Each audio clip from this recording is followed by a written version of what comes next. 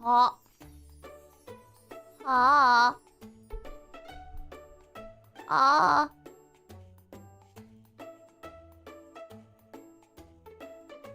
What's up?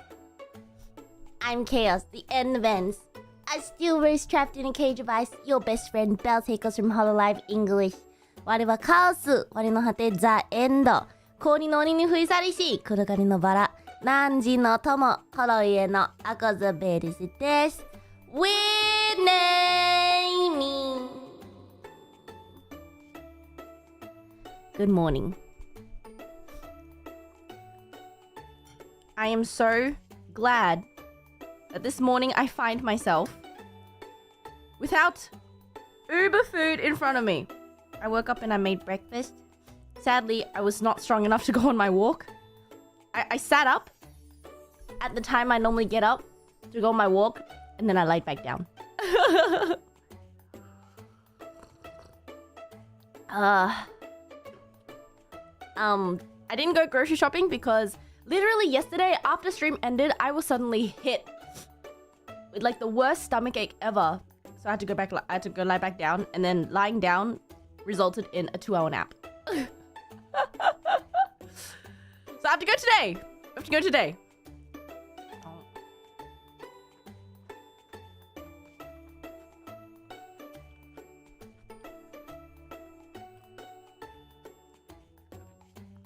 At least you're rested. Yeah, you could say that. Tummy still hurt? No, tummy's okay. I think it was just indigestion. Maybe I'm turning into a grandma. I think it was the Subway that I had because it's too cold on my stomach. Like the first thing to enter my stomach in the morning was a cold sandwich.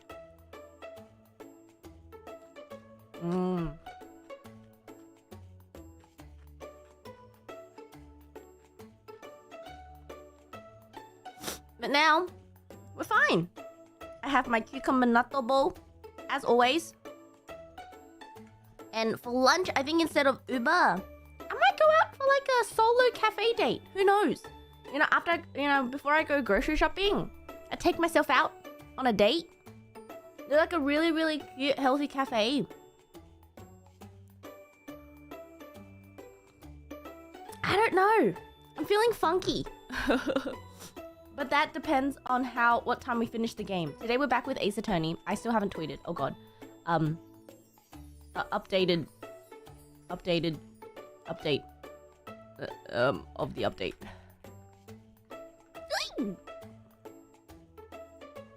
よいしょ。いいですね。よ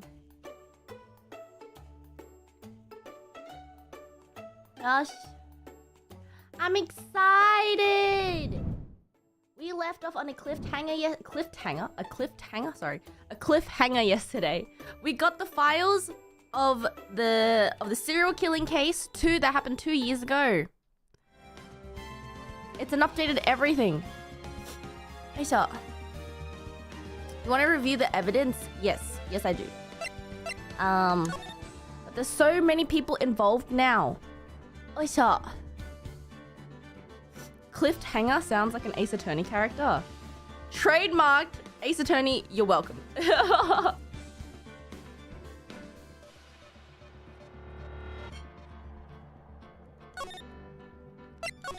Okay. Oh my god, that's today! It begins. The court will now reconvene the trial of Miss Lana Sky. Okay, so let's review the evidence we have so far. We have Goodman's ID, this trophy that we still haven't used, Edgewood's knife that we still haven't used, the parking ticket that we still haven't used, Blue Badger for some reason, the autopsy report, 1 knife wound, everything's related to the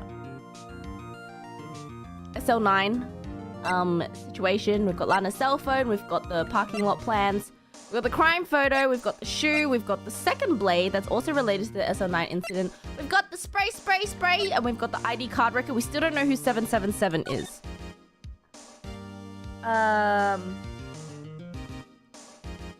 Yes, we still don't know who the first 77777 is, but Miles Edgeworth went in once, Meekins went in twice, and Goodman went in once. Okay. And then we've got the fingerprint setting. We've got the screwdriver, evidence from a past case of Edgeworth, which I'm guessing is the Mr. Red White case that we did, the hotel case.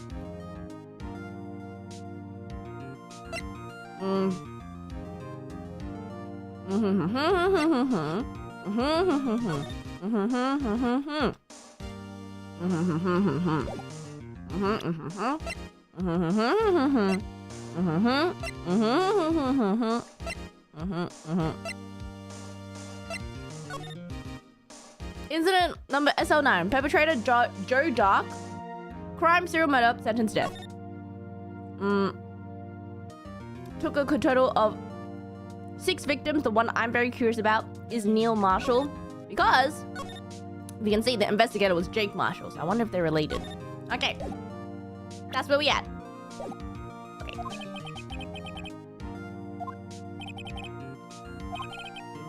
The officer in charge of guarding the evidence room on the day of the crime. Here we go. It's time, Jake Marshall. Please state your name and occupation. Me, partner. Oh, I'm just a man, just same as you, wandering the trails of civilization. Occasionally helping the elderly cross intersections when needed. Yes, we get it. You're the patrolman!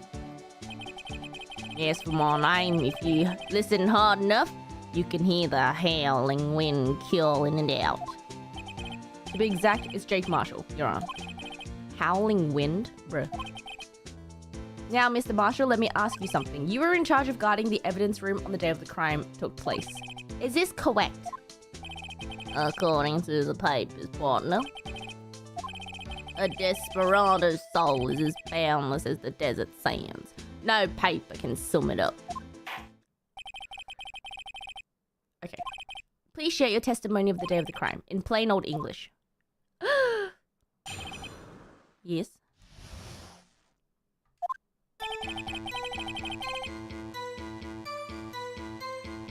That is awesome.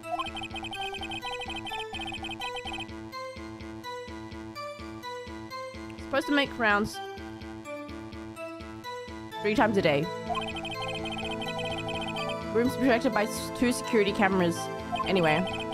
2 security cameras? We only see 1 video though. What happened to the second point of view? If I remember right, I was at the street side saloon at the time it went down. I was just an innocent traveling man. If you're out of ammo, it's time I hit the trail. Huh.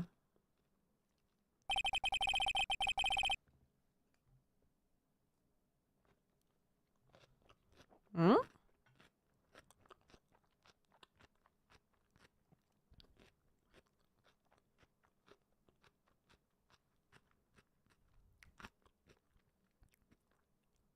YouTube. Hello. YouTube being funky. Hello.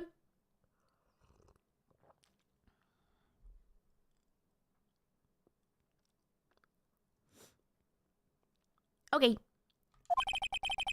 I can't say I care for your beard, but you don't see me complaining. Wait a minute. What do you mean by 2 security camera systems? Exactly! I mean the security cameras and the ID card reader. I reckon even a cowpoke like you knows about those. Yes, but what about the fingerprint activated locks on the evidence lockers? Fingerprint activated locks? What kind of newfangled doohickeys are those? He doesn't know about the lockers? He's not that good with machines or with following orders. Everyone's got their weakness now, don't they, Mr. Prosecutor? Okay.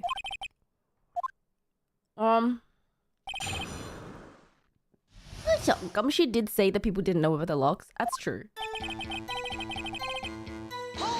Okay. How exactly did you keep an eye on the evidence room? Oh, just made sure nothing moved in the security camera monitor. That room's so still. Even Tom dies in there. I was just a caretaker who interred the recordings. You interred them? Videos of nothing aren't useful. When the time comes, I'd erase the tape. If nothing unusual is recorded, tapes are to be erased every 6 hours. Each time I'd erase a tape, felt like I was erasing a part of my life. Oh! Okay. Maybe a little intense? I thought you didn't really care about the evidence room. I feel like that's an overreaction.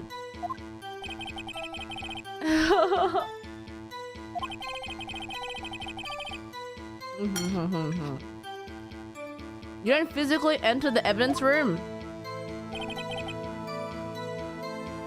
But there's a fingerprint of yours inside the room. You made your rounds on the day of the crime? Ain't you heard a word I said, partner? Told you that ain't my style. Huh? Like, I'm afraid I don't understand. No, desperado, I know, let rules get in his way. Huh? On the day of the crime, just between you and me, I didn't set foot in the evidence room that day. That's a lie. Your fingerprint's there.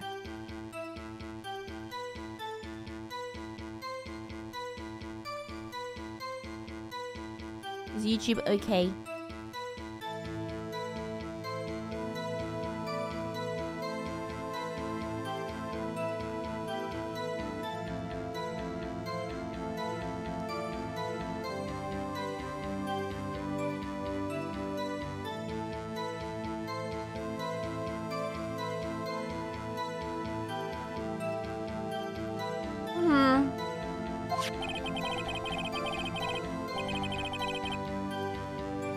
There was a rubber glove stuck in the victim's locker. Do you know anything about that? Sorry, partner. Can't say I do. I haven't been in that crypt in weeks. How does this guy avoid being fired? You used to be a detective, so you used the evidence room in the past, correct? Of course. Back in the day, my locker was a gold mine of evidence. And yet, you didn't know about the fingerprint locking mechanism? Sorry, partner. I ain't good with machines. I couldn't even tell you how a board works. Okay. The sensors on the locker handles cannot be seen. It's well known that some detectives are unaware of their presence. Okay. Can you tell us what you were doing when the crime took place? What were you doing in a place like that? I was eating paschetti. Not even Endo-stick lunches can beat that parlor's Vongo Sepia pasta. You abandoned your police duties to eat some noodles? Not all desperados eat tacos, partner.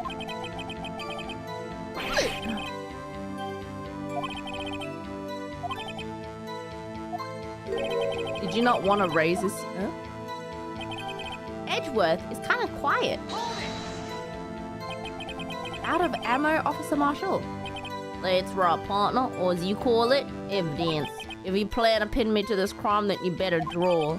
Otherwise, you're just wasting my time. My steel horse is waiting to carry me back west into the sunset. Despite being responsible for guarding the evidence room, the witness doesn't appear to have seen anything. Saxons don't take orders from anyone. Everyone knows that.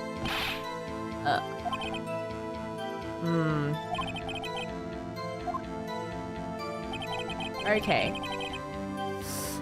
Before we up the ante, so we can't reveal his fingerprint just yet.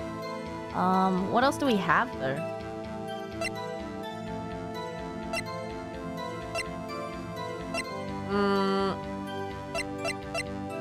Do we ask him about SL9?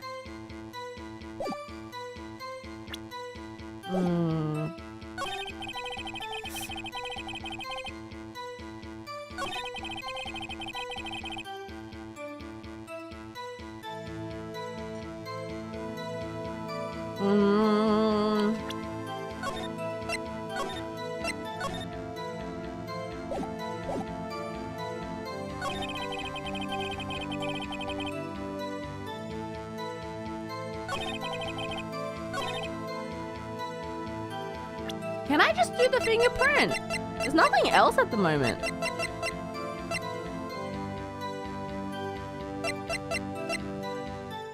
Or maybe ask him about the ID record? That's true.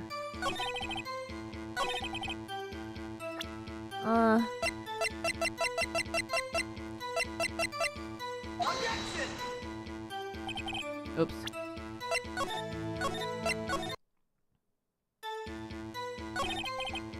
Okay. We'll just do that for now.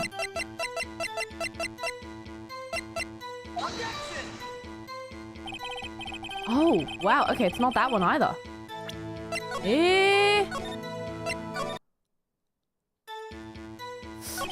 Contradiction. We're supposed to make rounds 3. Okay. If I remember correctly, I was at a side street saloon at the time it went down. I'm just an innocent traveling man. Okay. I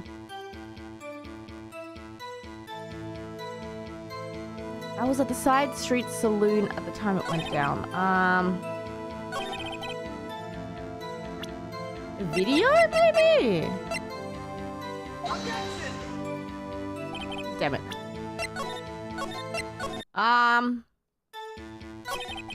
Supposed to make rounds 3 times a day, but that ain't my style. My job was to keep a wary eye on that bone orchid.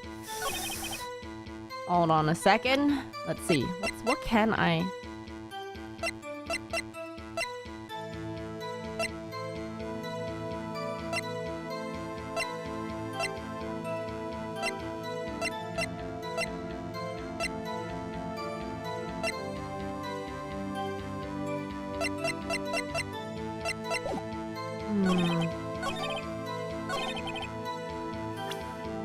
Security, could the locker maybe?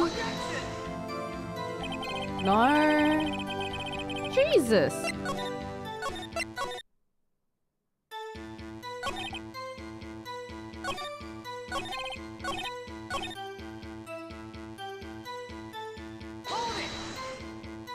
But you made your rounds on the day of the crime, right? Okay, I told you that ain't my style. Okay. I didn't set foot in the evidence room that day. There was a rubber glove stuck to the victim's locker. Do you know anything about that?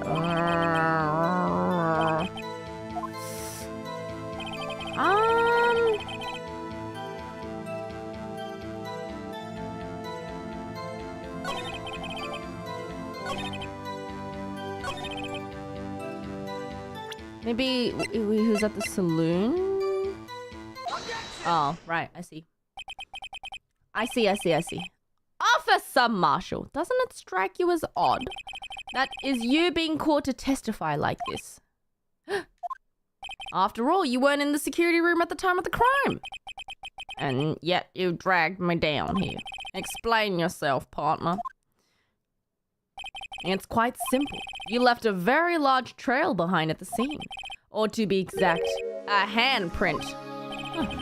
Listen real good, partner. Like I said, I'm the caretaker of that crypt. I'll pay my respects. Let's make my rounds about once a month. It's only natural my fingerprints would be in there. I only wish it were, officer. But you see, your fingerprints were covered in blood. What is the meaning of this witness? Your blood-stained fingerprints were at the crime scene. The blood was wiped away. However, a luminol test clearly revealed this. Well, Officer Marshall, it seems to me there ain't a person in this room with a head on his shoulders. About the blood-stained fingerprints. Okay. Bloodstained fingerprints, bloodstained fingerprints. Like I said, it's only natural for my fingerprints to be in that evidence room. One of them just happened to be at the same place as the bloodstained handprint. The murderer touched the locker where my fingerprint was by chance. Bloodstain and the fingerprint were completely unrelated. Or didn't you know the murderer was wearing gloves? See or not? What? That doesn't... What? How does that... What? How does that make sense? What?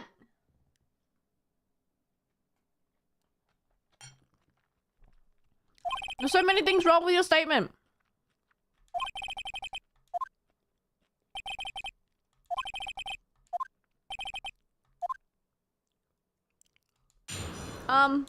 First of all, really natural for my fingerprints to be in that evidence room. One of them just happened to be at the same place.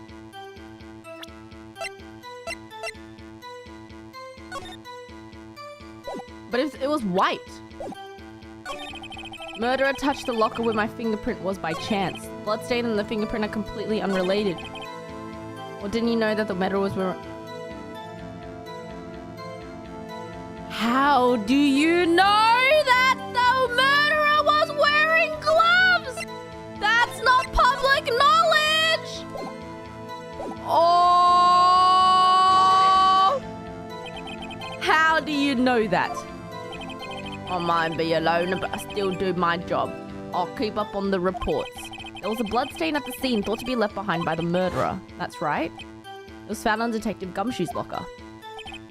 No fingerprints were detected on that handprint. Oh, okay. Happened to place their hand on top of Officer Marshall's fingerprint. That's the only logical conclusion. No, okay.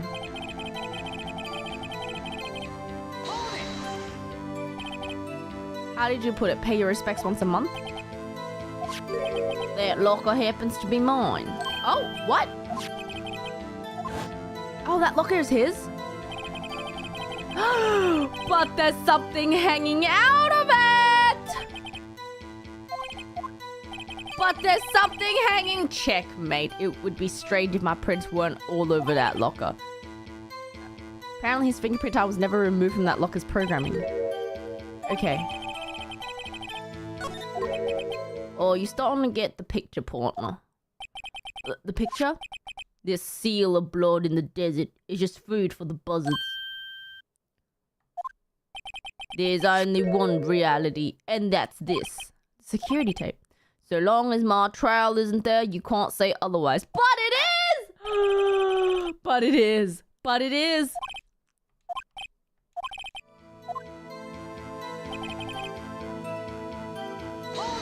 Hold it! What do you mean by that? You want my time into this crime, isn't that right, partner? If so, the video is the only direct evidence you have. But that video is next to useless. It's full of blind spots. Places you can't see. The camera panning back and forth, the floor isn't shown. If someone was familiar with the camera's positioning, they could leave the room without being caught on tape. We don't have time for your speculations, Mr. Wright. If you can show us evidence in this video that indicates Officer Marshall was present, please do so. Show evidence!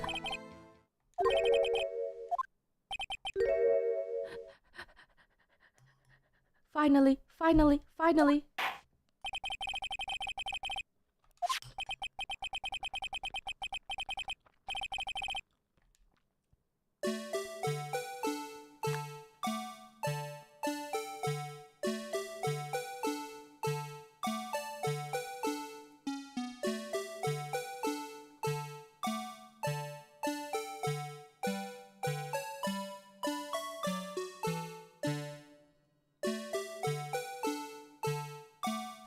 Oh, here we go, here we go, here we go, here we go, here we go! What's this? Huh? What's this? Take that! Bringing our attention back to the security camera is a mistake I'm afraid you'll soon not forget, Officer Marshall. The days are short in Texas, and so are our tempers. Could you sum it up what you have to say in 8 words or less? Very well. You can clearly be seen in this video. Exactly 8 words. Not bad, partner. The key lies in a certain locker shown in the video. That locker with the white cloth sticking out, that was the witnesses, I believe. Now then, let's rewind the video a bit.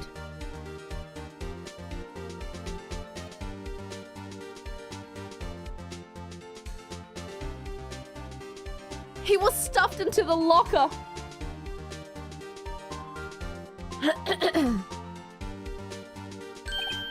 The white cloth, it's gone.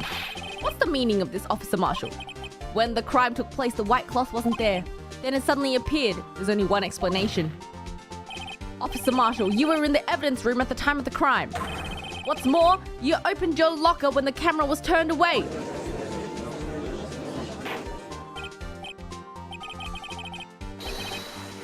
Hold your horses. Sorry, partner, but you got the wrong man. Huh?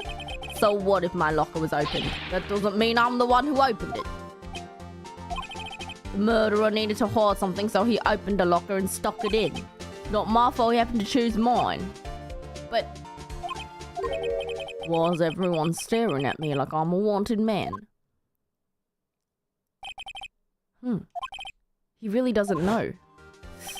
I hate to rain on your parade, but you're the only one who can open that particular locker. Oh yeah? I'll call your bluff. You say you opened that locker, now prove it.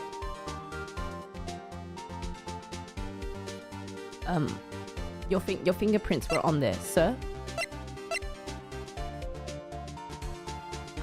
Fingerprint. You can talk the talk, alright, but you've got a long ways to go before you can walk the walk. Huh? Oh, damn it. Only he could. I should know this. I can't save! I can't save! Oh, this one. Only the assigned prince can unlock it. A fingerprint sensor. We talked about this earlier today. Lockers can only be opened by a detective they belong to. What kind of crazy talk is this? Why is he holding a stick? The locks aren't that obvious. There are even some people in the force who don't know about the fingerprint locks. So, Sheriff, what do you have to say in 8 words or less? Is that jerky? Oh, I've only got 1 word for you, partner. No!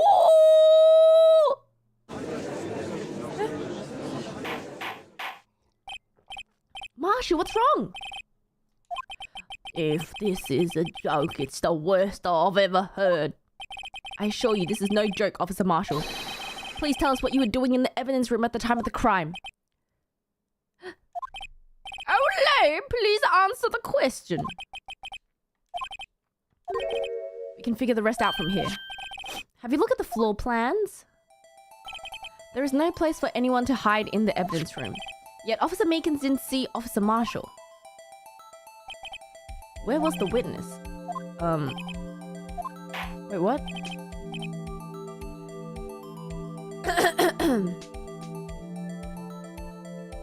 Is it still buffering?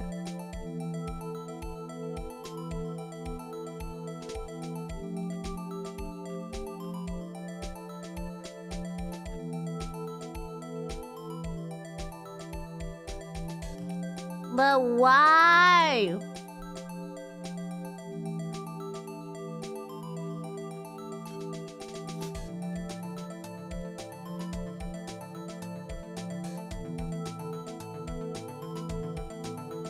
It's sporadic? Okay.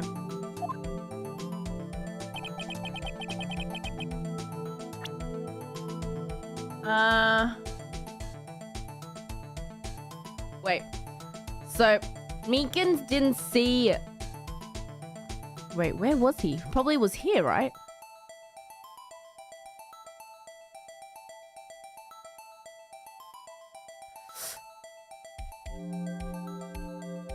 Unless... Oh, wait, no.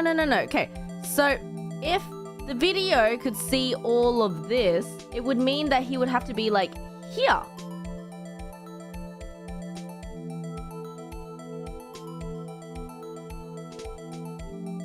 Wait, what?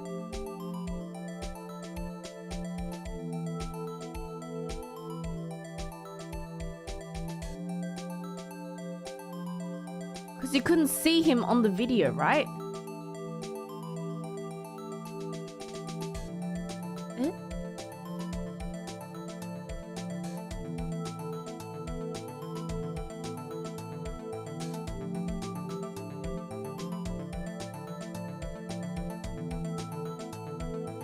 Think, babe, what is missing on that diagram? What? The camera would have been here, right? So it would have panned across here. Blue Badger was here. No.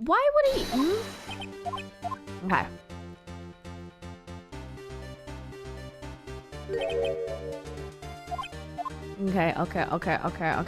Okay. We're sure to save. I will shave after this. Come on, hurry up, video. Ugh.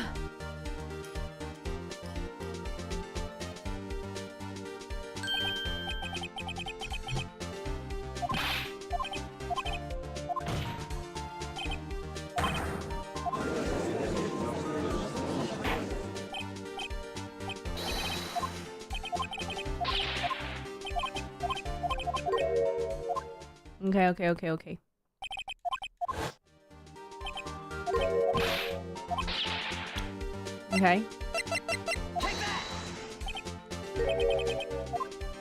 I will save after he screams, no!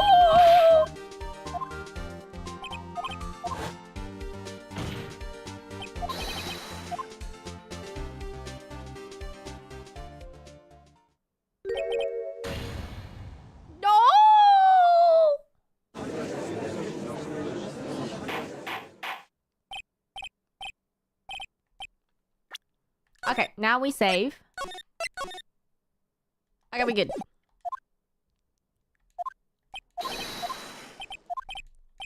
Please answer the question. I believe we can figure out the rest from here. Have a look at the floor plans. Okay, there's no place for someone to hide in the evidence room. Yet Mr. Meekins didn't see Officer Marshall at all. If that's so, then where was the witness?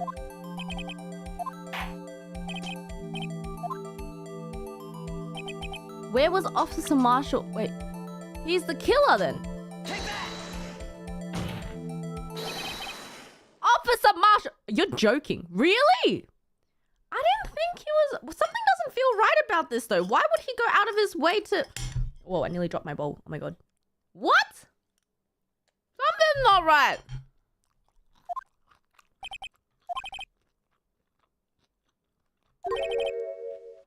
Wait.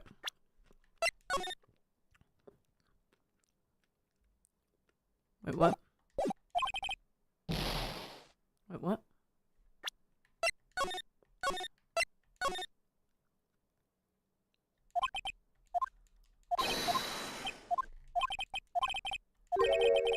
Who's the killer? What? Why is there a K and a V? What? What? Oh, sorry, wait. Why is Meekins K? Okay.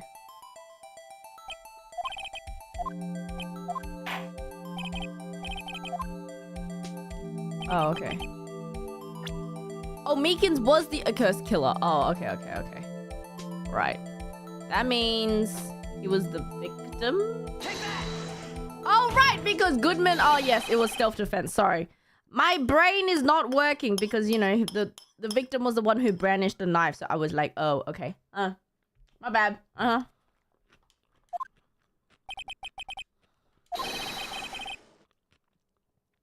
That's where the victim was. Correct. Unless the man wasn't Detective Goodman. I believe the victim in the video is Officer Marshall. It was you, dressed up like Detective Goodman.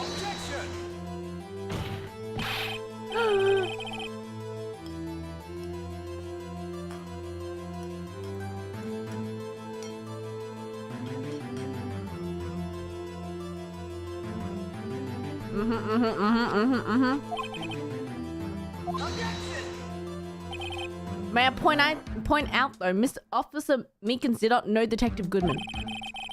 The gasp. He also testified about the man's reaction when confronted. When I entered the evidence room, I asked him to show his card, sir. How did Detective Goodman respond? He pulled a knife on me. You mean the same knife that he's using to shave his beard?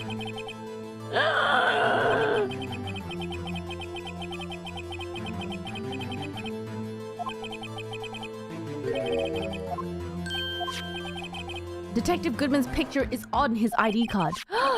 If he showed it, his cover would have been blown. Officer Meekins would have realized that the man wasn't Detective Goodman. Do you have anything to say to this, Officer Marshall? You've got quite an imagination, partner. We've got a term for that. It's called circumstantial evidence. Oh, now we're talking about circumstantial evidence? Okay.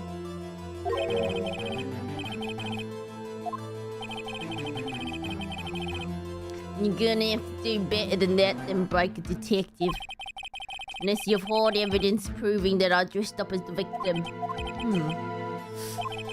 I can't... Okay.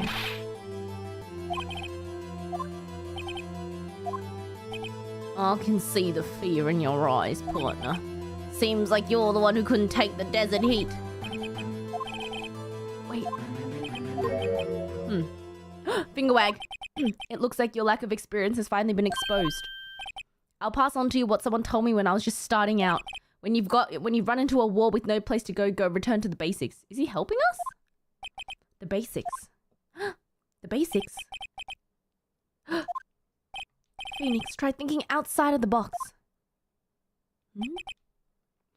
I shouldn't look for proof that Officer Marshall was in the disguise. But rather, I should look out for evidence that came about because he was in disguise. Why do you think this locker was opened in the first place? What do you mean?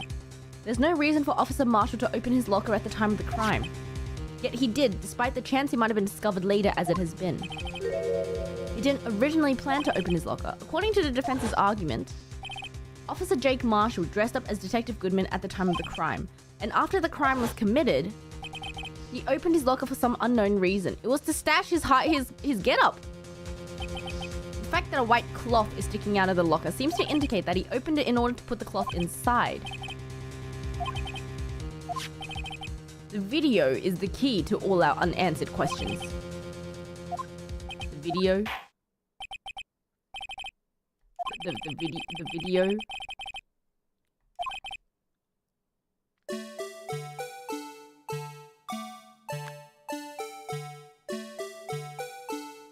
Okay, I'm guessing it's that coat. Hold on.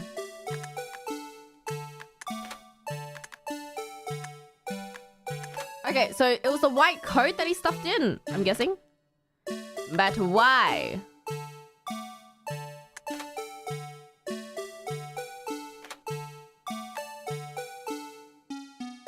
Oh, there we go. Whoa. Oh! Wait, is it because it has blood on it? Take that! For some reason, you disguised yourself as Detective Goodman and entered the evidence room, though I do not know to what end yet. However, something unexpected happened. Officer Meekins barged in on you. When asked to show your ID, you pulled a knife on him. However, Officer Meekins panicked, and the white coat you were wearing was soiled with blood. A bloody white coat? You couldn't just walk out like that, so you hid the coat in your locker. Not bad, partner.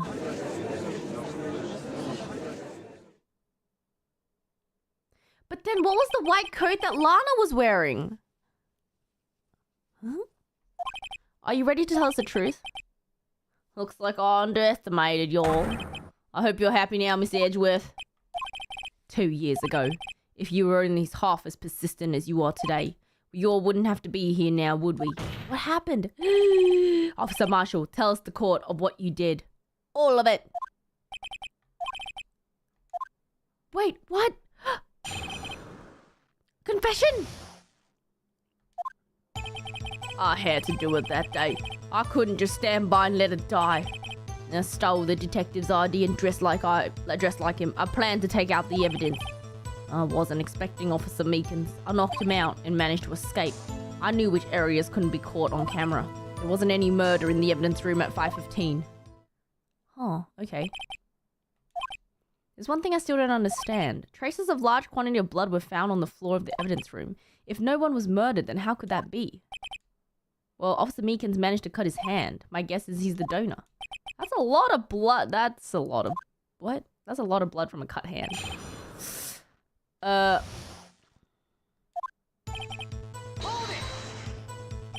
When you say it, you mean...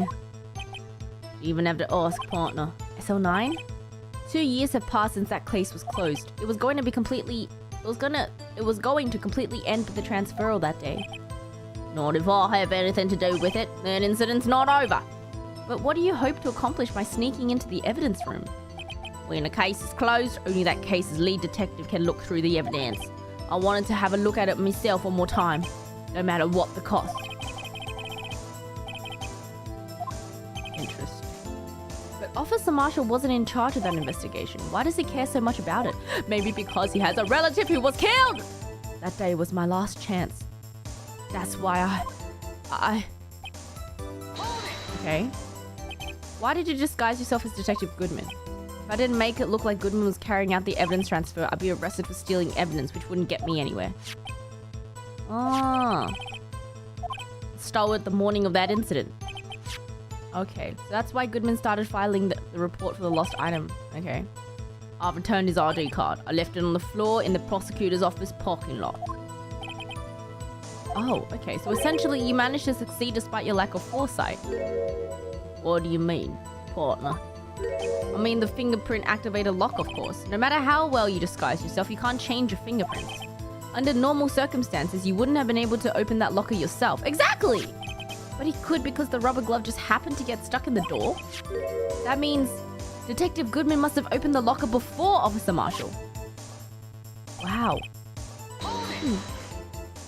You pulled a knife on him and tried to drive him off? Let's just say I was a little bit surprised. I only planned on being in the evidence from no more than 4 minutes. Didn't think anyone actually come in during that short time. Okay. Yeah. He threw himself at me and I ended up cutting him slightly. I'm sorry I had to turn out this way, with me knocking him out and everything. What happened to your knife? Oh, you mean this one? Oh god. You knocked out Officer Meekins, and? So you did your research beforehand. Those who go into the desert unprepared don't live long enough, partner. I didn't think it'd make a difference. The security tape is erased every 6 hours. If all had gone as planned, no footage would have been left. You bloodied your coat in the struggle with Officer Meekins. If someone was in the security room when I came out, the jig would have been up. I opened my locker and stashed it in there. What was Officer Meekins doing during that time? He was sleeping like a baby. Okay. There was no murder at 5:15. But the blood found at the scene clearly indicates a crime took place. What are you, blind? The victim shown on the tape is me. I'm not dead yet, partner. So you stole the evidence from the locker? Actually, no, I didn't. Huh? What? Why not? When I opened the locker, the evidence was already gone. What? It's still missing, Your Honor. Wait, you're talking about the evidence that we have? Someone already stole the evidence. Wait. Officer Marshall, may I ask you one thing? Far away, partner. It's a free country. Remember, I'm also free to decide whether or not to answer. Why did you do this? Stealing a detective's ID, injuring a police officer. It's no small offense.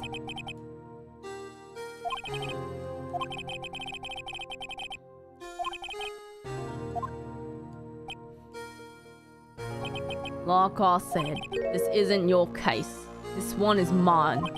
And I'll do anything it takes to get an answer I'm satisfied with. Huh. SO9? But that case was solved 2 years ago, wasn't it? That's the reason the evidence was stored in the evidence room. Joe Dark was convicted for his crimes. One thing I can say for sure is that he deserved his sentence. I don't intend to complain about how it turned out, but there's still something that bothers me. Something went down at that trial. Something no one would talk about. What happened? I don't know. That's what I'm trying to find out. What?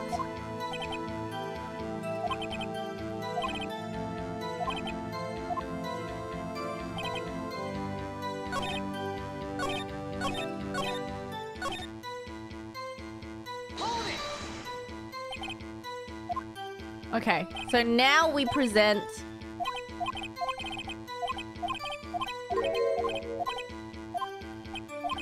Why is he so concerned with that incident? Okay.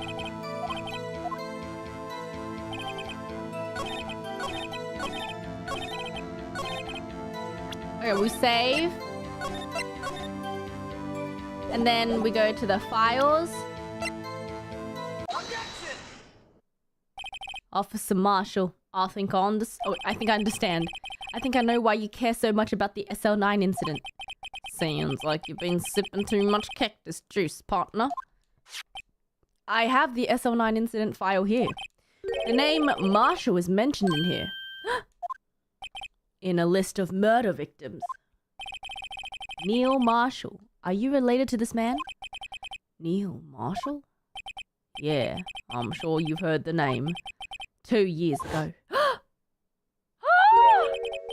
He received the same lousy prosecutor award you got! What? Prosecutor? Prosecutor Neil Marshall? He handled the SL9 case before I did. That's right. He was killed, and the case fell into your hands.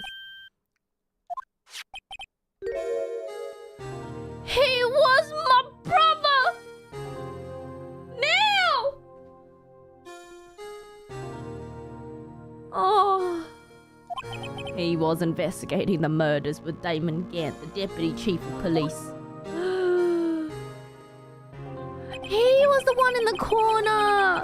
Group of detectives I worked under them. We were desperate to prosecute the killer. That's Joe Dark. My brother fought Dark and was killed. That was the first time Dark left behind any evidence. That's all we needed. He was arraigned and incarcerated. The case was finally closed, at least according to the public records. My brother couldn't have been killed by Joe Dark. I knew my brother better than anyone. No one could have beaten him in a fight.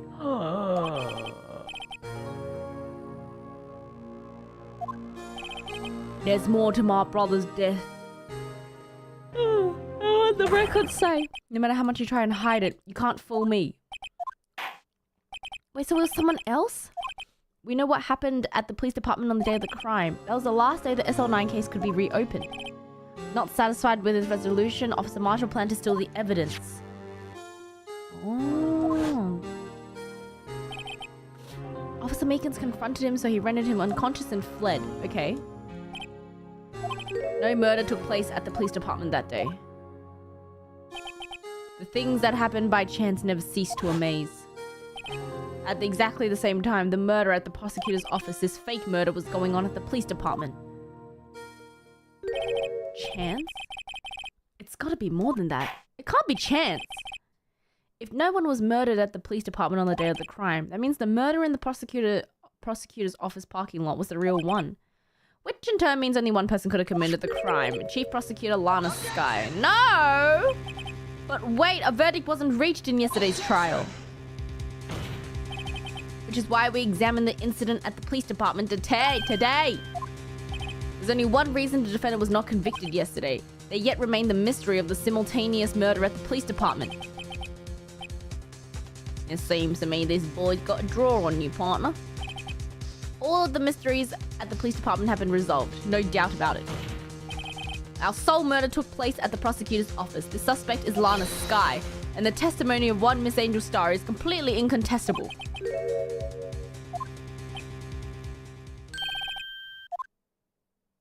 Oh no. Oh no. Oh no. This trial has reached its conclusion. No? No? No?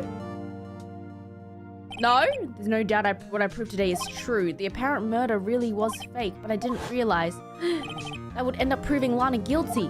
No? No? No, no, no, no, no! Hold it! Hold it! Hold it! Emma? Your Honor, wait! The defense has an objection! A scientific objection! What do you mean, Wright? Mr. Wright, are you this girl's guardian? Yeah, Your Honor, in a sense. Please, Your Honor, all I'm asking is for a minute of your time. Please hear me out. You want a minute? I'll give you 3. Oh, what a nice guy. Emma, what are you doing? I was kind of in shock. Finding out that the SL9 incident referred to the Joe Dark killings. Oh yeah, she was a witness? That's when I figured it out. I mean, what Officer Marshall was trying to do that day. So I knew his fingerprint had nothing to do with the crime. That left only one thing, the other fingerprint. You mean the traces of blood found on Detective Gumshoe's locker? But no fingerprints were found, right? No, but I figured if I examined it scientifically, I'd be sure to find a clue. Oh, okay. Did you find something? No. Huh? Sorry. I guess I'm not much of a scientific investigator after— Emma! Is that all? Please don't be mad. I'm just a high school student. Emma! But Mr. Wright, if we can't find something wrong with— if anyone can save Lana, it's you. Me? Oh boy. Time's up. Now then, Mr. Wright. With regard to the incident at the police department, does any reasonable doubt remain? It appears that the defense is troubled by the other blood mark. Looking at the floor plans, a handprint was discovered around here.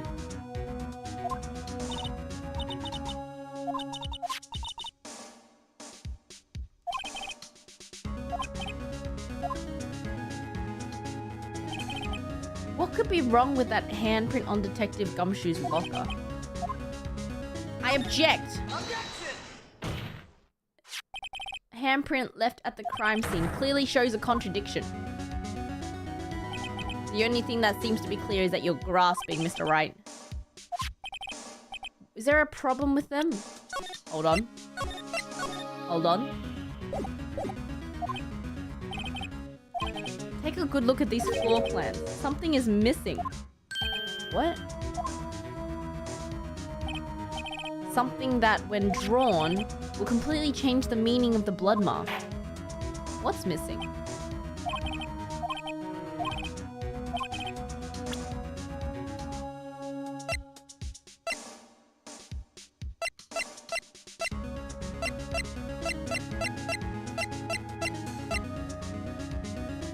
No!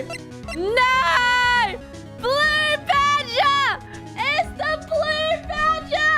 Oh! It's the Blue Badger! Oh my god. What about that piece of plywood? The Blue Badger did it! Please look at the floor plans at the crime scene. The Blue Badger is not there. So, watch what happens when we put him in. This is where he was dancing at the time of the crime. Yeah, there's no way that the bloody handprint would have been able to be there without moving the Blue Badger.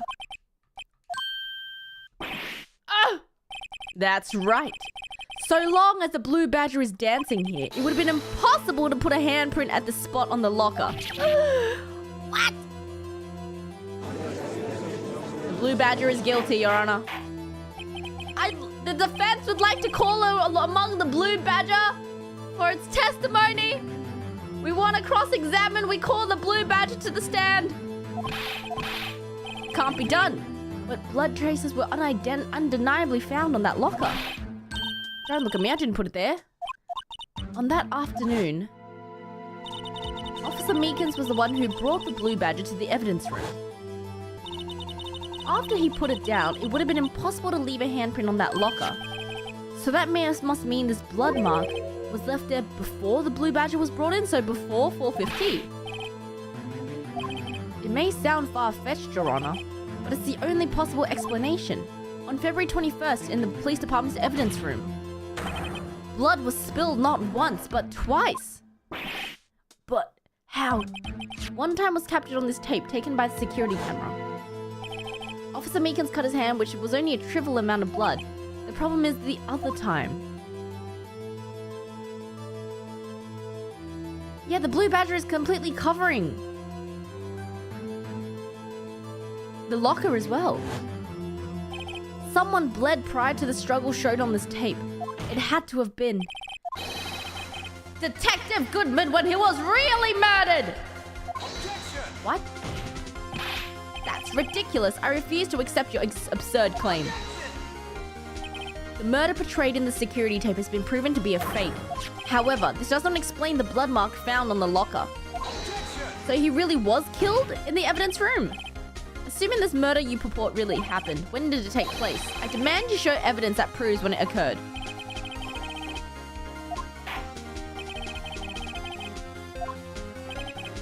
Prior to Officer Meekins being cut by Jake Marshall, who was posing as Detective Goodman, another incident took place in the evidence room. The blood marker on the locker proves this. When did this first incident occur? I'm guessing it's 777. It has to be. That's the only other time that it's the only other time that it happened. It has to be at 4:20. But I'm guessing Goodman came in with someone, so whoever is the owner of that ID card came in with Goodman and then killed Goodman and then left.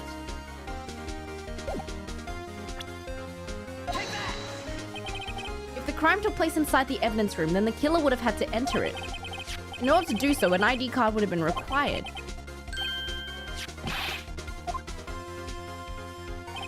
Officer Meekins brought in the blue badger panel, let's see, at 4:50. If the crime took place before that time, it would be 4:20!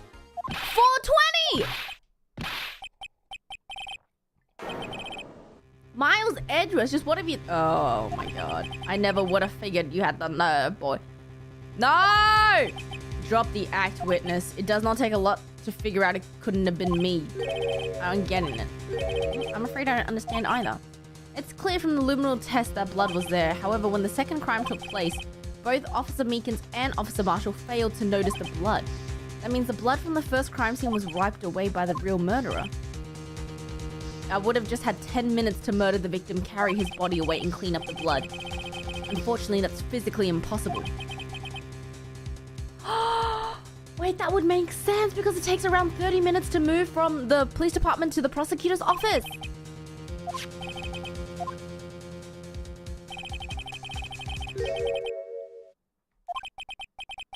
Talk about a lucky number. That doesn't make sense. How could Detective Goodman have entered the evidence room? Since there's no record of his card being used, he must have entered along with the real murderer. He went in with 7777777.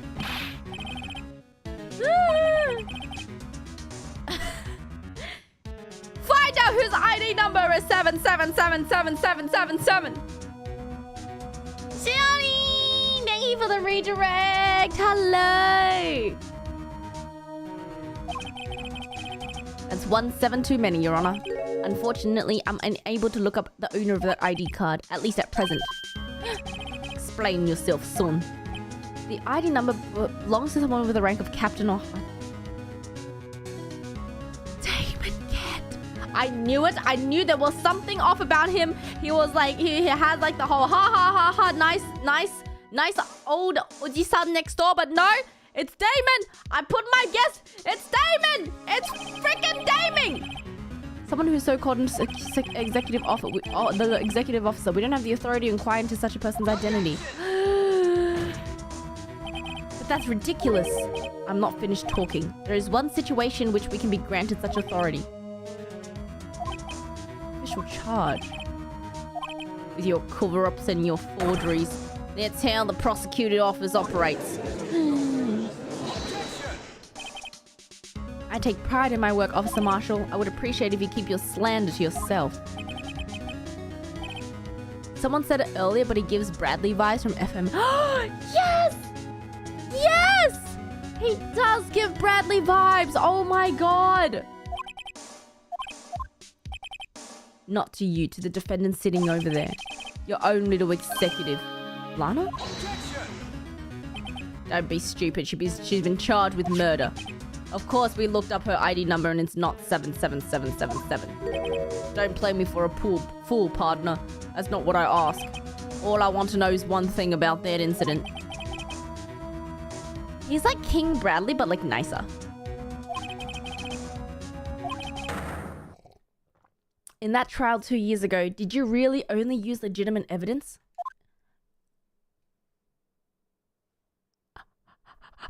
Was it forged? Do you need the witness to repeat his question, Chief Prosecutor? I heard him fine, Mr. Edgeworth. 2 years ago, I was in charge of the prosecution for that trial. We occasionally felt the powerlessness of the law. At least, I did. Lana. I became a prosecutor in order to suppress crime with the law. But before I realized it, we were the ones being suppressed by the law. I'll ask you again, Chief Prosecutor.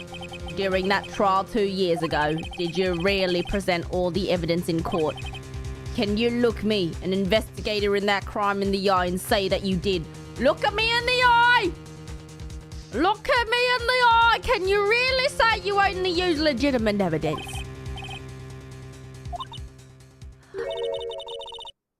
I don't have to, Officer Marshall. Why won't you answer him? Drastic crimes require drastic measures? That's just the way it... Lana! We did what we had to in order for him to get the verdict he deserved. But Lana! Even if... Lana!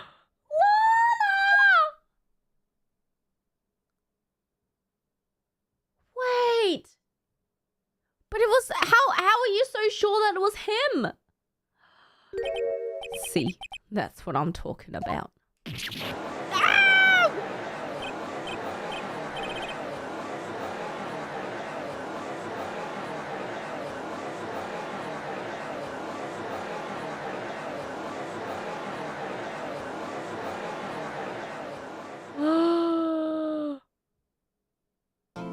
What a mess! What a mess!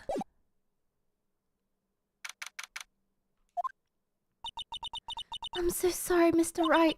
I'm sorry for what my sister said.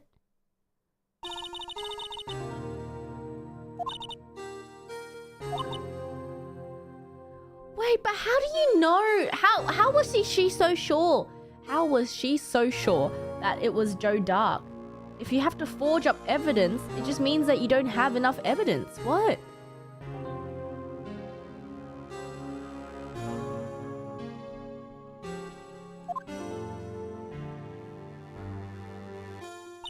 I didn't know. I never knew that the SL9 incident was just another name for the Joe Dark killings. Lana wanted Dark convicted so bad. That's why she used me. That's why she used what happened to me. What? What happened to you? It's all there in the file. Joe Dark's last victim was Prosecutor Neil Marshall. When he murdered Officer Marshall's brother, he left behind an incriminating piece of evidence. Well, what about you? What did you have to do with their killings?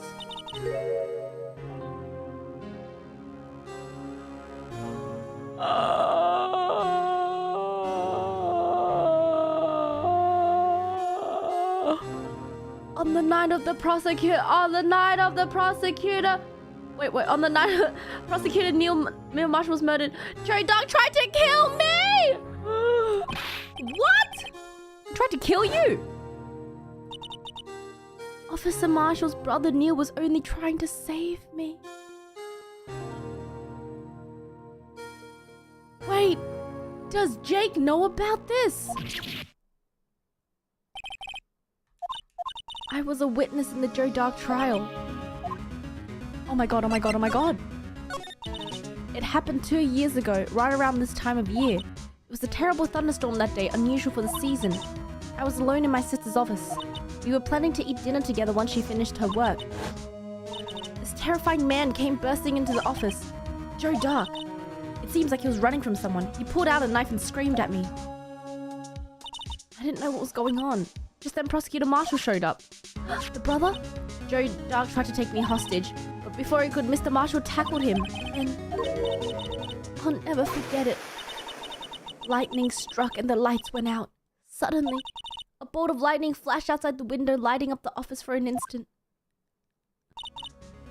What I saw then burned a permanent picture in my mind. I can still see it now. I don't remember the moment when Dark stabbed Mr. Marshall. So you weren't able to testify about that? I was only asked about when I was attacked. That must be why Lana made up the crime. You mean provided bogus evidence? The prosecutor's office wanted that guilty verdict so badly. Lana forged the evidence and Mr. Edgeworth used it. Edgeworth? He didn't know about... I mean, his reaction in court kind of showed that he didn't know that it was bogus. He couldn't have known he was being given false evidence. That's when it all started. The rumors about Mr. Edgeworth, I mean, it's all my fault. Edgy! Poor Edgy! If I could have just testified properly, none of this would have happened. Edgy! After that case, they were the same. She became cold. She must not have been able to face up what she did, especially not to Emma. What did you see the instant the crime occurred? Why does his hair look like an onion?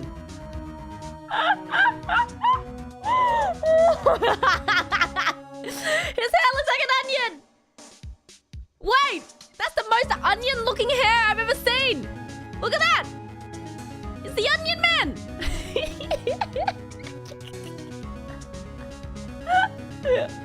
Dark knocked down Mr. Marshall and raised his knife. Neil Marshall was stabbed right in front of this poor girl. I don't remember what happened after that. Apparently I passed out.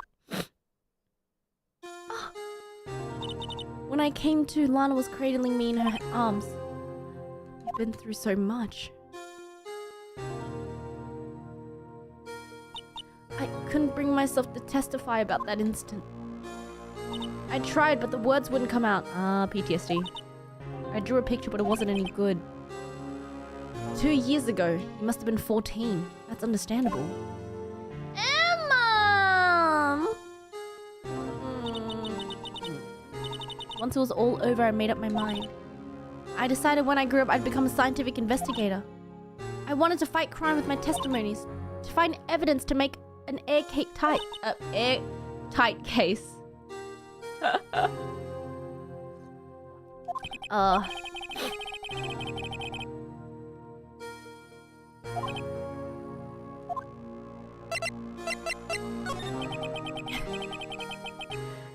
Case tight.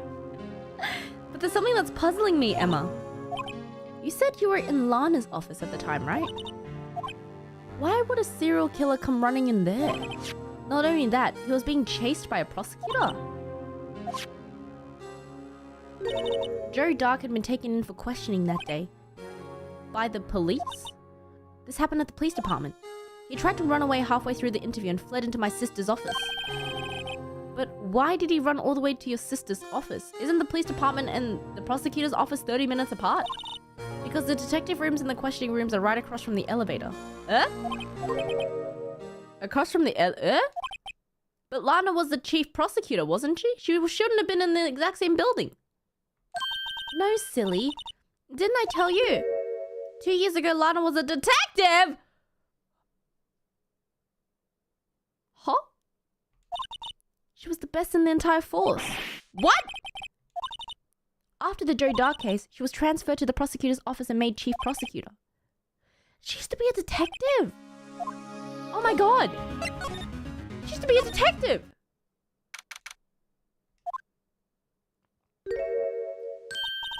Lana. Mr. Wright, seems I keep causing you trouble. Falsifying evidence. I didn't think you were the type. Criminals don't mind playing foul. Why should we? That's a very dangerous mindset to have, especially when you're an officer of the law. If you're wrong, an innocent person might be found guilty. Believe me, I understand the risks. Emma told me about you. About how you were a detective 2 years ago. And how the SL9 incident was the reason for your transfer to the prosecutor's office.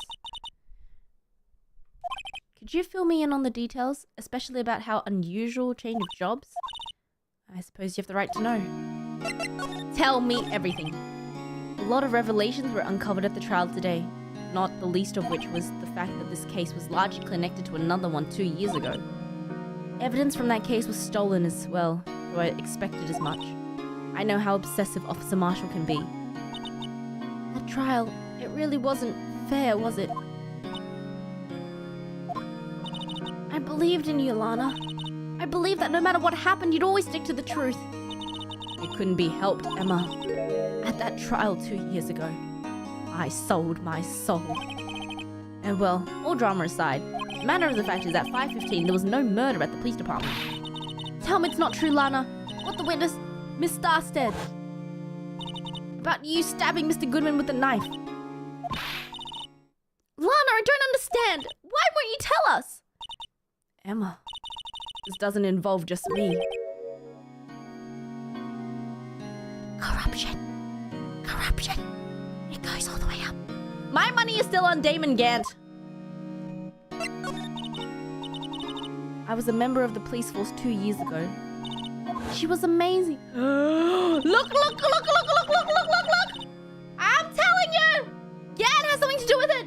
Gant has something to do with it! Oh my god, okay. They still talk about the case that she and Chief Gant cracked together. Chief Gant? He was the deputy chief of police back then, but he still worked the crime scenes. Damon Gant. He was everything I aspired to be. They were the best team ever. They solved crimes before the reports could even be filed. This is like Roy Mustang and King Bradley. Oh my god. Emma really idolizes her big sister. But now you're the chief prosecutor. What happened? I always planned on becoming a prosecutor. The reason I became a detective was to gain experience investigating crime scenes so you could use that experience in court, right?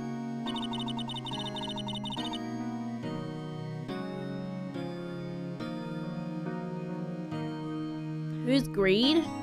Officer Marshall. Gant's help in the SL9 case was crucial in its resolution. He became the chief of police and arranged my transfer to the prosecutor's office.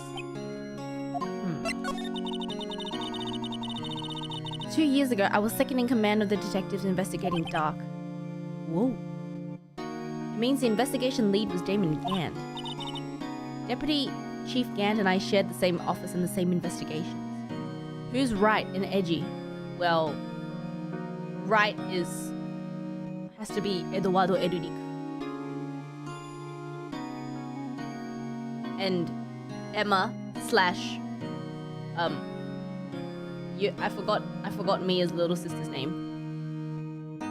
Maya. Alfonso Erudic. Who's Edgeworth? Edgeworth is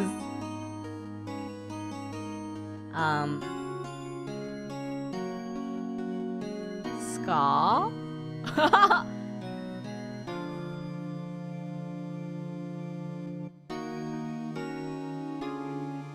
Edgeworth is Winry? No. Who's Hughes? Hughes is Larry! Hughes is Larry!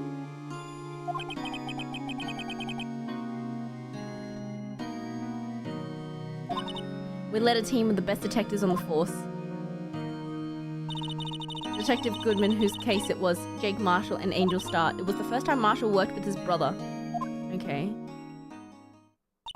Without a doubt, Joe Dark was the serial killer. We asked him to come in for questioning. We were desperate for evidence. That's when his final murder took place. He's trying to save me from Dark. You see, the first person who happened upon the scene of the crime was me. Damon Gant and Neil Marshall were the ones questioning Dark that day. The investigation was in its final stages and Dark must have suddenly panicked. He waited until Gant and Marshall let their guards down and fled the room. How? Literally? How? First of all, in an investigation, the suspect should be handcuffed to the table if he was arrested. If not, there should be a guard standing outside. The door should be locked. What? How? Literally how? He ran straight to the office shared by Deputy Chief Gant and myself. Bro just ran for it. And why did he have a knife? Oh my god. So many questions with this police department. You were the first one to run to the scene? It appears so. I was filling in some papers while Gant and Marshall were questioning Dark. Where is Gant in this situation? Big beefy boy doesn't run after the suspect?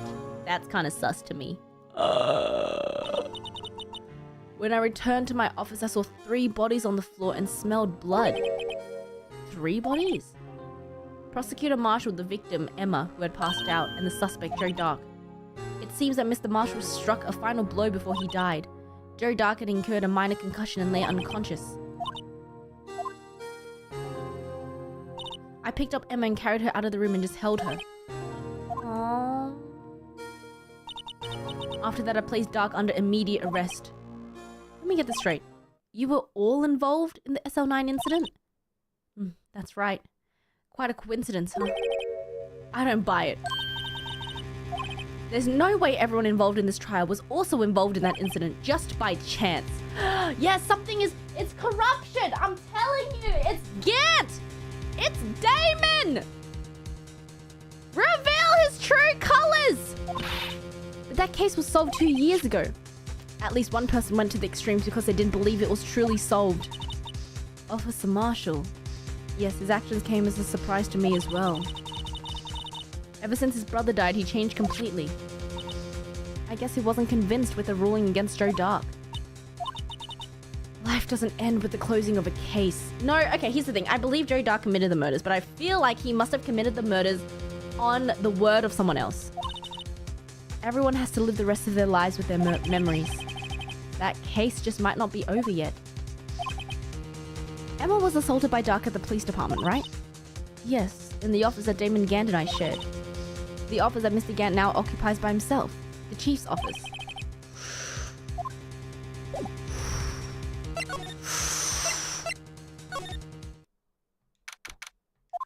I don't see Detective Gumshoe anywhere. Things are kind of quiet here today. Huh. Why don't we go look for some other people to talk to? Anyone? Oh. Howdy, Bambina. Mr. Marshall. I never thought things turned out the way when I woke up this morning. Que sera, you never know where life will lead you, eh, Bambina? I should have known my luck would run out when old Billy dried up this morning. Billy? Must be his pet cactus. Say, where you headed? Just over to the prosecutor's office for a little interrogation. It's a voluntary appearance, so we all know I won't be coming back. Sorry, but you can't go into the evidence room today, partner. But Mr. Marshall, why did you do it? Why did prospectors head west? If ever there was a case I needed to know the truth about, it was that one. Before you turn yourself in, Mr. Marshall, would you mind telling us exactly what happened? Looks like I won't be getting a steak lunch today. Something was fishy about that trial from the beginning. It wasn't just me. All the detectives thought so. Fishy? Oh, I'm still, oh god, okay. Some of the facts reported were inconsistent with the evidence found. For example, the murder weapon. You mean the switchblade with the broken tip? That was Joe Dark's all right. But in the initial autopsy, a question was raised. The blade of the knife was not a perfect match with the wound that the victim sustained. What does that mean? There was a good chance the knife was not the murder weapon. Well, the tip of the murder weapon is missing. However, in the report that was finally submitted, the possibility had been erased. That case left behind scars in all of us. So the switchblade could possibly have been planted? Scars that the SL9 incident left behind. I've got the looks, but he got the brains. He was one of the best prosecutors around. I don't know, he's kind of got the looks too, Marshall. I don't know. Jake, he kind of has the looks too. I just made detective when I went down. It was our first case together. How old was your brother? He was 27 at the time. He was awarded the highest honor that very day. The king of prosecutors. What are you looking at me like that? That's an honor for a prosecutor. Aww. That day the SL9 incident took place, that wasn't the same day as... That's right. It was the day of the evidence transfer. What? Again? It was drizzling that morning and by nightfall there was thunder. I can't believe 2 years have gone by already. I tried to steal the evidence so the case wouldn't die.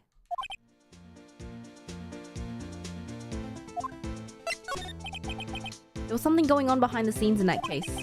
Every detective involved was taken care of. Miss Starr was fired, I was demoted, boxed in a tiny room. What about Goodman? If they did something to him, too, the commissioners would get suspicious. They were careful enough not to be too obvious. Who's they? Don't get upset, Bambina. I mean, Damon Gant and Lana Skye. Huh? The investigation lead Damon Skye and his second in command, Lana Skye. Damon Gant, sorry, and Lana Skye. Wait! There wasn't a person on the force who hadn't heard of that duo. That case was the biggest step in both of their careers. After the case ended, Lana transferred to the prosecutor's office, right? Damon Gant, the new chief of police, arranged for that to happen. She'd never been the same since she left. Everyone who knew her said so. Chief Prosecutor Skye was totally different when she was a detective. What happened to her? Sorry, Bambina, but her secret is too well guarded. I never found out. Lana's secret.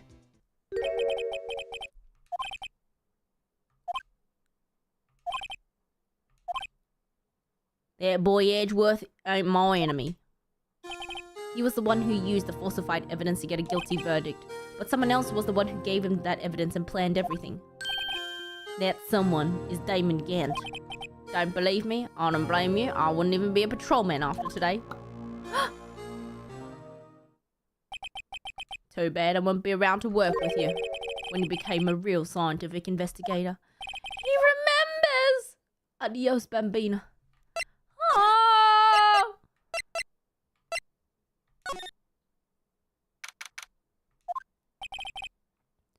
No one's here today, not even Miss Starr. Everyone's probably busy looking into what exactly went down in the evidence room.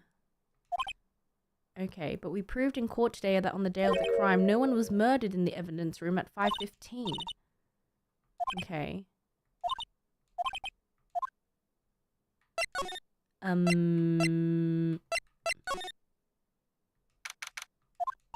Mr. Edgeworth isn't here. Maybe he's being questioned by an inquiry committee again. With Lana admitting to falsifying evidence 2 years ago, I guess we'll just have to come back later.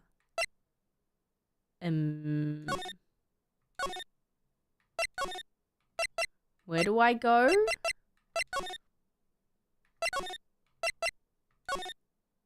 Ah, here we go. This place is pretty empty, but the day is deserted. That must mean everyone's busy solving crimes. Oh, if you're looking for the others, they're all in the conference room. Thanks. With the chief prosecutor saying what she did and the decision about what to do about Mr. Edgeworth, not to mention our statement to the media and tomorrow's trial, there's more chaos going around than Thanksgiving and Christmas put together! Huh. Sir, we'd like to have a look around Chief Gant's office. I'll just use the connecting hallway to the other building, take the elevator to the top floor. I mean, we aren't police officers or anything. Ah, you're right! You can't go in there! It's off limits! Emma... Bro. Well, what are we waiting for? Let's go! Yeah. That's some Davy Jones shit. What is going on? Bruh!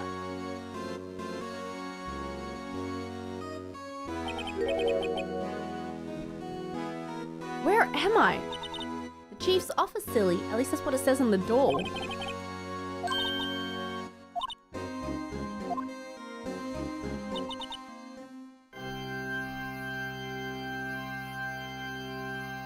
Thanks for totally giving away that we're here.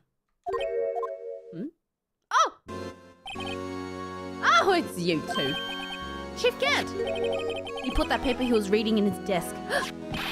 So, Righto, have you been swimming lately? No, I haven't. I've been kind of busy. I can appreciate that. I've got my hands full too with Mr. Marshall's misconduct and Lana's provocative statement. Provocative statement? Oh, you mean the forged evidence? 2 years have passed since that incident. My, how time flies. See that big picture on the wall over there?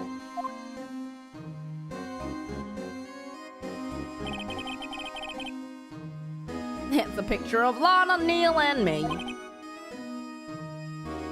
I don't care what anyone says. Neil got the looks in the family. Okay.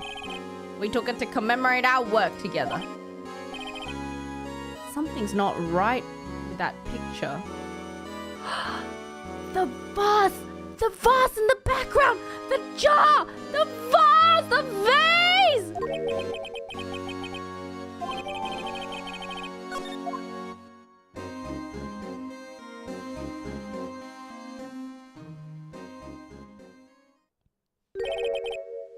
I like to reminisce all day, but there are matters that need my attention. I'm gonna lock up. Let's go out together. Oh, but this was a crime scene 2 years ago, wasn't it? That case has long since been over. There's no need to investigate it anymore. All the same, we'd still like to have a look around. Perhaps you didn't hear me. I said there's no need to investigate it anymore. It's scary. It's scary. Ah, now hurry up and get out. I have a meeting to attend. Scary. Looks like we aren't welcome. What do you mean? Chief Gant denied our request to search the crime scene. It must mean there's some reason he doesn't want us looking around in there. There has to be a way we can get in. How do we get in? Gumshoe! Help me. Aren't you supposed to be in a meeting? I'm just taking a breather. My feet hurt. Actually, I'm serving everyone coffee. Have either of you seen Mr. Edgeworth? No, why do you ask? He's under fire from both the police department and the prosecutor's office. It's almost like the battles between you two in court. Oh no. Is it because of what my sister said? That's basically what it boils down to. That falsified evidence 2 years ago. Now Mr. Edgeworth has the whole world after his blood. Yikes. Why would Edgeworth be blamed? It's not like he knew the evidence was forged. Lana Sky's the guilty party here, isn't she? Regardless, the prosecutor is responsible for the evidence they present in court. Not only that, as you know, there's a lot of rumors going around. Edgy! Are there really so many people who hate him? In our world, only those with talent rise to the top. Mr. Edgeworth not only has that, but he's young. There's no better recipe I know for making enemies. Hey, Dick, keep up the good work! Huh? Seems you don't really have any problems with enemies. Well, I'm careful not to stick out. I'm a bit worried about him. Oh no. Actually, I took a look at the file earlier while the coffee was brewing. Did you find anything? The only evidence Dark left behind was during his final attack. When he killed... Oh. Me. That's why when he left the most... left the most incriminating evidence of all. It had something to do with the murder weapon. Oh, I forget. Look, it's all written in somewhere. Okay.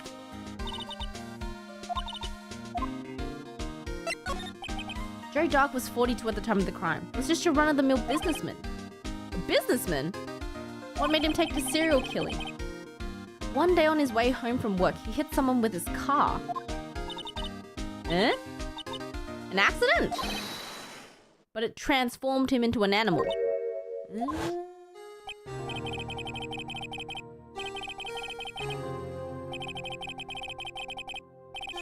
Oh my god!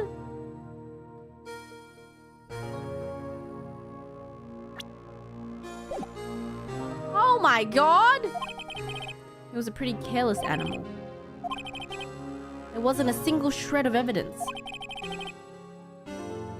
He was a spree killer. Damn. But in the middle of his questioning, he fled. That crime was witnessed by someone too, but luckily Dark was arrested on the spot.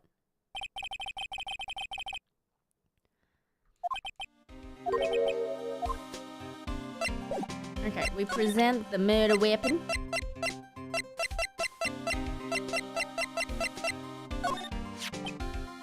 About this. Oh, is that? This has a tag attached to it with the label SL9 incident on it. I believe this would be the broken murder weapon you're speaking of. What are you doing with that? Ever since that case has been closed and knifed and locked away in a locker.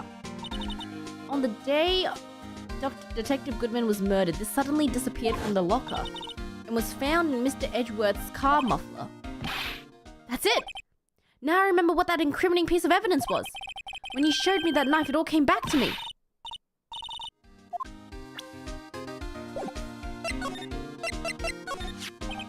This knife, it was Joe Dark's, wasn't it? That's right. We traced it back to the store he bought it, plus it had his fingerprints on it too. But no one actually witnessed him using it to murder anyone, right? That's where his luck ran out. When you take a good look at the knife, you'll see it's broken. Where is the broken off tip of the knife? Was it in Neil? It was carrying it inside his own body. It was found deep inside the stab wound. Oh, wow. Did it match Dark's knife? Oh, wow. That's pretty conclusive. Stabbed in the back, it died from a punctured lung and heart tip, and the knife tip was in... Oh my god, how deep did he stab? The broken tip was found in the victim's body, belonged to murderer Joe Dark.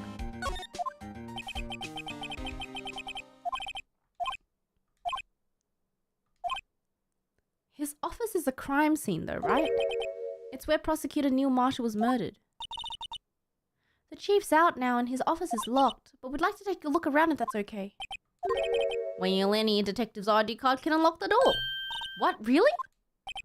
But if I let a civilian in there, I'd be charged with a breach of trust. Breach of trust? Simply put, I'll be canned. Sorry, pal. I don't plan on getting fired because of you. How about this ID card? It was Detective Goodman's. Oh, that won't work either.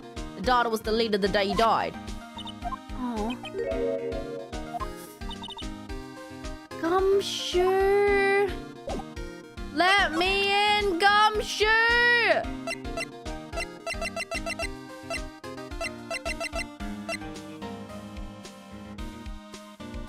Screwdriver?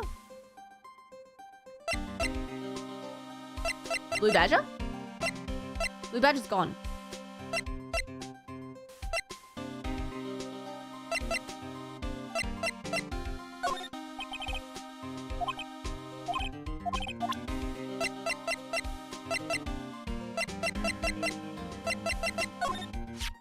This guy almost made us lose the case today. He was guarding the bloodstain on that evidence locker with his life. That's more than you can say about most officers nowadays. It would have saved us a lot of trouble if he hadn't guarded it so well.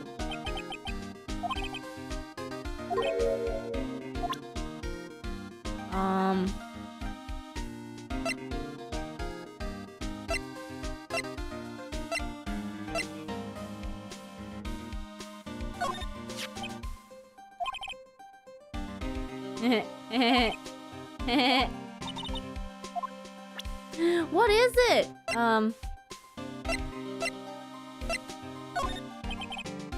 No. Oh, here we go. I've been studying up on those files. There's nothing wrong with Mr. Edgeworth's presentation. Okay. You're looking into the case for Mr. Edgeworth? Yeah, it was a pretty big deal while it was going on, you know.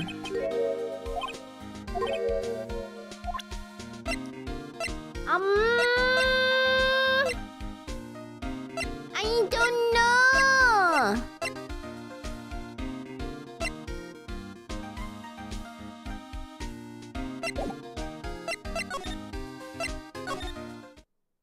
Okay, so I need to find something that will let us into. Is Edgeworth back? Oh, Edgeworth's back. I wonder if Edgeworth is back. There he is! He's writing something. What are you doing here? Edgy. Tough day in court? I've had to live the past 2 years with rumors flying around. What's another allegation to me? Oh my god, Edgeworth, it's gonna be okay.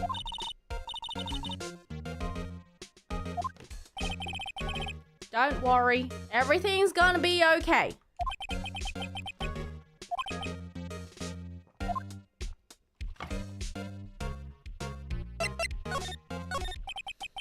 There's no excuse for what I've done.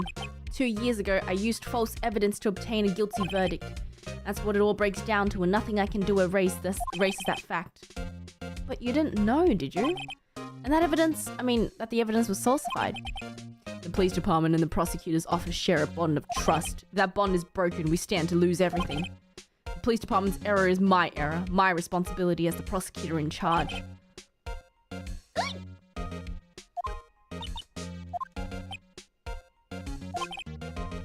What? come to this edge.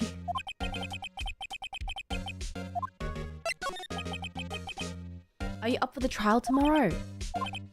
First last year's trial, now this one. It seems all you do is worry about... Edgy! I am worried about you! To be honest, you're getting on my nerves. But Mr. Edgeworth, you can't just walk out on the trial. Tomorrow's the last day. It's too late to change prosecutors. I bet that's what my superiors are banking on. I never thought that case would come back to haunt me like this. What do you mean?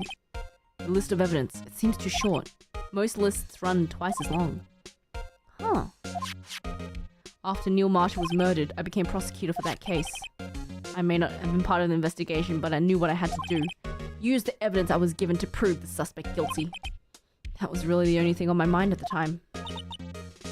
I saw a picture taken around that time. That picture, something seems strange about it. Wait!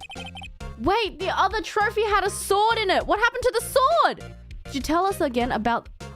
Was that the real murder weapon? Oh my god, wait, didn't... Wait, oh my god, my brain is racing. Oh my god, is Neil Marshall actually the killer? Wait, oh my god, wait. Wait. Everybody shut up! Okay. You were participating in the ceremony over at the station. I never cared for ceremonies, but I had to attend that one. As you were awarded this, right? There was this missing sword! Those receiving awards can't exactly skip out on the ceremony. I finished up at the office in the morning, then drove over to the police department. You finished up? I didn't plan on returning to the office that day, until I was asked to take something back. This! The Chief Gant asked you to hold on to that, didn't he? Yes, it was a piece of evidence in a case that was closed half a year ago. He asked me to bring it back to the prosecutors. I'm telling you, it's Gant! Gant is in on it! So you came back here to the prosecutor's office because the chief asked you to? Excuse me. Have a look at this. Oh, no, not this.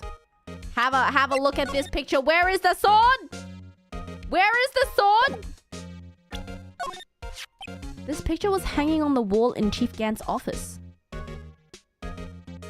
Prosecutor Neil, he just started making a name for himself. Looks like he was taken when he received the King of Prosecutor trophies. There's something that bothers me. The trophy Mr. Marshall was holding. It's a little different than yours. Why is the tip also missing? I remember now. What? That's what the official prosecutor's trophy looked like until 2 years ago.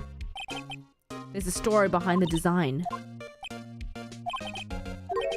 Contradiction. That's what the award's based on. What? This award originates from an ancient Chinese tale.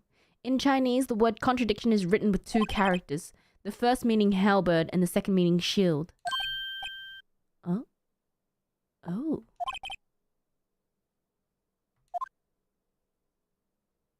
Interesting. Wow! Long ago in the kingdom of Chu, there was an arms merchant. One day, he presented the king with 2 items. The first was a halberd that he claimed could slice through any shield or armor. The second was a shield he claimed could withstand any weapon. Wait a minute. Those claims contradict each other. Very perceptive, but then again, you've heard the story before. The very description of those 2 items discredit them both. When the king pointed this out, the merchant was left speechless. And thus, the Chinese word for contradiction was born. Oh.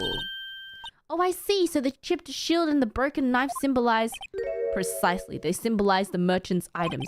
The ancient tale ends with the merchant at a loss for words, but it's in our nature to pursue matters to their conclusion, even if it results in something as ugly as this. Damn. If that's so, then why were you only given a shield? You'll have to ask Chief Gant. 2 years ago, he had the whole bird part of the award abolished.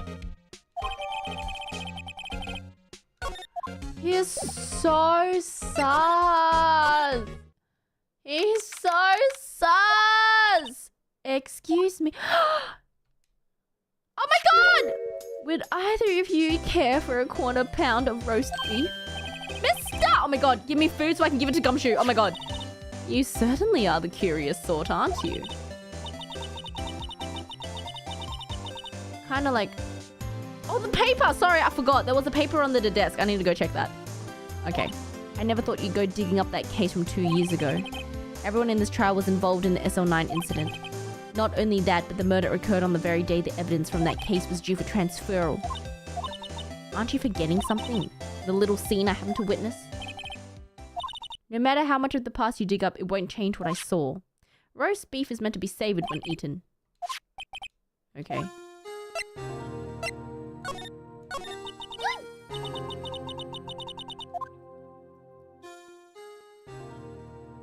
We trailed him for half a year. I didn't think I was ever more alive than I was then. Okay, the days were steamier than a hot bowl of gravy.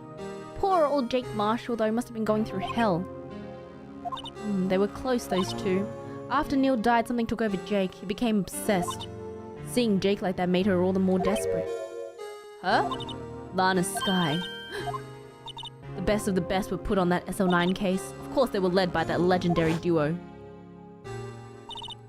Lana and Chief Gant. That legendary pair was the reason we were able to keep up our investigation. That's why we were so shocked how it turned out. You mean the forging of the evidence? Don't get me wrong. Joe Dark got what he deserved. It was obvious the evidence produced was being manipulated. Items our team never found would suddenly appear while other items were kept secret. But you don't have proof anything illegal was done. I'm proof enough of what happened. After that case, all of us save Goodman were relieved of our duties. Most without even so much of an explanation. Then Lana Skye transferred to the prosecutor's office and became chief prosecutor. Lana always wanted to be a prosecutor. Nothing's quite as simple as it appears. Lana Skye was merely being used as a pawn. That's my take on the matter. She was being used? Damon Gant and Lana Skye. Gant led the investigation while Lana second in command. They were the best. They solved all kind of cases together, didn't they?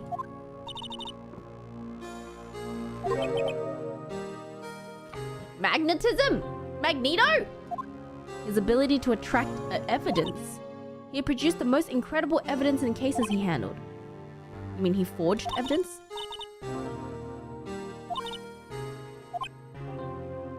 Oh. Back then, everyone looked up to Lana. All the detectives wanted to be like her. Oh yes, myself included. I was a fool, really. She hated anything crooked, always watched out for the other detectives. That's why she was so concerned for Jake. When Jake's brother was murdered, she felt as if she had lost her own brother. If it wasn't for her, I don't think Jake would have ever recovered from his shock. That's what makes it all the more infuriating. That's why. I'll never be able to forgive her. Why did she have to turn so cold after that?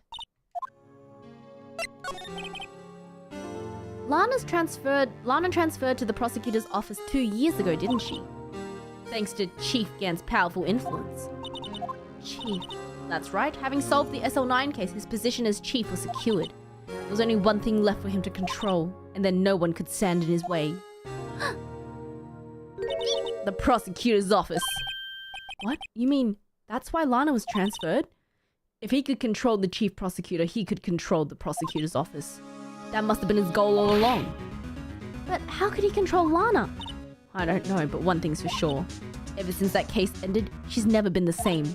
It's only logical to conclude that there must have been a reason for her change. Thank you, Miss Star. You listen to me, rookie. It takes more than ingredients to create fine cuisine. I hope you turn out to be a better chef than I've been. Can I get food?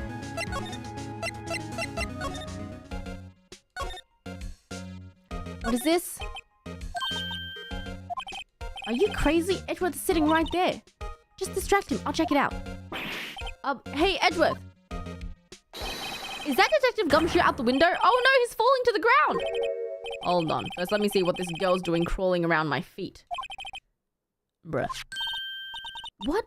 Letter of Edgy!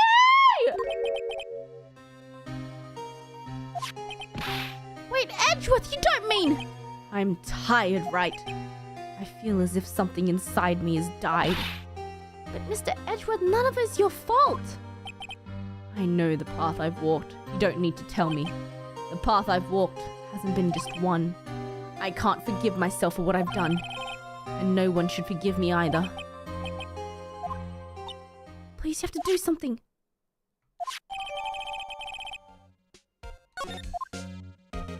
Gumshoe!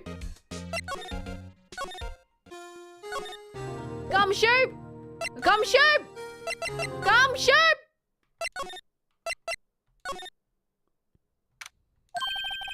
Oh, you're back. You're still here? I gotta make 150 copies of these files. Brewing coffee, copying files. I'm turning into a regular DJ. I think it means desk jockey. Oh, that DJ. I gotta admit your persistency, but my answer's still no. I'm not letting you into chief office, period. It'll be my neck on the line. There's gotta be something we can do to make the detective change his mind. We're gonna lose Edgy! What's this crumpled up piece of paper? He can't be serious! Is he ever not serious? I can't believe they've pushed him this far. Mr. Edgeworth really feels responsible. When I first met him, I thought he was as cold as ice, but I know different now. He trusts us detectives to provide him with sound evidence, but we betrayed him. That's it. I've made up my mind. But... Here. Take...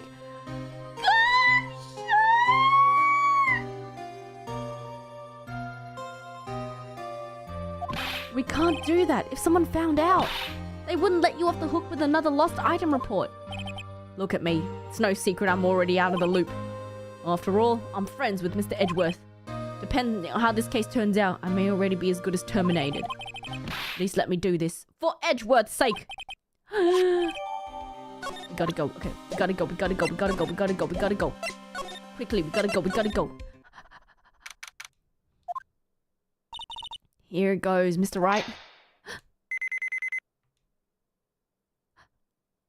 Okay, we're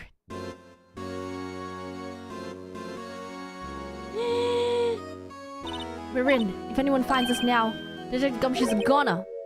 If that happens, I'm counting on you to bail me out. Eek!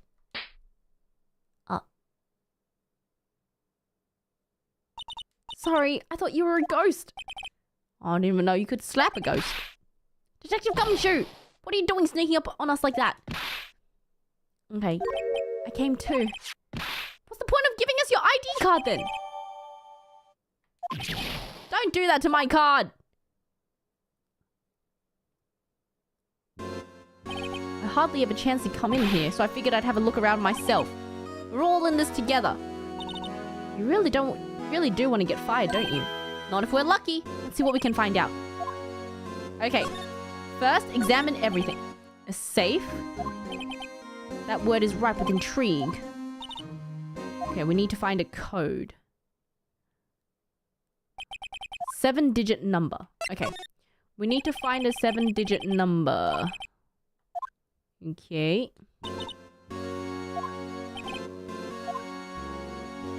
No way. Hold on. There's no way. Are you serious?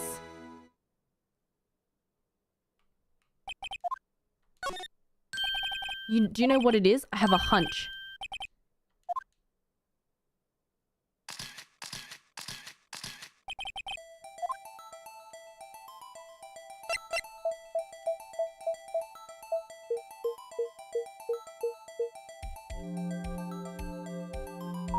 Oh my god!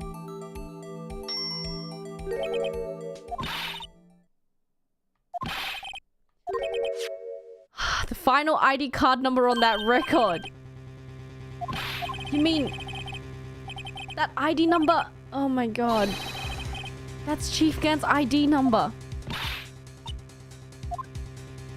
Okay, what's inside? Stop talking, Gumshoe! A shard from broken up! We got it! Oh my god! We have it! And what is that? A piece of leather cloth? What's this? This is a handprint. I saw someone wearing a shirt like that once. You think the chief... Stop talking! Is this all that was in the safe? It's empty now. Okay. A piece of cloth with a handprint on it and a broken shard from a cup. Let's look at pieces of evidence. Okay.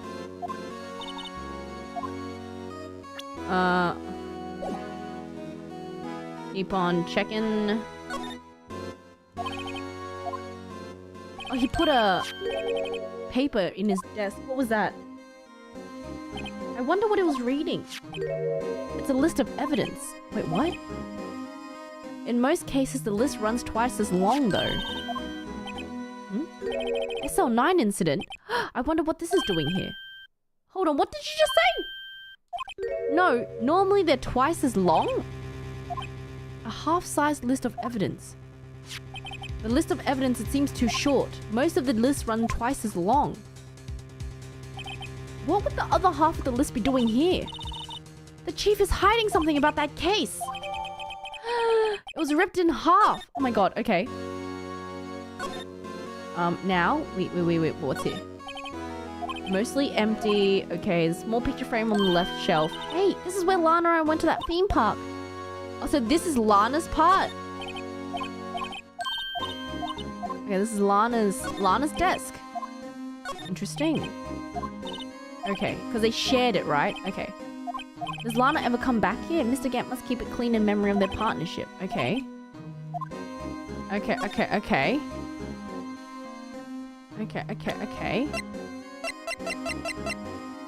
Okay, we need an extra. We need to present this to, after. Okay.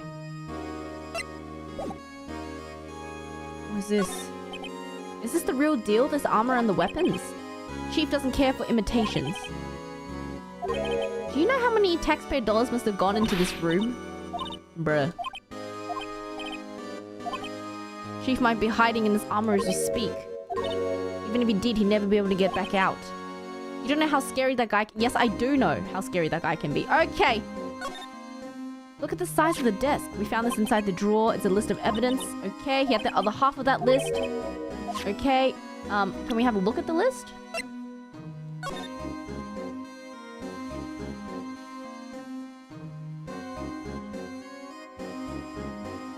What is this? Looks like someone drew some kind of sketch. What is it? Did you find something? Oh, no, it's nothing. Why are your eyes moving about like that? Is this the picture that Emma drew? Oh my god. Okay. Okay.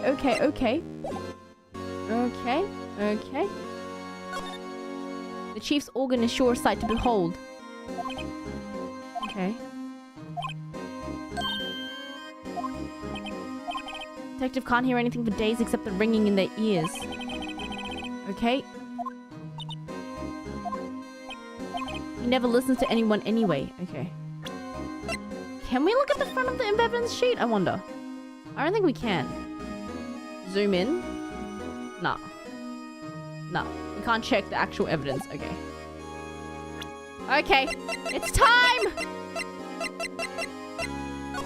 It's time! Spray everything.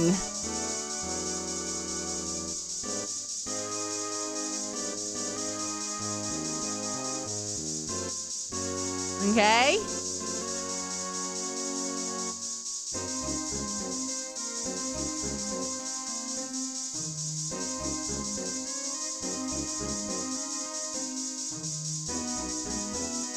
Okay, this seems to be clear.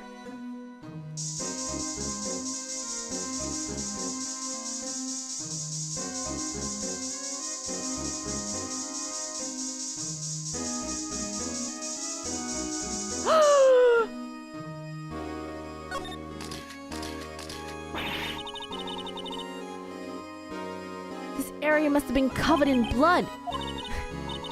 Okay. This is where the prosecutor Neil Marshall was murdered. 2 years ago have passed and the reaction's kind of dull. Oh, okay. Anything else?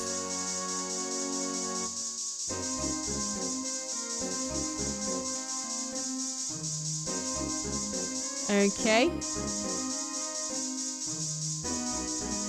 Spray everything. There really is nothing on Gant's side. Okay. How about...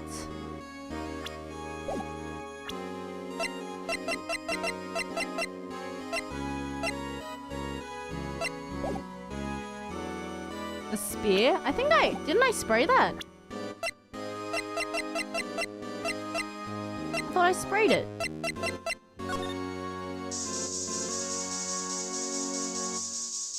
There's nothing there.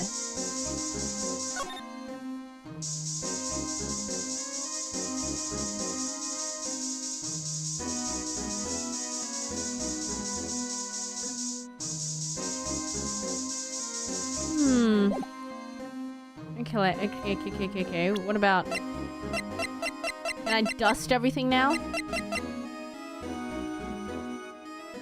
Can't use that. Okay.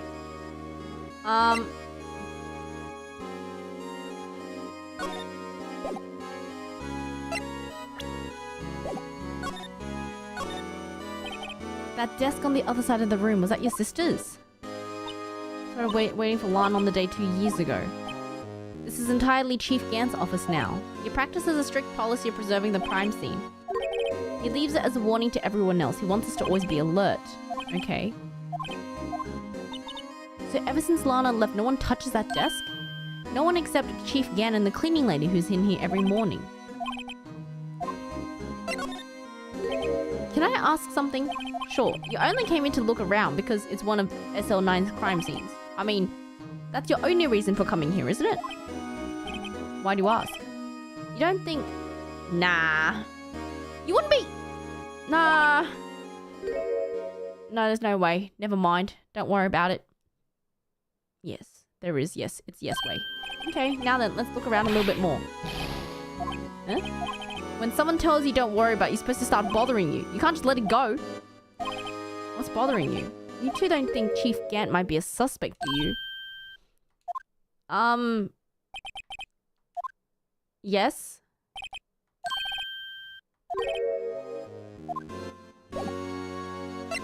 Okay, I need to present you the verse. Detective Gumshoe, could you take another look at this jar? I remember when 3 of us put this back together. Ah, those were the days. Wasn't this jar a piece of evidence from that case? Right, one of the shards had an SL9 incident sticker on it. Does this ring any bells? You know, that fragment we just found? You mean this one that was in the safe? It's a fit!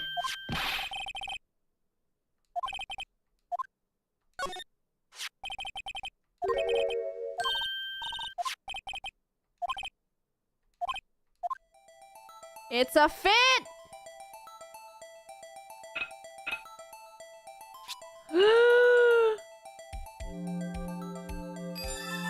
Oh my god. It fits like a charm.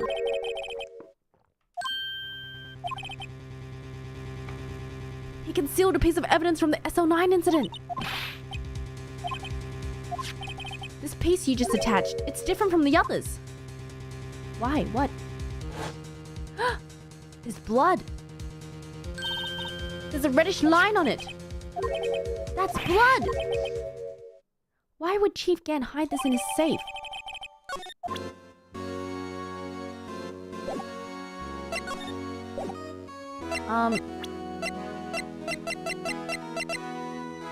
Can I use... What do I use?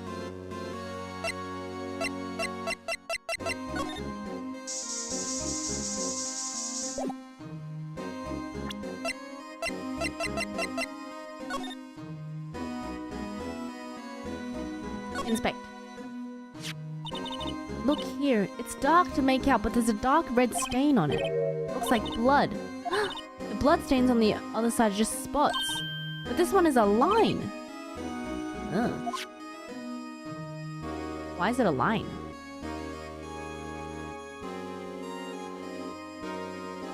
Okay.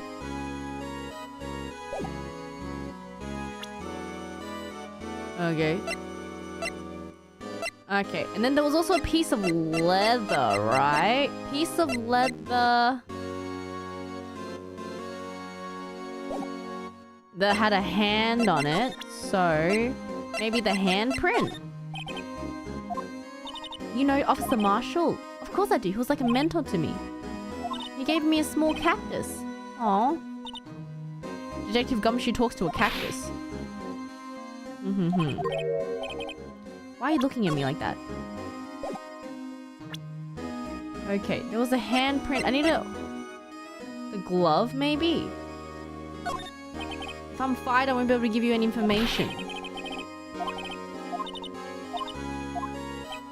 Okay.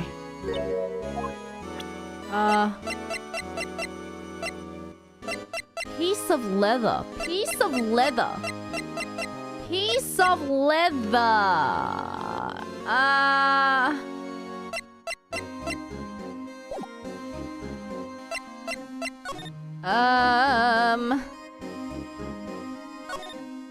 This mark looks like some kind of flower.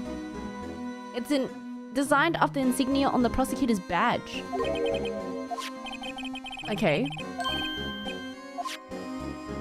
Oh. Mr. Edgeworth never wears a badge. It's because he's a sharp dresser. A badge like that wouldn't go too well with his outfit. Damn. Okay.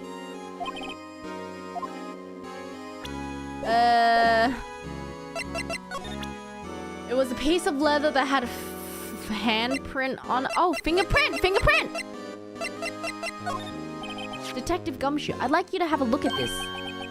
You want to take some fingerprints? That's a great idea. What are you doing? Why are you sticking out your hand? No. It's not your fingerprints we want to take.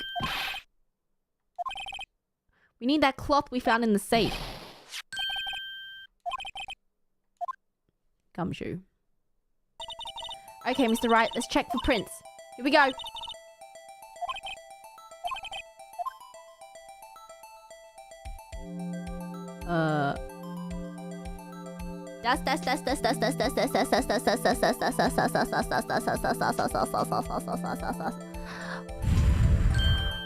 Okay. Won't be any good. Okay, we need another print. Okay, we need another finger. Ooh, I think this one looks the most deep. Deep/clear. Okay.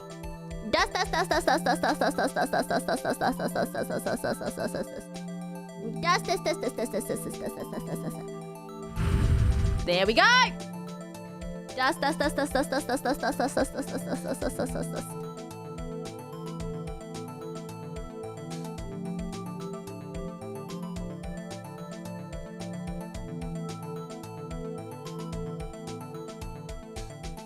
And then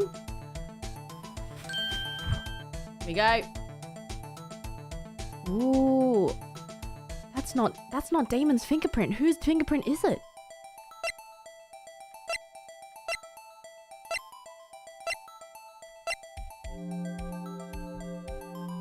Emma!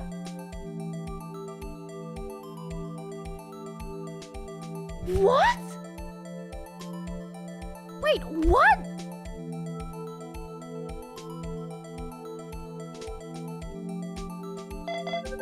Why is your fingerprint on this piece of leather, Emma?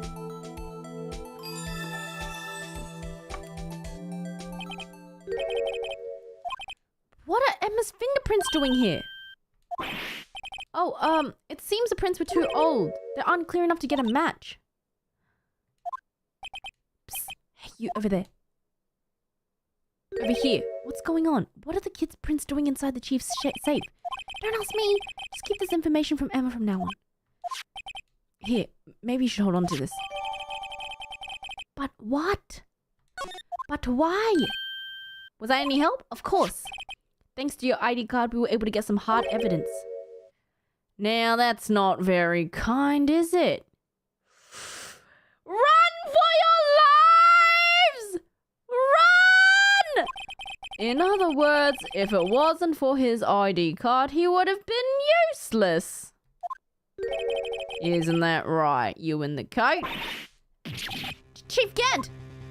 We didn't think you'd be back so soon. Fortunately, I'm a man who believes in signs. As I was walking to my meeting, I happened to look out the window and saw a stray dog run right into a pole. And just then I thought of a certain detective. Do you mean me, sir? Now then, I'm afraid I'm going to have to ask you all to leave. Yes, sir. Sorry. Ah, you in the coat. Me, sir? Don't drop off your ID on the way out. You won't be needing it anymore. But sir. Now get out. Yes, sir. Come shoot! We'll be on our way too then. Wait. You, the one without the spiky hair. Don't go yet. Me, sir? I'd like a word with you. Sir, I'm not a licensed son. You with the spiky hair. You're free to go. Mr. Wright. Oh no. Oh no. Oh no. Oh no. Look, pal, if I told you once, I told you 1,000 times. The chief's office is off limits. No, you just had to go sneaking in there, didn't you? I thought you said you didn't care anymore if you were fired. Now that I've seen the evidence that he was hiding in his office, I think I'm finally starting to get the picture. But why has she kept eerily silent about all of it? What? What? I'm so confused. I heard from Emma. She said the police wanted to ask her some questions, so she'll be busy for the rest of the day. I see. So the chief asked Emma to come in for questioning. It's no use thinking about it. Tomorrow's the final day in court. I'm committed to do everything I can to defend you, which is why I'm here. But I've already told you all I can. What you've told me over these past couple of days is absolutely nothing. Not a single useful thing. Really? I believe I did mention something quite important. Something I told you right at the beginning. I said I was the one who stabbed Detective Goodman. You know, I think I finally figured it out. I know who it is that's lurking behind your words. Mia did a good job mentoring you.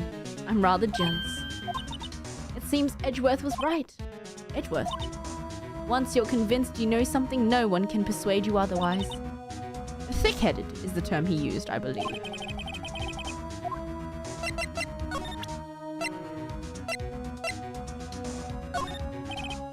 Oh, okay, Sorry. I have to admit, I was more than a little perplexed at first. You insisted you did it, yet there was no incriminating evidence. That's when it hit me. It's not that you're unwilling to tell the truth. It's that you're incapable of doing so because of a certain individual. What an intriguing notion. A certain individual, you say. So you think I'm protecting this person? Protecting? No. I think afraid of is more like it. I'm telling you! It's King Bradley! Sorry, no shouting. No shouting, no shouting.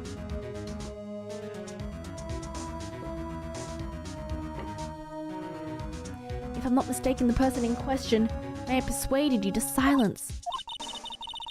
For argument's sake, Mr. Wright, who, may I ask, is this person you're speaking of? The one I'm supposedly so frightened of. What is this person's name? Well, Miss Skye. Mr. Wright, you are addressing the chief prosecutor. Do not forget your place. My apologies. Could you please tell me a little bit about what you think you know? We were partners until 2 years ago. I respected him as a detective. Assuming he's respectable, then tell me something. Why would he try to hide his crimes? His crimes? Both you and Edgeworth will be brought before a board of inquiry for what you did, specifically hiding and forging evidence. Of course, these are serious offenses. Why is it, though, that Chief Gant's name was never mentioned? Chief Gant? Edgeworth didn't know the truth behind the forgery. The only party who could have possibly tampered with the evidence was me. I had access because I was second in command.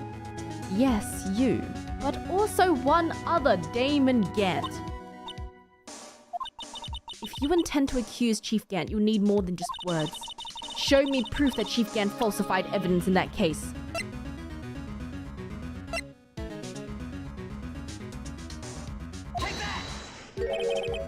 I just found this in the safe.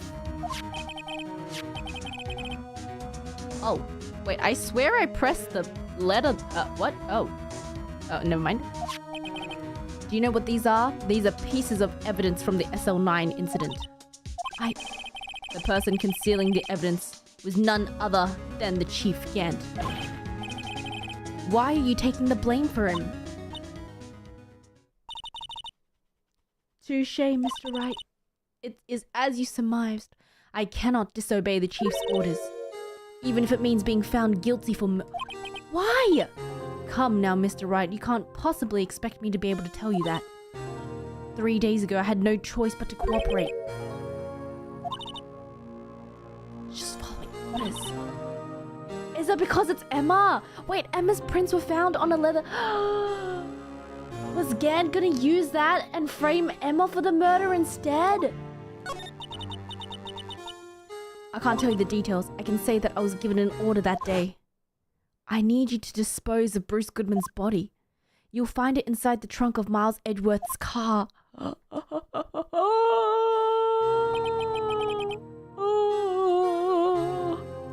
Despite what everyone believes, you were not the one who murdered Detective Goodman. Correct. I was trying to take the body out of Edgeworth's car. The trunk's lock was broken. I discovered that murder weapon while inspecting the body. Edgeworth's knife? When I found the body, this was the knife stuck in it. The knife from the SL9 incident! Joe Dark's knife! I couldn't just leave that knife in him, so I took it out and stabbed him with another knife.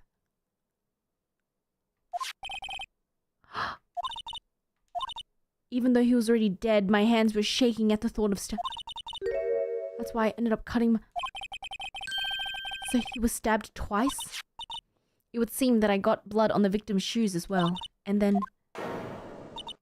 She saw me just as I plunged the knife in. Miss Starr.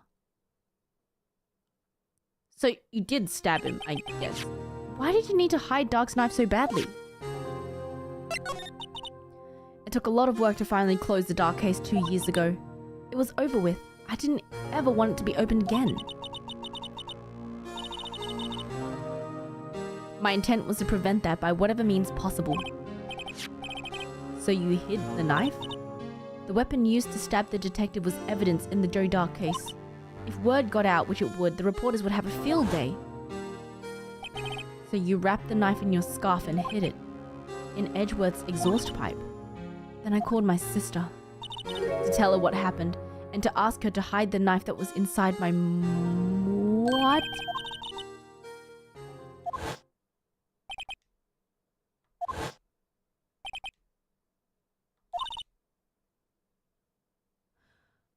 So Emma knew?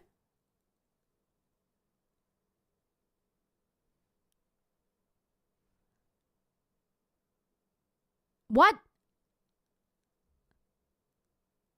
Speaking of phone calls, I had a bad feeling about one of them that day. The truth is, after I received those orders from Chief Gant, the first thing I did was make a phone call. To Jake Marshall. Why would you call him?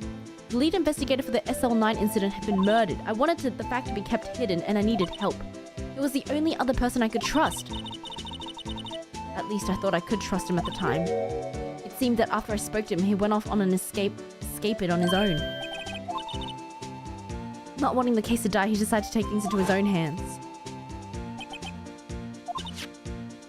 He'd already stolen the ID card, but it seems he hadn't made up his mind to break into the evidence room. Escapade, sorry. Any remaining doubts he must have had disappeared.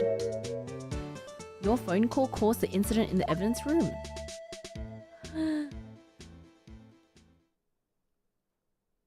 Bro, I'm afraid that's all I can tell you. You've earned my respect, Mr. Wright, both as a defense attorney and an investigator. Please, don't pursue this any further in court tomorrow.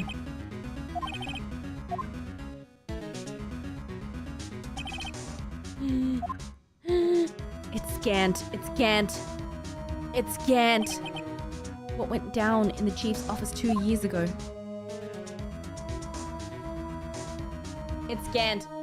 It's Gant.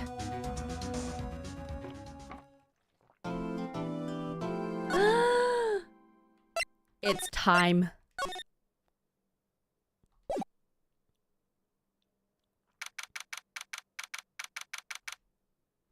I gotta go idle meeting first. But it is time.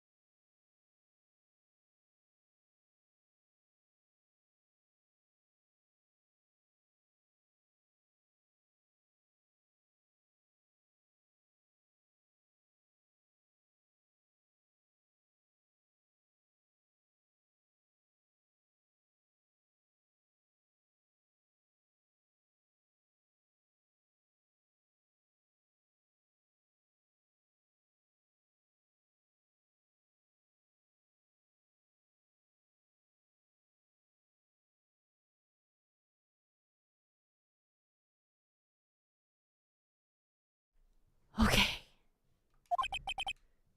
Where is Emma? Something's been happening behind the scenes. Edgeworth? Knowing you, you've already figured it out. Who the owner of 777777 ID number that is. Well, I have a pretty strong hunch. I'm not the only one who's figured it out. You know, the only reason this trial didn't reach a verdict is because there was still room for doubt regarding this ID record. If that number does belong to whom you suspect, then no doubt will remain. After all, he hasn't been officially charged with anything. True. Not yet.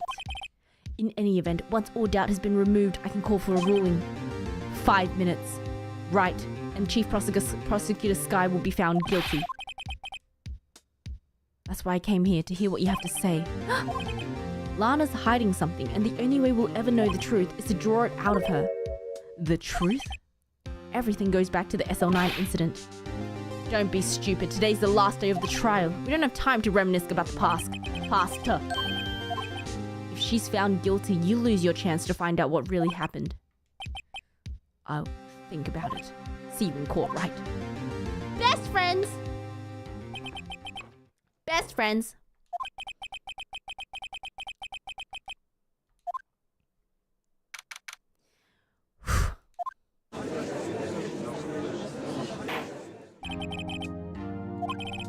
Here we go. The police chief has a proposal to make. Gant?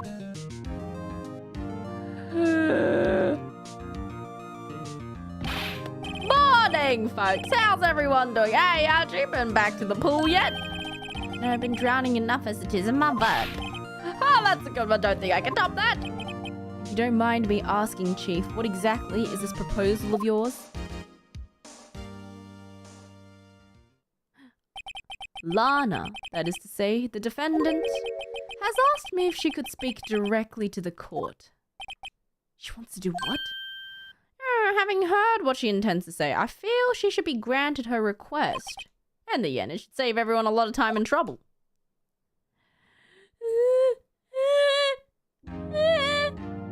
What's this all about, defendant? I'd just like to make one simple request and I'll be finished. I'd like you to put an immediate end to this trial. Huh? Lana! Stop! Stop! Stop! No, stop. Lana? Lana, stop.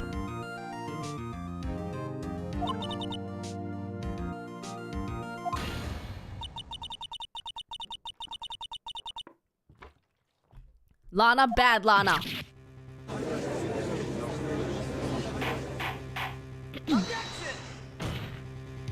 You can't, Your Honor. The defendant claim does not change the defense's plea.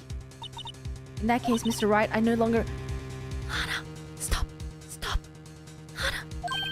But Lana, I hereby forfeit my right to an attorney. The prosecution may lack direct evidence against me, but it has sufficiently proved its case through testimony and circumstantial evidence. I would like you to render your verdict now, if you please. Stop.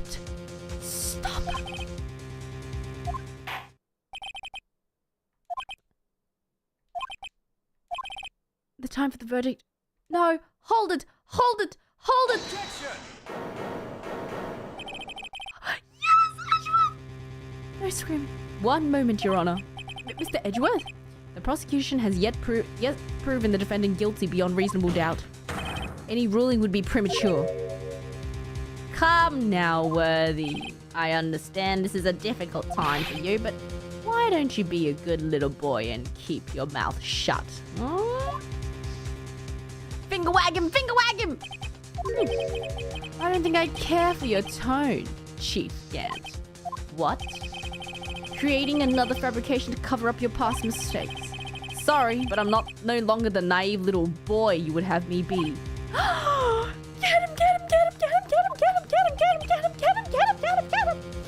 With a sudden confession from the defendant, it's obvious to me some kind of deal was struck behind the scenes.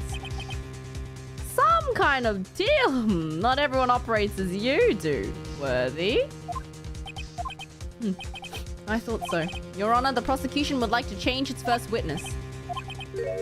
As its first witness, the prosecution would like to call Miss Emma Skye.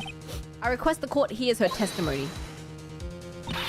Mr. Edgeworth, I'm exercising my right to self-representation. I don't think we need to continue. I don't care what you think, Miss Skye. The exposure of truth sometimes results in tragedy.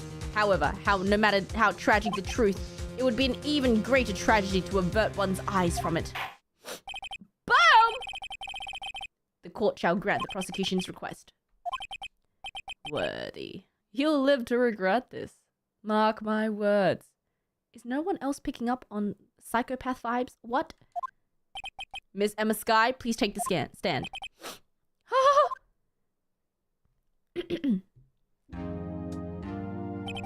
Now then, witness. State your name and occupation. My name is Emma. Emma Skye. My occupation?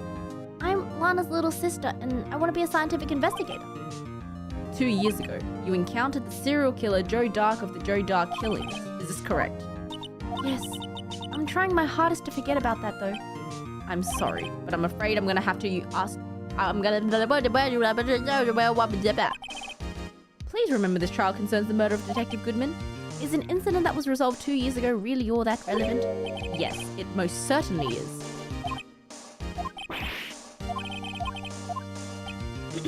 Okay.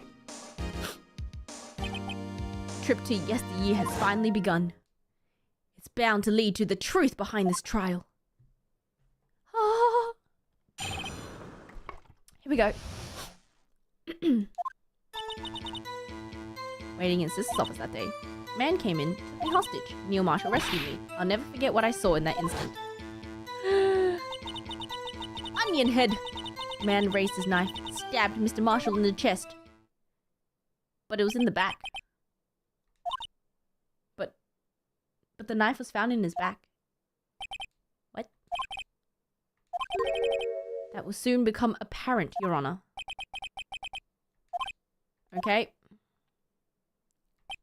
Here we go.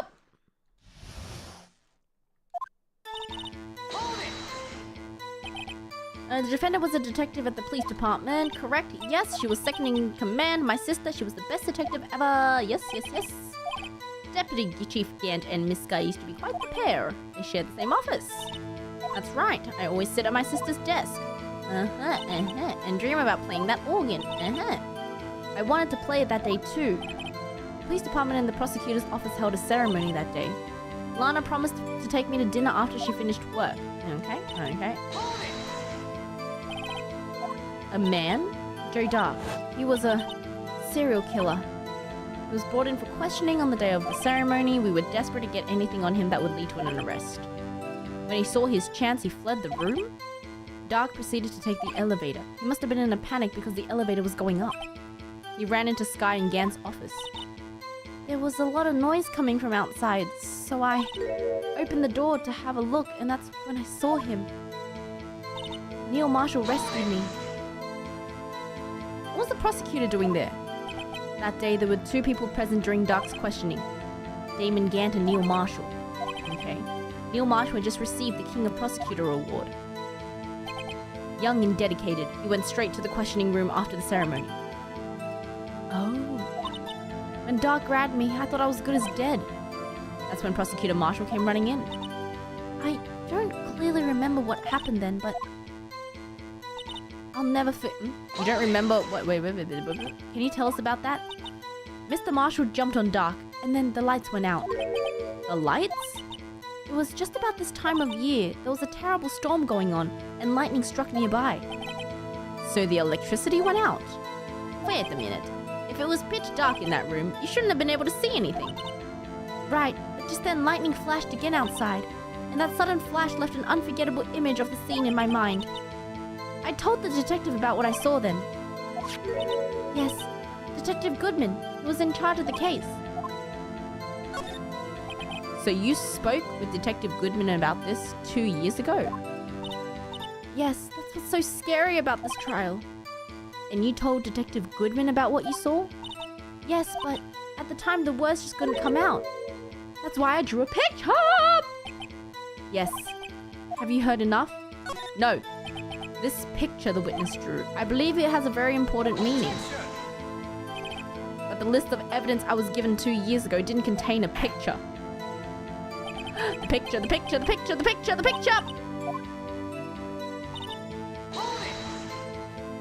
You drew a picture of the scene you witnessed? Yes, I wanted to do everything I could to help the investigation. I can still see it when I close my eyes. That's strange. I took over the case after Prosecutor Marshall died. I've never received any picture. Perhaps the witness is mistaken? But I did draw it. I swear, I'm not just imagining it.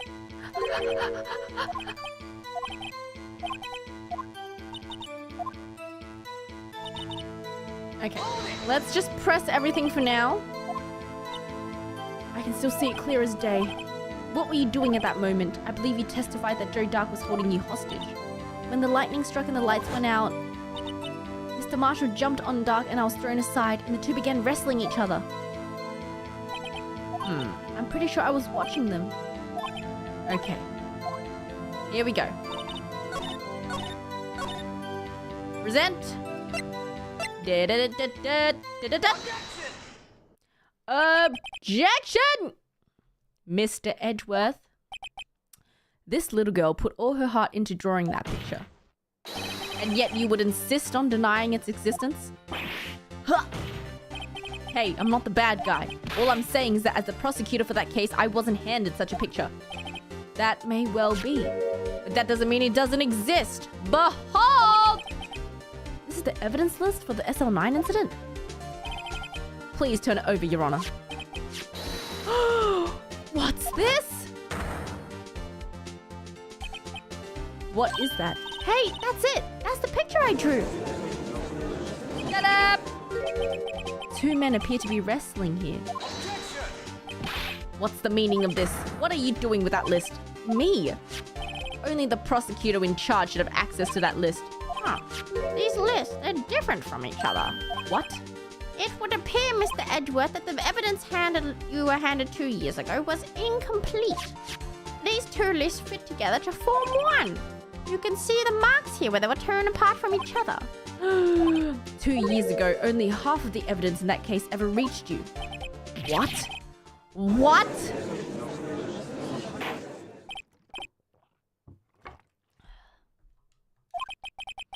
But Miss Sky, why did you draw your picture on the back of such an important list? Because that's what Detective Goodman handed me in the questioning room, Your Honor. Eh? Wait a minute. If this list was torn in half, that means... Your Honor, if the evidence list was torn in half, then there might be more of the drawing on the back of Mr. Edgeworth's list.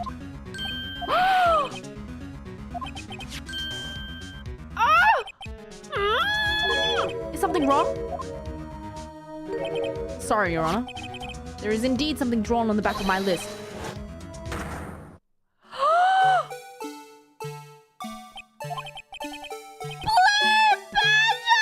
No screaming. It's the blue badge. I'm telling you, the blue badger did this. It was the blue badger. It was the blue badger. The blue badger did it. I request to arrest the blue badger immediately on grounds of first-degree murder. act of vandalism is the work of a certain chief of detectives.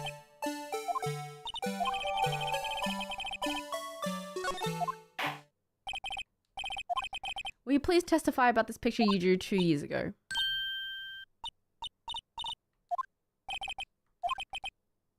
Hmm?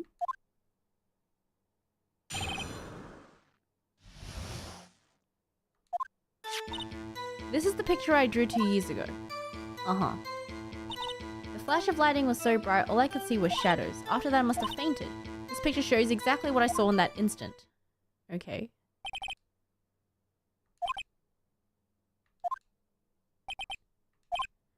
This clearly shows that Joe Dark was about to murder prosecutor Neil Marshall. Defense may begin its cross-examination. Hold on. There's something about this picture that doesn't seem right.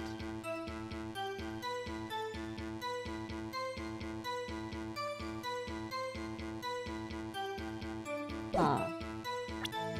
Okay. It's safe.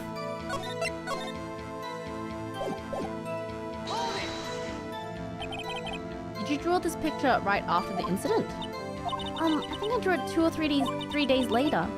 I was in such a state of shock I couldn't do anything. Uh-huh.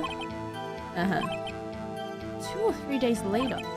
Memory should have been fresh in her mind. Okay. Can you please tell us why this picture is painted all black? Okay. All she could see were shadows. You didn't even know it was Mr. Marshall who can come to your rescue. No, I couldn't see him clearly. The lightning was so bright I was knocked to the ground. Wait, what? Dark had a tight grip on me, and when Mr. Marshall... Wait.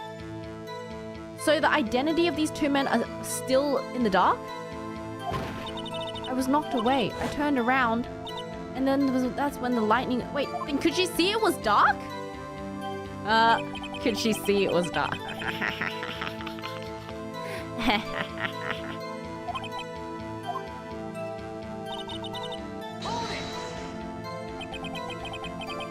You didn't see the actual murder take place. No, I'm sorry. The flash of lightning only drove off the darkness for a split second. Not only that, the trauma of the situation understandably caused the witness to faint. Okay. What? I'm not the bad guy here. Okay.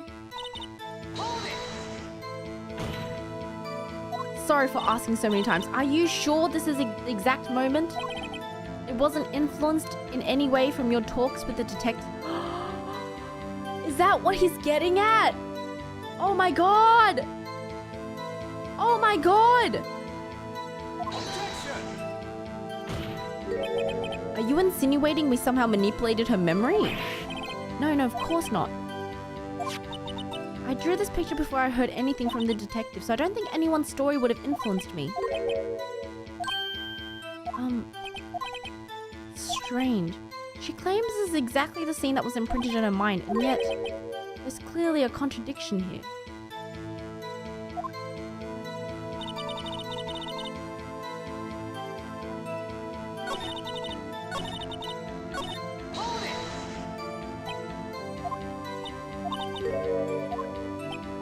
Knocked to the floor. Okay. He's using his left hand. Okay. And then in the picture...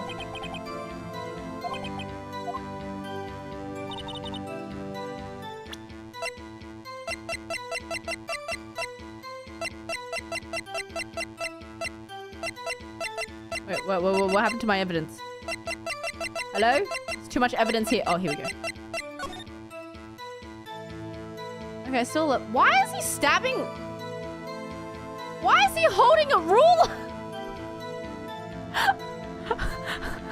Why is he holding a ruler? Okay.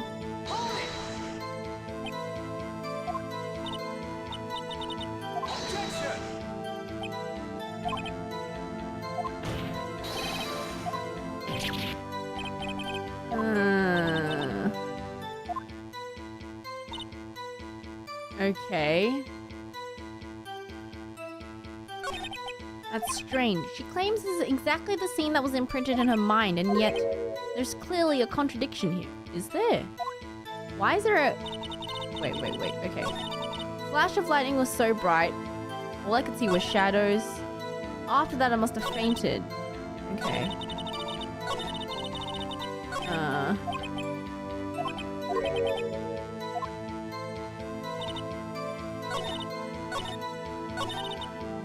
Okay. Let's see. What do we have?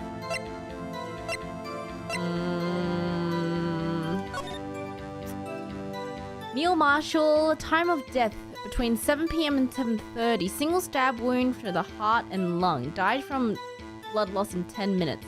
Weapon found in wound was the missing tip. Ha ha ha. Ha ha ha ha ha. Broken tip was found in the victim's body. Belonged to murderer Joe Dark. Ha ha.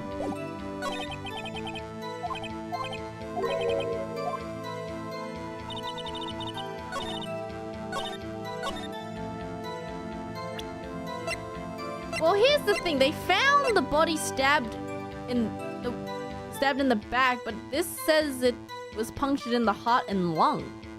So it must have been from the front. Objection! Wait, I have a ping pong. Hold on.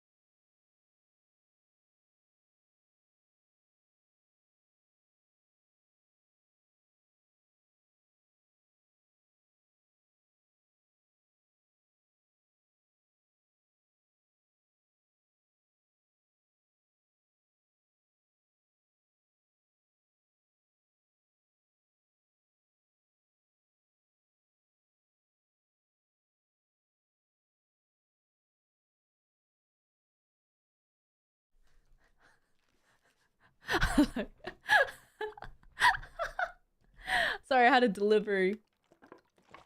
The blue badger got me. Sorry, I hate to be the bearer of bad news, but the picture that this witness drew contains a blatant contradiction.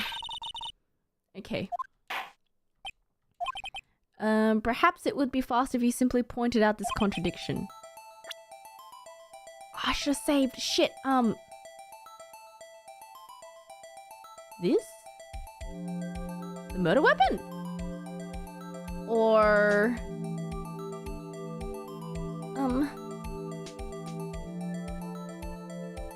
Why is he holding a ruler?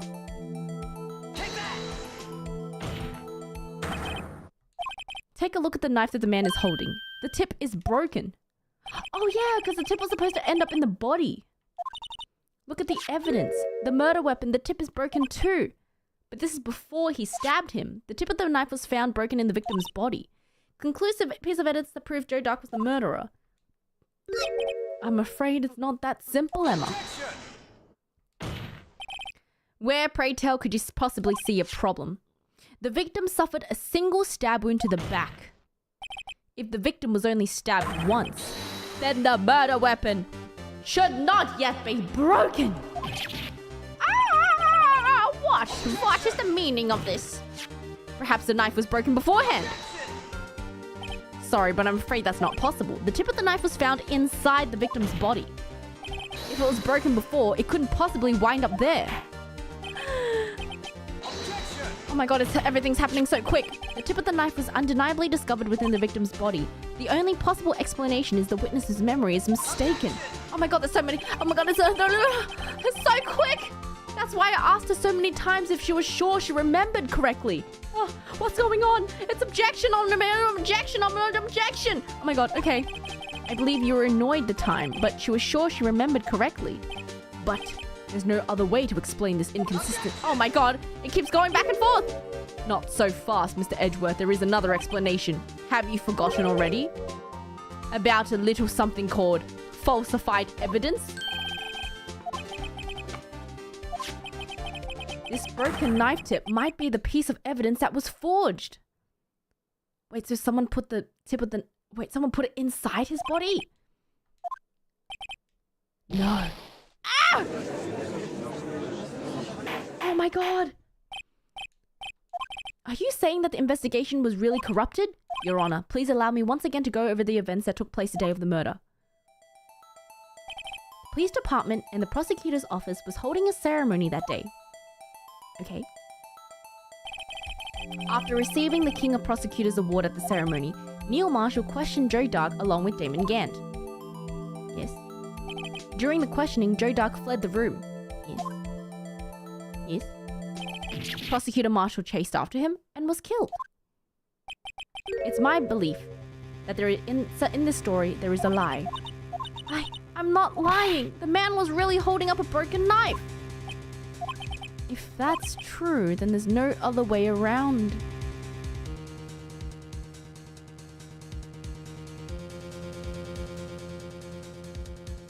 I know what happened. I know what happened. Oh my god. Damon killed Marshall. Enter frame. Oh my god. It was the knife from the stupid fucking trophy. This could not have been the actual murder weapon. There must have been another broken knife. What are the chances of there being two broken knives? Yes, there is one. If the witness is this adamant about the accuracy of what she saw, it can't be explained away by a simple observational error. There is another broken knife. Oh my god. You have some other information about this other broken knife? Yes. This is the real murder weapon. The answer lies in the past. 2 years in the past. Right here in this picture. It's the broken murder weapon. Notice the award Prosecutor Marshall is holding. That's a broken knife. As we earlier concluded, the knife in the drawing was not Joe Dark's knife. The knife the witness saw was all in likelihood from this award.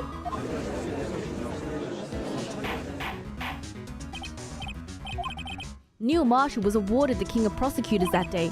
As an award, he was given this broken shield and knife. When he chased after Joe, he pulled out this knife. Wait, so he was the one who accidentally killed Joe Dark? Wait, what? Joe Dark what? Wait, what? I'm so confused. This broken knife was the only weapon he had in this dangerous situation. But that can't be. Oh, why not, Mr. Edgeworth? Because if the King of the Prosecutors' award knife was the murder weapon, then the murderer and the victim would be reversed. What do you mean? I mean, this man raising the knife would have been Prosecutor Neil Marshall. What? The prosecutor was the one who actually died. That's true. What's going on? It seems Mr. Wright has been a bit too eager to jump to conclusions. Wait, I remember now. I remember everything. Witness? Mr. Edgeworth. What is it? Could you show me the evidence list again, please? Eh? The one with the picture scribbled on the back? Eh? Blue Badger? I knew it. This picture, I'm the one who drew it. What? Updated Blue Badger? That's right. The list wasn't torn in half at the time I drew this. What is that though? I've been trying to forget so hard. I must have locked this part away deep inside of me. What happened? I need to know. I need to know. This should be interesting. I need to know what's happening.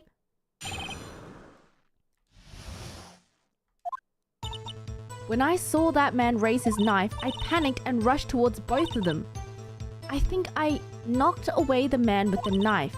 And then there was another flash of lightning, and that's when I saw the Blue Badger.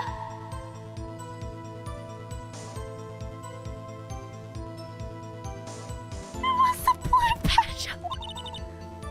He wasn't in the room, but I'm sure I saw his shadow. What? The chief of detectives hadn't even designed him until this year. That would mean he didn't even exist 2 years ago. What? Stop! Please! Don't pursue this any further. Lana? Lana, what's the meaning of this? Please remain seated in the defendant's chair. But you can't do this! I've already confessed to the crime! I feel like this is important. Why can't you just leave it at that? Chief Prosecutor Sky, we've already come this far.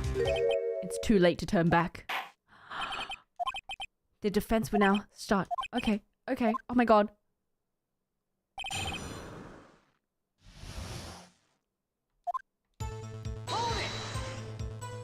When you mean that man, I assume you refer to Joe Dark? I think it was him. You think? All I could really see were shadows. The power outage immediately preceded the incident, so it's also documented in the prosecutor's reports. Okay. Panicked and rushed towards them. Why would you do something so dangerous? What else could I have done? He was about to stab Mr. Marshall. Seems to be convinced that Dark was the one holding the knife, but just as we theorized, Mr. Marshall was the one holding the knife. Well, I didn't know that at the time. When that Dark guy knocked me down, all I could think was, I've got to help that other person. But how did you know it was Dark that... Huh? What do you mean you think? It all happened so fast and I was in shock. I don't remember everything clearly. What I did, it's all kind of a blur. Miss Sky was almost killed before she was witness to a murder. Okay, a little disorientation is only natural. I saw the person about to stab the other person, who I thought was Mr. Marshall, and you had to stop the man with the knife. Okay. The Blue Badger! Of course, I even drew a picture of him. But it was the chief of detectives who thought up this hideous beast. And that was just this year. The Blue Badger didn't even exist 2 years ago. It's all very verifiable. I know it sounds strange. I was surprised too when I saw him at the police department. I had this nagging feeling that I'd seen him before somewhere. Now I finally remember. Man. Where in the room did you see him dancing? He wasn't in the room, but I'm sure I saw his shadow. His shadow? You mean you didn't actually see his face? That's right, but I still remember he had 3 creepy horns. Huh? This thing couldn't possibly have existed 2 years. Shadow Badger? That may well be. But what's important is what caused her to think she saw what she did. I'm supposed to have an explanation. What is this shadow?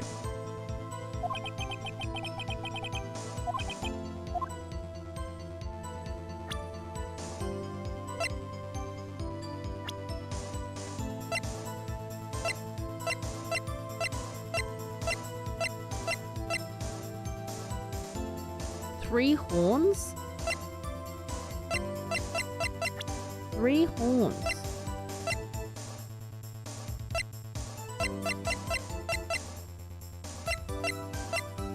Three horns. Nothing looks like 3 horns though.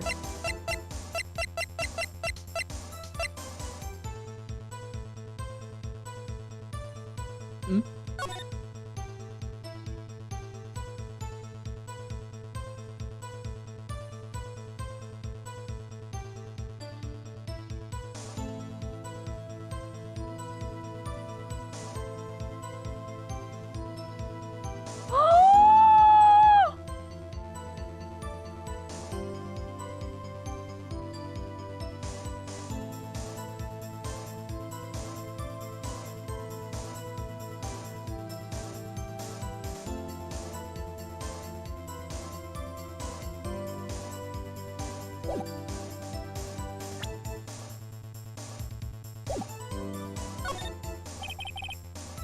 Blue Badger hadn't even been dreamt up when Emma drew this picture. She saw its shadow.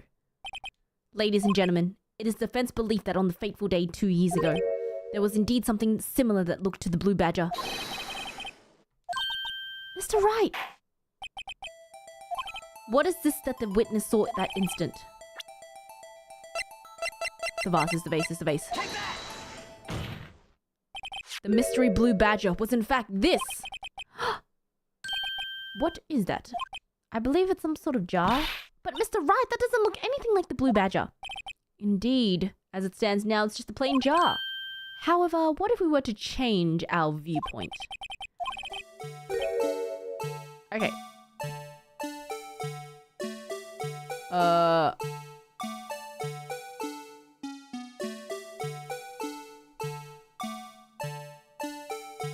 Hold on. Oh, hold on.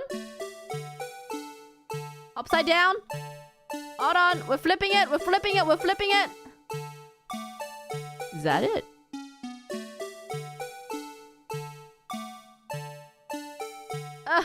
This is so hard. Wait. Okay. There we go. It's like that. Take that. No. Objection.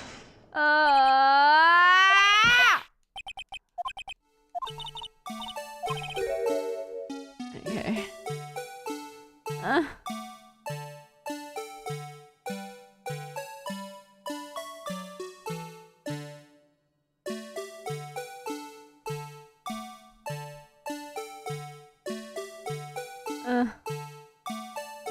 I need all 3 horns.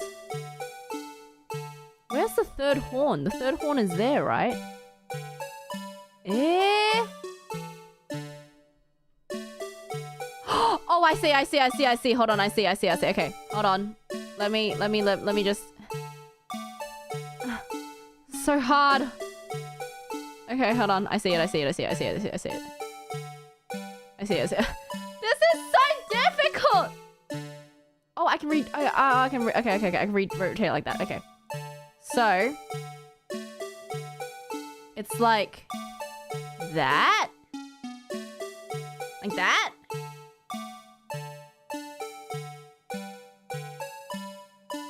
Or it's the other way where it faces the back.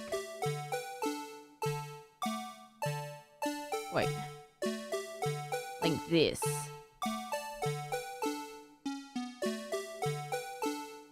Like this. Yeah, there we go! Is that close enough? Please tell me that's close enough. Okay. What? Objection!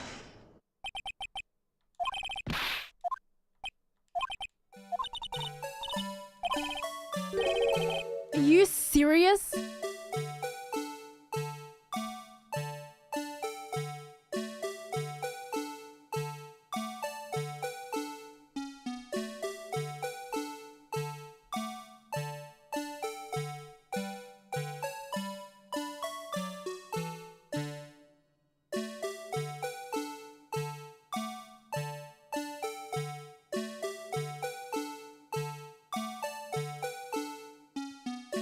Is that better?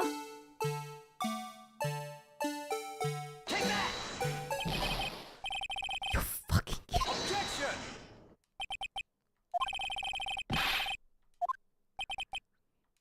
Maybe I should rotate it vertically or What?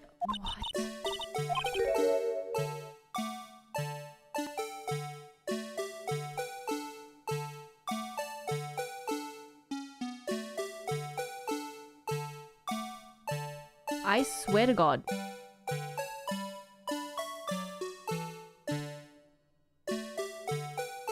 Does it have to be that much?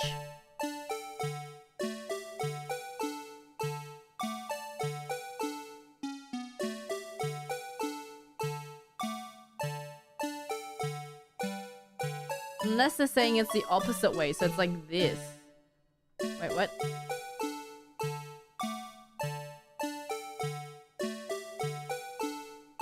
Flip it to the side?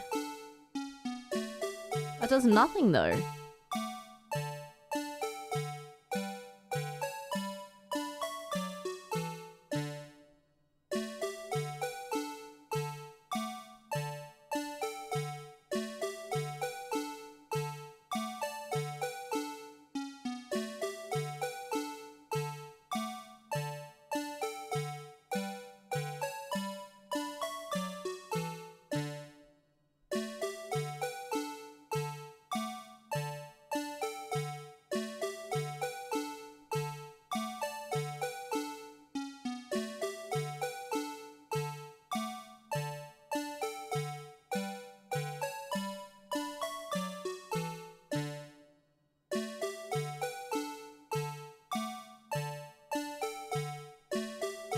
Wait a second, you're right.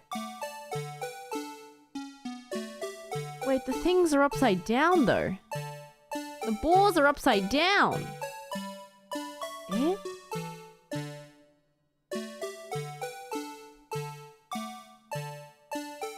Okay.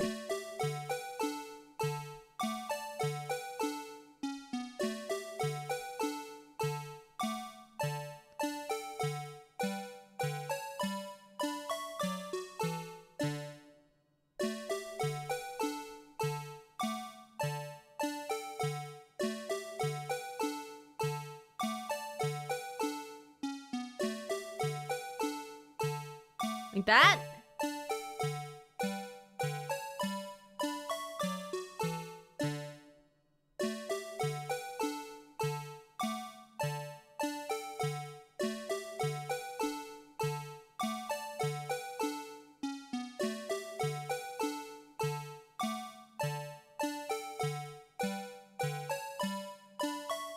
Too much?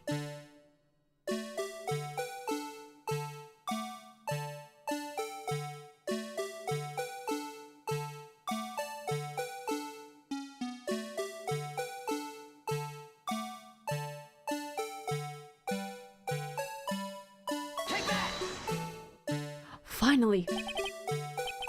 Is this a miracle or what? No one can possibly deny this jar's resemblance to the blue badger. Can't be! The defense has proven its claim. The mysterious blue badger witnessed on the day of the crime was actually... Although we've all enjoyed Mr. Wright's dramatical performance, one question remains. What do you mean? So the badger jar was actually... The badger thing was just a jar. It doesn't change anything. Oh, but it does, Edgy. I'm afraid that's where you're wrong. You see. This changes everything. The murderer. Oh.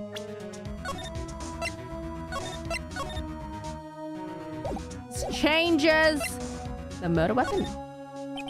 Allow me to take these in turn. The witness saw this jar. At the very specific angle, I might add.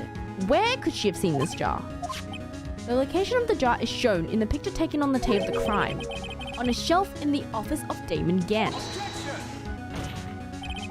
But the body was found lying near Lana Sky's desk. The witness testified so herself.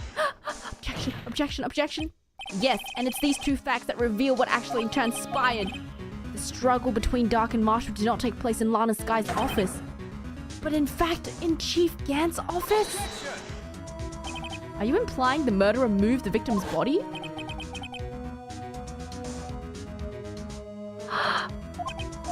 Why would he do that? Exactly. What? If you think there wasn't a reason, he wouldn't have gone through the trouble. The only logical conclusion is that there was a reason. What was the reason? What was the reason? You say you finally figured it out, but I'm so scared. Oh my god, what was the reason? This is why Lana tried to stop the trial. Please recall the witness's testimony. She said she knocked away the man who was holding up the knife. In an instant, the jar was hit, flew across the air. Now tell me, who could have sent the jar flying? The impact the man made when it was knocked into the wall? Ladies and gentlemen, if I may draw your attention to this picture once more. If the man was knocked over in the direction of the shelf the jar was sitting on, what would he have hit? Eh? The suit of armor! Holding a...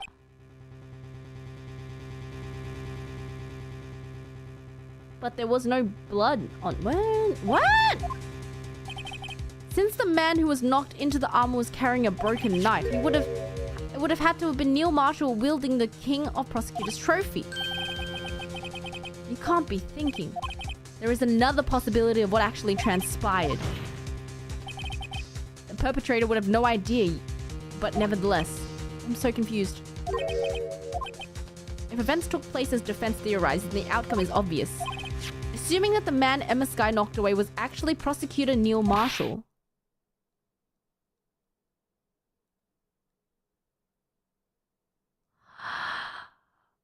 Oh, was Gant and Lana... Did they blame it on Dark to protect her? Mr. Marshall died because of... No! They were covering for Emma. Wait, so Gant isn't King Bradley? I never imagined her testimony would lead to this. So it was the witness who took the victim's life, and then proved so with her own testimony. Unprecedented! What are you saying? I'm sorry, Miss Sky, but given the Joe Dark murdered Prosecutor Marshall. How can you think it was Emma? How dare you try and pin the crime on her? Imagine that coming from you. If you recall, it was you who admitted to forging evidence 2 years ago. The reason you moved Prosecutor Marshall's body was to keep anyone else from finding out about what Emma did, wasn't it? I assure you, Mr. Edworth, I have no idea what you're talking about. If you hope to have anyone to believe your insane allegations, I'm afraid you're gonna have to have proof. Tell me, do you have any conclusive evidence? Unfortunately, we do. We do. I'm afraid that won't work in this case. Both parties involved in the incident are dead. We do. Touche, Miss Sky. Of course, that leaves us with only one possibility. What do you mean? The victim has left us a message. For better or for worse, Mr. Marshall did not die instantly. He may have left behind the name of the person who took his life in one way. The line! The line! That's impossible. The line, the line, the line, the line!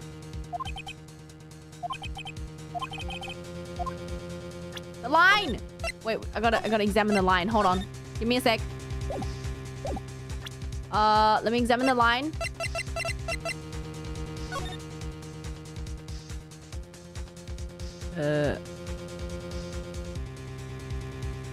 Zoom in.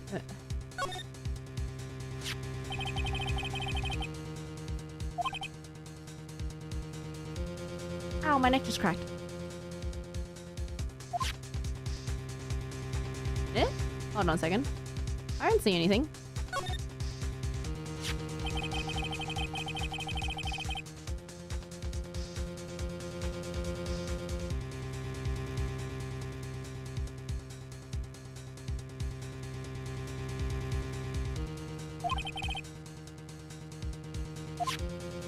It has to be the line, though. Okay.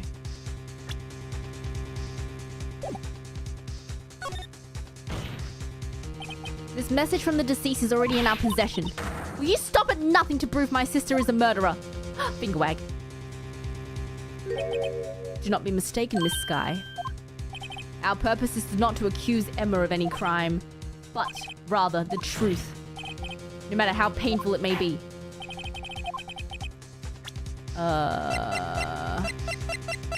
Line. This is that blue badger thing from before. So is he gonna just speak the killer's name? If that thing could, I'm sure it would. It's a jar. If you look closely, there's a faint trail of blood on this jar. Looks like someone wiped the blood away. Yes, but notice, for some reason, the blood on some of the fragments were not wiped away. There is a line here drawn in blood. So what you're saying... Oh! But the blood must have seeped into the jar where the lines changed directions. All we need to do is connect the points and the victim's name will become apparent. No! What kind of message did the victim lead us? Okay.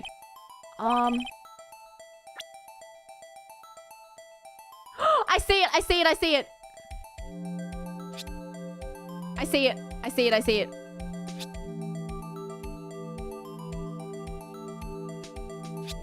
E M A Emma! Take that! Bruh.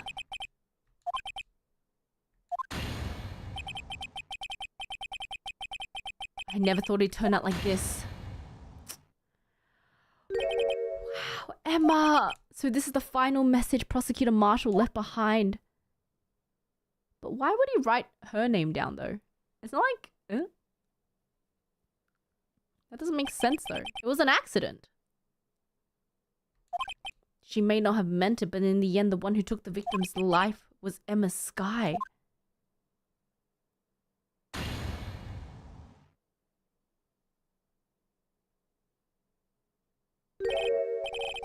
See you, Worthy. Can't say I didn't warn you. Chief Gant, do you understand the implications of what you've done? What are you talking about? 2 years ago, Joe Dark was sentenced to death. He was convicted because of his final murder. I believe you were the prosecutor in the case, were you not? Yes, Worthy. Because of you, an innocent man was sentenced to death.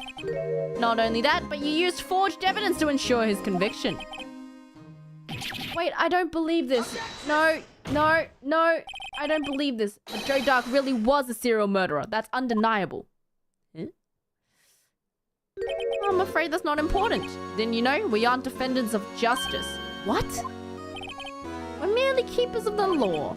Sentencing a man to death is no light matter. Even if there wasn't cover-up or evidence forgery, ultimately the responsibility falls on the prosecutor. What? Despite what anyone may say, this fact cannot be denied. What? Bro, what? The gavel's pounding fell on deaf ears. Unable to settle the crowd, the judge declared a recess. Something is wrong with Gant. No. I refuse to believe that he was just covering up because Lana asked him to. No. Once I smell the King Bradley in someone, my first instincts are never wrong. He has the whiff of King Bradley. Sorry, Edgeworth. I didn't mean to get you in trouble. Don't worry about it. It's my problem, not yours. Hope I'm not interrupting anything, pals. Oh no. Guess I am. Come back later. Oh, Gumshoe. Wait! Detective Gumshoe, what is it? You've got a lot of nerve, pal, making a detective run around. Oh, again? I take it Lana's having you run errands again. What is it? What is it? What is it? What is it? What is it? Evidence law? The 2 rules of evidence law. No evidence shall be shown without the approval of the police department. Okay. Now there are rules, bro. A message? If you're planning on taking him on, you're gonna need this book. Gant?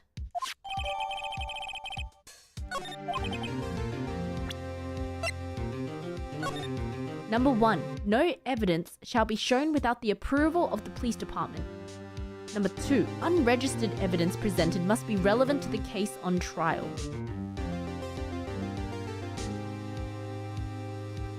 Oh.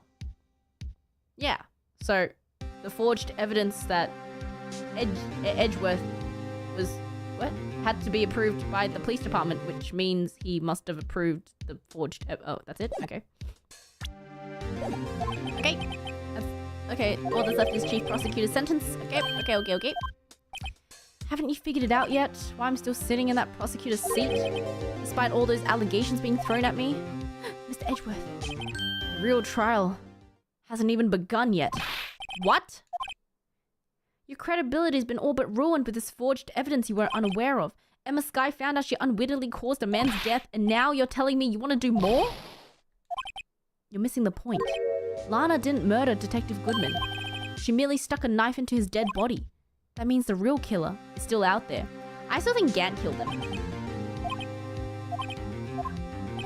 This case has hurt too many people. It's time to bring it to an end. Idle meeting! Real quick, BRB!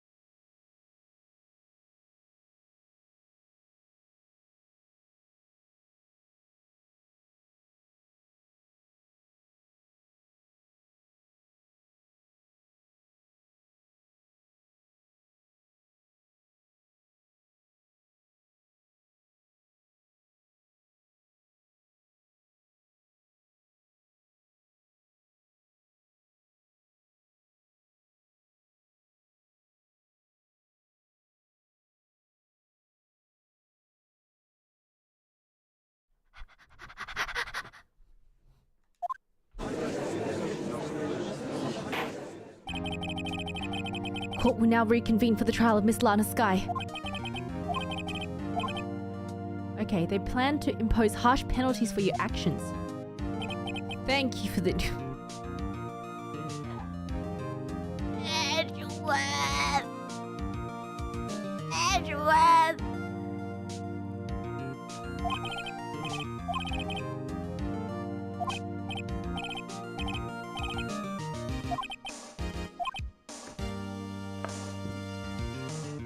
There is some concern that you may have struck a bargain. What? You think I may have manipulated the witnesses? I didn't say that. It's just, you see, everyone's been talking and... Very well, Your Honor. I have a solution. That being the case, the prosecution will allow the defense to call forth all further witnesses. What? But there's no precedent for what you're proposing. Undeniably, this is an unusual arrangement, but a very effective one. It would prove that I haven't struck any deals with the witnesses. Is that legal? Very well. The defense accepts the prosecution's proposal. Settled. Mr. Wright, you do realize this is our last chance. If you call the wrong witness, this trial is good as over.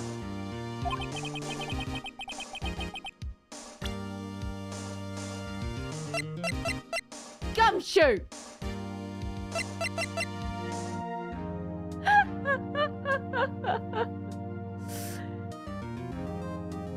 It's gotta be Larry.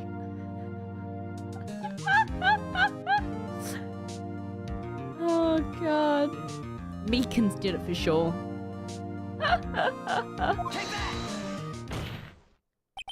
Damon Gant. The defense calls Damon Gant to the stand. What? As the defendant's partner 2 years ago, Mr. Gant has first-hand knowledge of the crime. I feel we should hear what he has to say. Oh. He'd also be the least likely to have been manipulated by me in any way. Wouldn't you agree, Your Honor? True. All right, bailiff, please escort Mr. Gant to the stand. Here we go. Witness, please state your name and occupation. What is this? Some kind of practical joke? I was just on my way to lunch. Your name and occupation, sir. Worthy, are you sure you want to do this? Your name and occupation. So, you want to play hardball? Please, Mr. Gant. Fine. My name is Damon Gant. I'm the acting chief of police. Now then, Mr. Gant, the court requests to hear your testimony. Oh, righto, what's with the grim face? First, let's clear up this SL9 incident. Oh, you mean the time when Lana's sister murdered that prosecutor? Personally, I think it's been made pretty clear already. There are still some things unaccounted for. Oh, like what? Like the role you played in all of this. Son, either you're very brave or very foolish. You are aware, of course, that a police chief has all kinds of weapons. Did this man just threaten me in the middle of court? Weapons? Sure. Take my testimony, for example. I don't have to give it if I don't want to. What? Is that true? I'm afraid this chief of police has the right to refuse to testify. Don't worry, I'm not here to hinder your trial. Just remember, this turns out to be a waste of time. Don't say I didn't warn you. Dude is scary! He's so scary! As I recall, Neil and I were questioning him that day. To make a long story short, we slipped up. The power outage didn't help either. When I went to my office, I found Lana there. Apparently, she'd already arranged the crime scene. As you can see, it had nothing to do with the forgery. Is that when Dark was arrested? Yep. I was lying on the floor unconscious.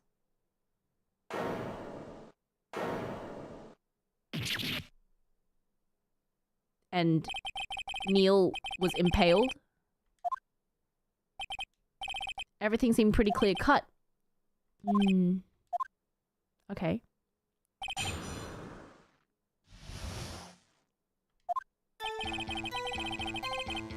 Okay. Save. Okay. Here we go. A ceremony was held at the police department that day. That's right. I guess you could say I'm a workaholic. He's wearing gloves. I just realized, Gant is wearing gloves. It's probably what spooked Dark and made him run away like that. Was the defendant Lana Skye also present in the room? I don't quite remember. At the very least, she wasn't there when Dark ran for it. Okay. The two of you immediately ran after him. That's right, but Dark made to the elevator first. We split up. He went upstairs, I went downstairs. I guess you could say he got lucky. What? Why was there a power outage? The elevator stopped all of a sudden and I got the shock of my life. Probably probably not as shocked as Neil when the knife went through his heart, though. Dude, what is wrong with you? You're so... That's fucked up.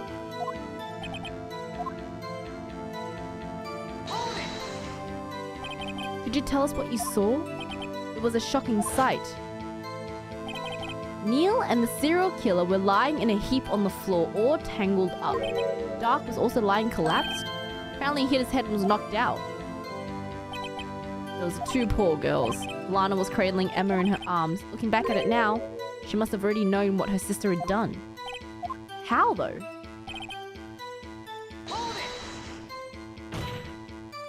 How can you know that? Because of the victim's body. It had already been moved. So that means... You found the body near Lana's desk? That's right. I think you said earlier it was my suit of armor that really stabbed the prosecutor. Anyway. Who moved the body though? So you're saying that the forgery had already taken place by the time you arrived at your office? That's exactly what I'm saying. I can understand how Lana must have felt, but moving a body and hiding evidence are inexcusable no matter what the circumstances are. I don't think that's how it went down. If you're gonna what? Is he saying that look, no. He definitely moved the body, and also talking about hiding. Who's the one who hid 2 pieces of evidence in a safe with the world's worst code?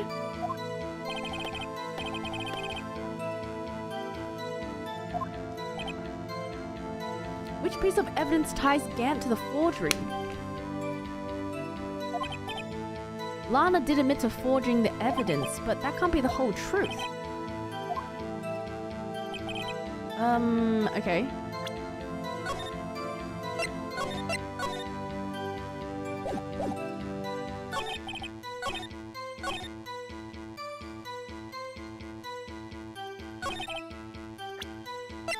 Is it this?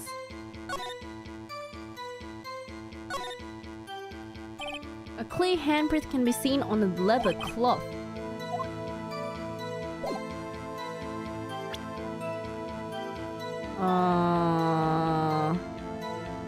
It was the cloth and the vase that he kept hidden in the safe. You can try both. I have saved, I think. Have I saved? I think I saved. Did I save? Save. Okay, I'm gonna try.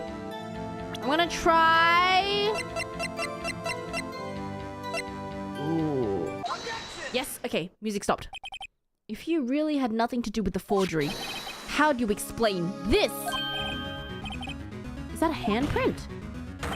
Chief Gant, explanation.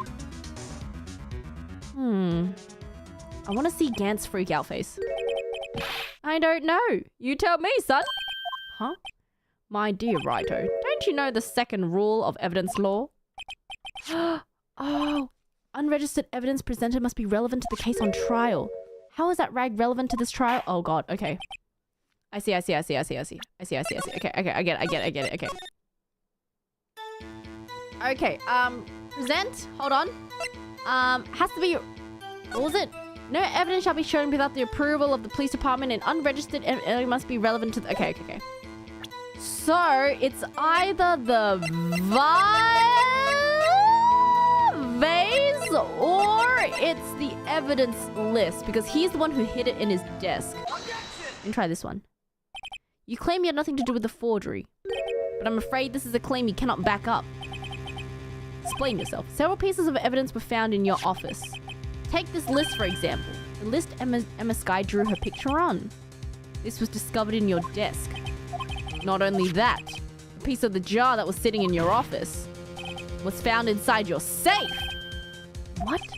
You see, Chief Gant, these articles of evidence uncovered in your office are both concrete proof that you also played a part in the illegal investigation.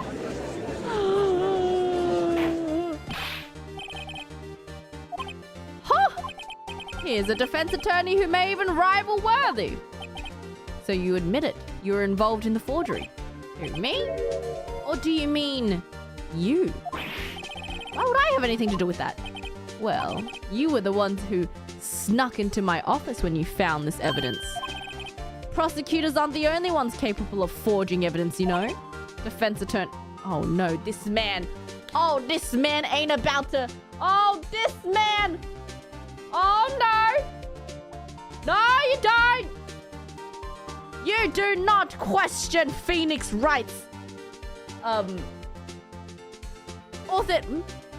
What's the word I'm looking for? What's the word I'm looking for? Integrity! How dare you! There we go. Objection! Detective Gumshoe was present during the investigation. Worthy, my boy. Not even detectives are exempt from the law. Rest assured, Dick will receive his due punishment. What? In light of the detective's presence, please give us your testimony regarding the pieces of evidence found in your office. My. Kids these days no longer know how to put 2 and 2 together. Here we go. We gotta save Gumshoe. Get back Gumshoe's salary. Let's see. A jar fragment and a list. For all I know, you could have planted them in my office. You can't prove when these pieces of evidence were discovered. And if they were found after Dark was convicted, then if they were found after Dark was convicted, then they're worthless. There's no reason I'd participate in a forgery. Rearranging the crime scene wouldn't help me out in any other way. Wait, what? When investigating the crime scene, you should have been more careful to observe protocol. You do understand I'm the chief of police. There will be consequences. Indeed, I believe I will press charges so you don't make the same mistake again. How can you press charges when you're behind bars? Okay, calm down. Calm down.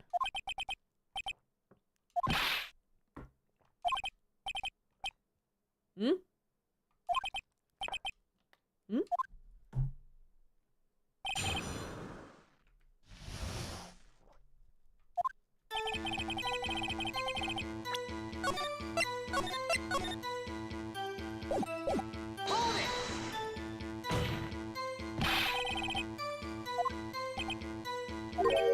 You wouldn't have the guts to do something like that. I'll have you know back, I once broke into a cat- Phoenix, shut up. You can't prove you didn't carry in the evidence, can you?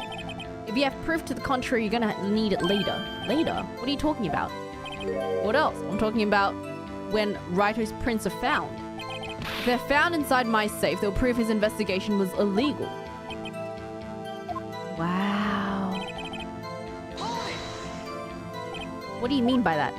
This is all purely hypothetical, of course, but supposedly I did place those items in my safe. Such an act wouldn't necessarily constitute forgery. What do you mean? If concealing evidence found at a crime scene isn't forgery... I'm not through speaking yet, righto. It all depends on when the evidence was discovered. If they were found after Dark was convicted, they're worthless.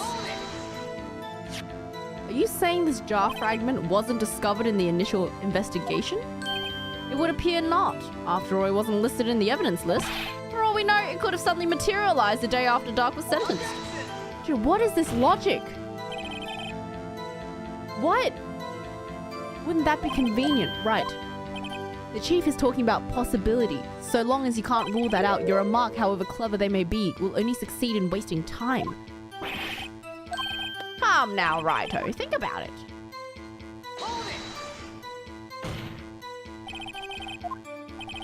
I'm innocent. Remember? Who was it that murdered Neil? I'm not sure I care for the word murder. Now do you see?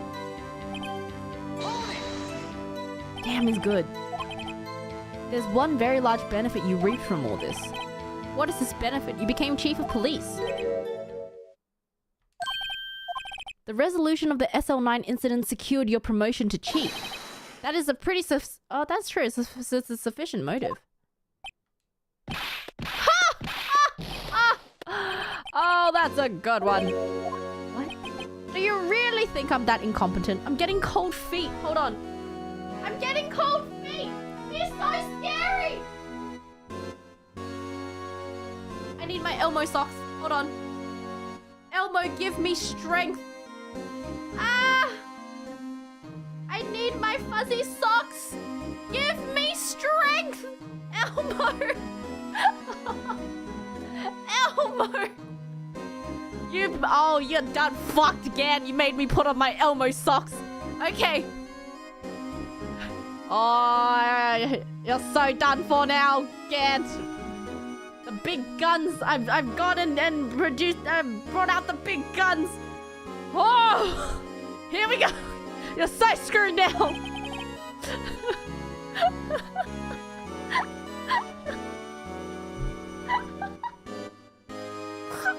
Oh.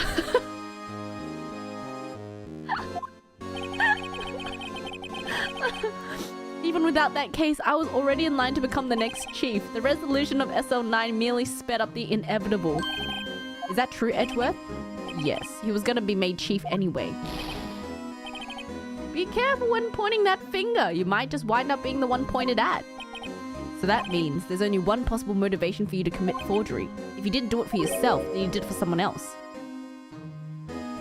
Did you do it for Lana so that she would become chief of prosecutor because you wanted to take over the prosecutor office as well? Don't be silly, Worthy. You know me better than that. There are only 3 people I look out for. Me, myself, and I. Oh, hello, King Bradley. There he is. Out in the open. Gee, would you mind if I change my testimony a little? What? Oh. I wouldn't be anyone's accomplice if there was nothing in it for me. Nothing in it for you? Okay. That girl, Lana's little sister, was it? If you think I felt sorry for her, you'd better think again. Scumbag! Be tough on crime and tough on people. That's how I was raised. You seem to be lax enough on yourself, though. Ha! Ha! Oh, that's a good one, Worthy. Could there have been something in it for him?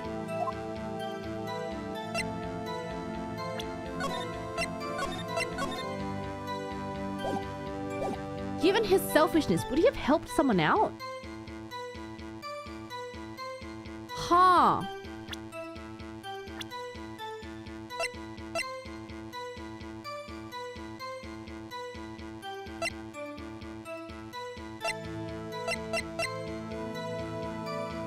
The only thing I can think of would be Lana, because then she would owe him something. And if she got promoted to chief of prosecutor, she could do stuff for him. I think.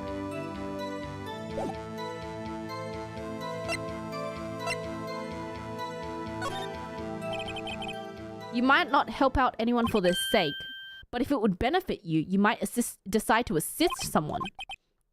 It appears you're positively determined to portray the chief as a nice man who likes to lend people a hand. No. Who is this person you believe that Chief Game may have helped to forge evidence? Meekins! Gumption! Take that!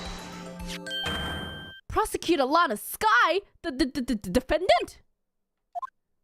I believe it's quite obvious in light of the circumstances. Emma Sky fell victim to an unfortunate series of events. Who would want to help her more than her own sister, Lana? As for the Chief Gant, he would have had a reason to help Lana if she asked him to. That reason, of course, is self-profit.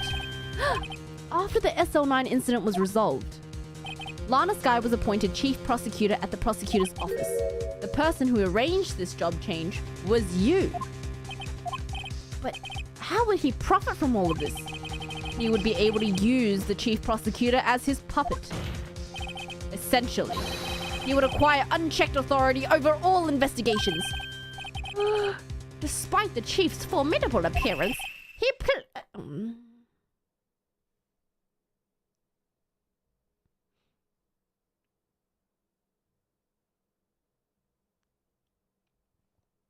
Judge, please.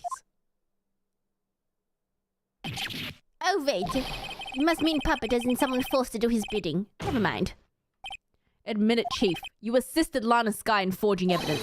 Your motive? To appoint her as chief prosecutor so you could control her. Righto, my boy. You have quite an imagination. Let me ask you something. Do you have any proof of this? That I controlled Lana? For example, is Lana testifying that I've done such a thing? Lana. She's keeping quiet to protect Emma. There's no way she'd testify against Gant. I'm afraid without any proof, this all amounts to nothing but more than mere conjecture. Unless that is also what happened in this incident. What? Of course I'm talking about the murder of Detective Bruce Goodman. The chief prosecutor has been acting strange throughout this entire trial. Almost as if someone has been controlling her. Oh, now we're going back to the... Okay. Worthy, you'd better watch your tongue. I wouldn't want you to get hurt. That's a threat. That is a threat. Dude, what is going on? Bailiff, judge, anyone. What do you mean? What he means, Your Honor, is that the Chief Gant is involved in the murder of Detective Goodman. Not only that, the Chief is now making Lana take the rap to cover up his involvement. What?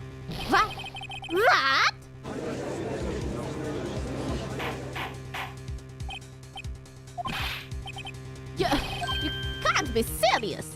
This is an affront to the highest ranking officer in our law enforcement agency. To accuse the chief of police of blackmail and murder! That is impossible! Corruption goes all the way to the top! Your Honor, I was merely reiterating what Mr. Edgeworth said in easy-to-understand language. Finger wag.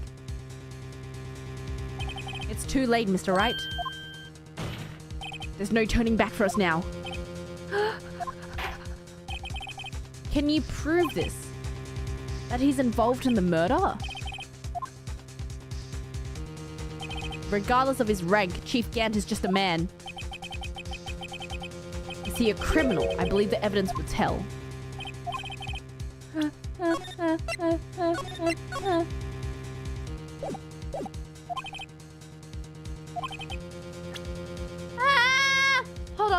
Hold on. Everybody hold on. Okay, look, let's go through this one by one. ID, probably not.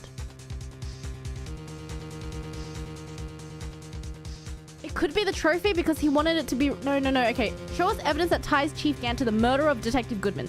Okay.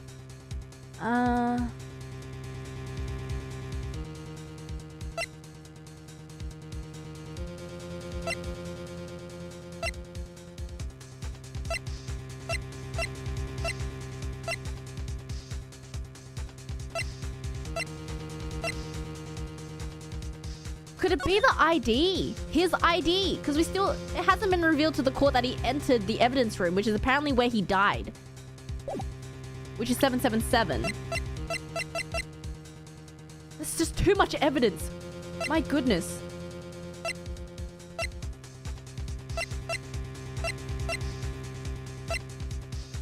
Okay,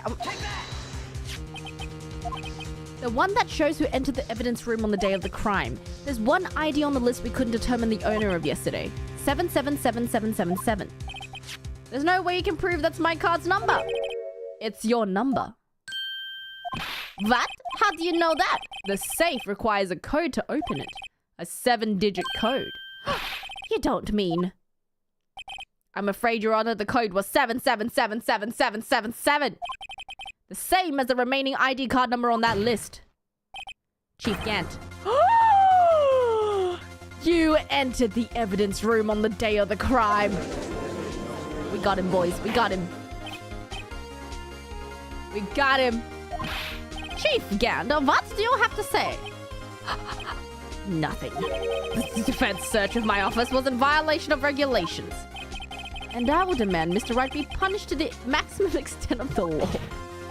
But right now, this court demands an explanation from you about the use of this ID card. So you admit it? You entered the evidence room on the day of the crime? What about it? I'm chief of police. Whether it's the evidence room or the bathroom, what's the difference? I can go anywhere I want. Tell me, when you entered the room, were you alone? I always go to the bathroom alone, as I do with the evidence room. Detective Goodman wouldn't have happened to be with you that day, would he? Of course not. Why would he be? I hadn't seen him in days. You hadn't seen him in days? Oh, Chief Gant, I'm afraid you've just undone yourself. Wait, why? Wait, I'm not following along. Hold on, Phoenix, why? Why haven't you seen him in days? Is that wrong? Wait, hold on. Is that wrong?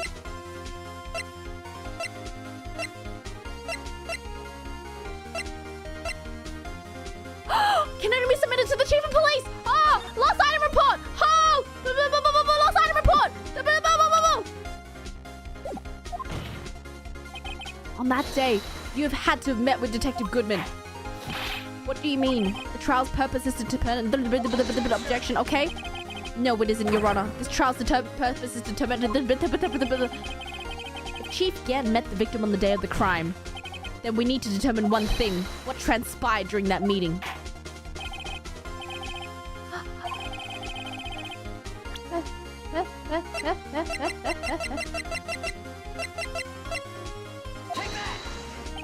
Detective Goodman lost his ID card on the day of the crime.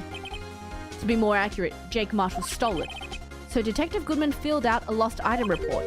He would have had to give that report to the Chief of Police. Yet you are in possession of the report, which means you can't be sure that he filed it. He filed it. How do you know I asked? How do I know you ask? Because he needed to enter the evidence room that day. He needed to transfer the evidence out. Detective Goodman took the form to you, Chief Gant. Then, you accompanied the detective to the evidence room. Oh! I accompanied him? There's no other way the murderer and Detective Goodman could have entered the room. God. Hold on. Let me guess what you're going to say next. I, the Chief of Police, murdered poor Goodman? Exactly. But Vet! The chief didn't necessarily need to accompany him to the evidence room. He could have just lent him his ID card. Yes. Now that you mention it, I believe... Objection! Sorry, but that's not possible. According to the record, your card was only used once. Yet you showed us your ID card earlier. If you had really lent it to Detective Goodman, it would have been found on his body.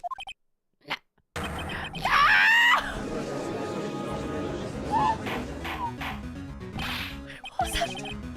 What was that? Oh, we got him! We got him! No shouting, we got him, we got him, we got him, we got him, we got him! We got him! The murder was most likely a spur-of-the-moment crime, for no one in their right mind would choose the police department as a place to commit murder. Wait, so it was a moment... Why? Did he say something? Did Goodman find out about him? What was the motive? You contacted Lana at the prosecutor's office to dispose of the body, of course.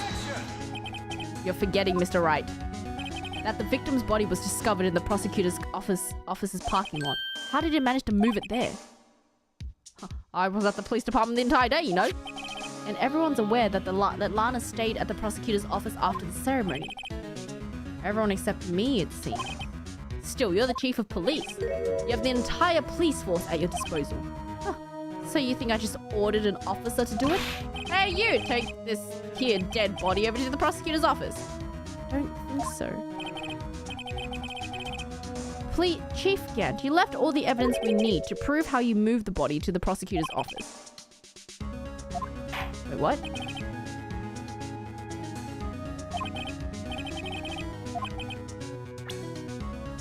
What?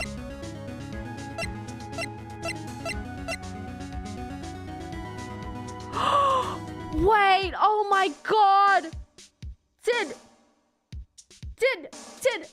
Edgeworth unknowingly move a dead body? Oh my god! Take that! This is how we moved Detective Goodman's body. You mean the body was found in the trunk of Mr. Edgeworth's car? I think it's obvious what happened. The body was moved by the car. Dude! You mean I carried the victim's body? Precisely so. But wait, even you know, I didn't plan on returning to my office after the ceremony finished that day. But you did return. Tell me why. Oh! I was asked to go by Chief Gant, no less. He told me he wanted to keep it here in the prosecutor's office. In any case, on the day of the stabbings, I brought this back here. He was set up! What you were really taking to the prosecutor's office wasn't the screwdriver, but the victim's body in your trunk!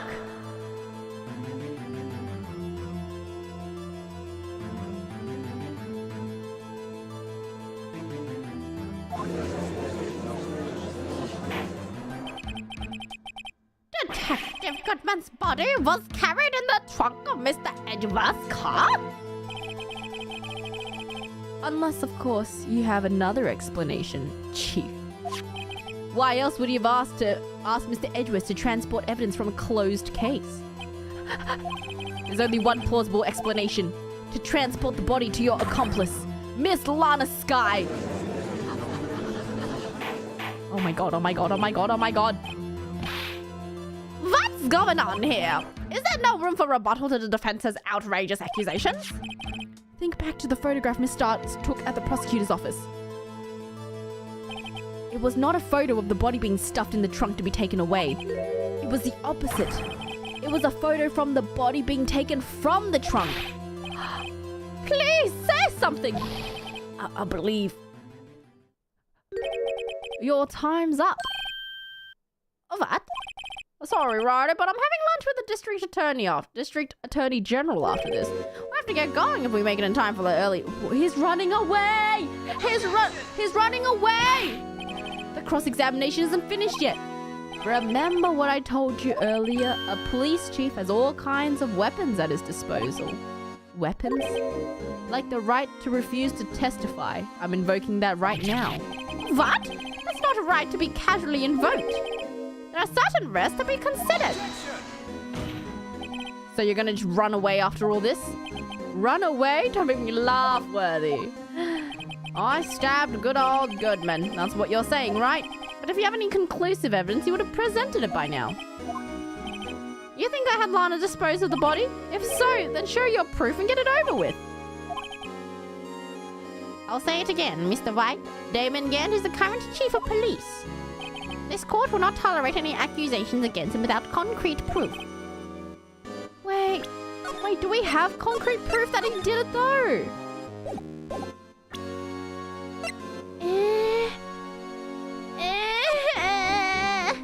No evidence shall be shown without the approval of the police department. Unregistered evidence must be relevant to the case.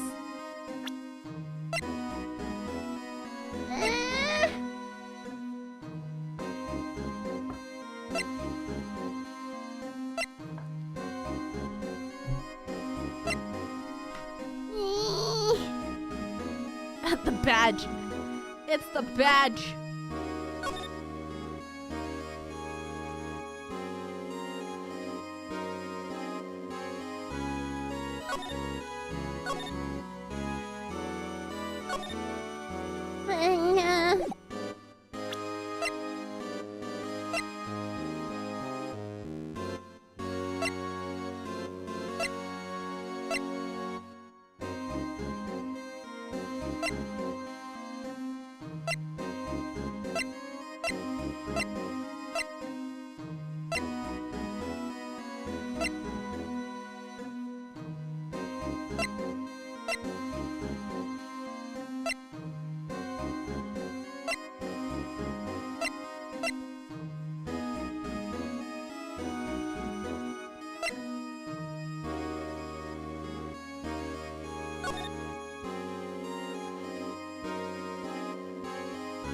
.5-inch knife.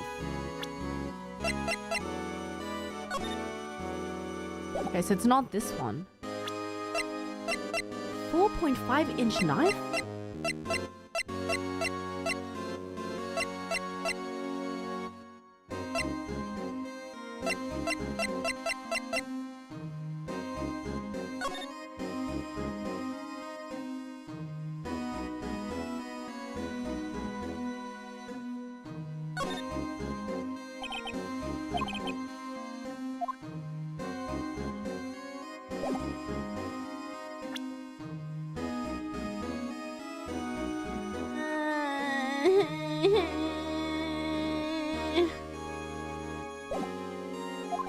Your Honor, Do you have any concrete proof that Chief Gant murdered Detective Goodman and made Miss Sky dispose of his body?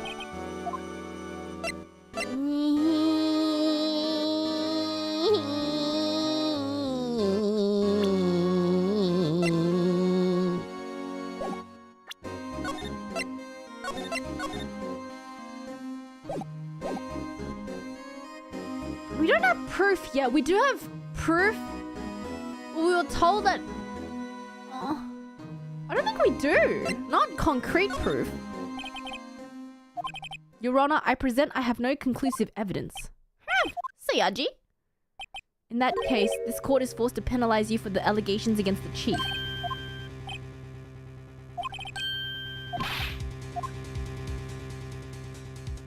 Eh? Eh? I warned you, Mr. Eh? Eh? What? What? Wait, what? What?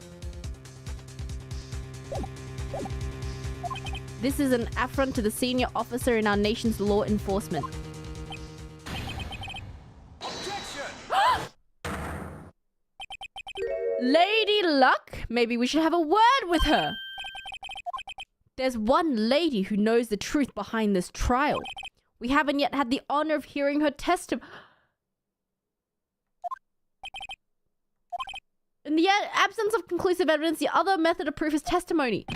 But Chief Gant has invoked his right to... There's one more person. Lana! Lana! Lana! Lana hasn't spoken! Lana!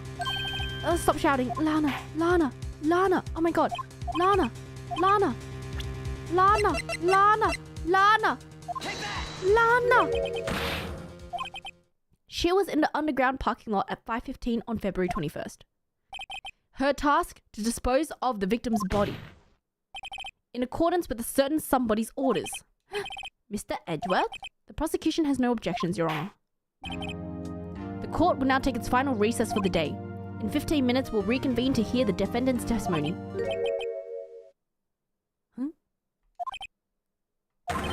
Chief Gant! I thought you were going to eat. Listen good, Lana. I don't think you need me to tell you this, but if you accept Mr. Wright's claims, there will be... What is this guy doing? Just straight out threatening people in... Dude, what? Dude, what? What?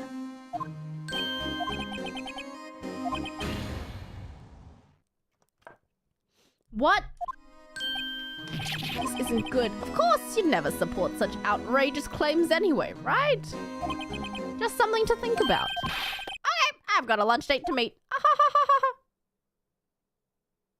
What? Okay, if there aren't any further objections, this court is now in recess.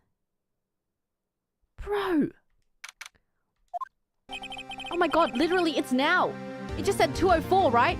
This is literally now. It's currently 2:06 p.m. Maybe, like, the clock's a little bit slow. This is literally now. Oh my god.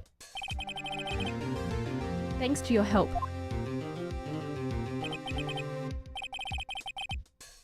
He's something else, huh? Pals?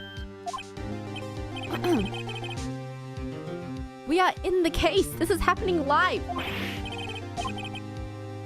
I've already decided where to work. At... Oh, what? My office? I'll take the place of that top-knotted girl you used to work with. Maya? Looks like we're all out of moves. How does he always get the upper hand? It's no fair. He has the right to refuse to testify, to settle down, right? Remember what the judge said? There are risks to be... Oh god. Risks? What did he mean by that? It's simple. If the chief refuses to testify, the opposite also holds true. You mean he forfeits his right to say anything? Emma! Are you okay? Yeah. When I came to, I was in the medical office. I've been listening to the trial from the gallery. I'm sorry for what I said before. No, don't be. It was the truth. You know, it's funny, I almost feel somehow relieved.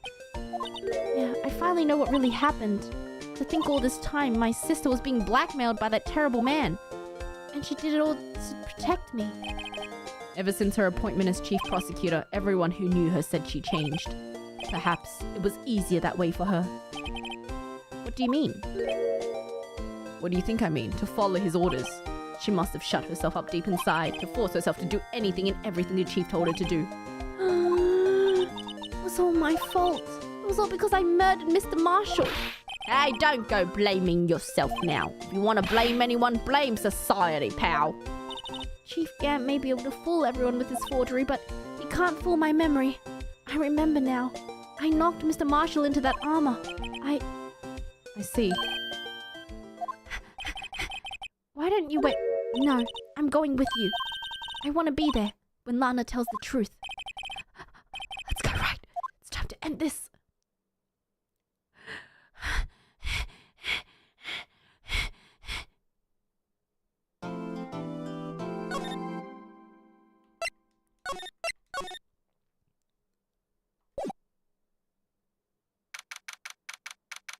$2.21. Oh my god.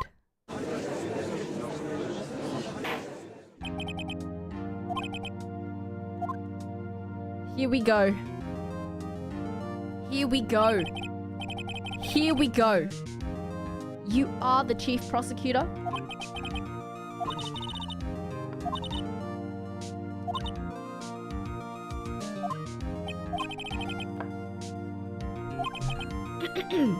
Remember, you are under oath. We want to hear the truth. Under oath. The funniest 2 words in all of Ace Attorney. What is perjury? We don't know. Of course, the truth. Lana, no matter what happens, I'll always be your sister. Here we go. Tell us about your relationship with Chief Gant. Okay. Okay, here we go! I worked alongside Gant for years. There's no truth to this blackmail theory. Lana! I rearranged the crime scene. My only motivation was to get Dark convicted. It had nothing to do with Emma. She's lying.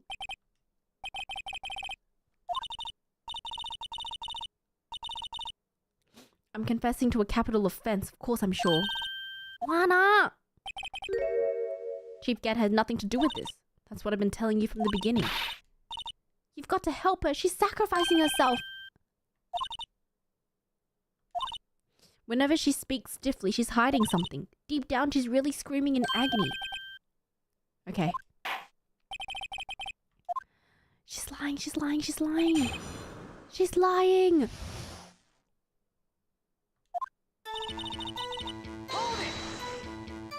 How many years? Ever since I became senior detective. I was 24, so that would be 5 years. They were legendary partners, okay? They testified to numerous cases, okay? Damon Gant was a respectable detective. Was?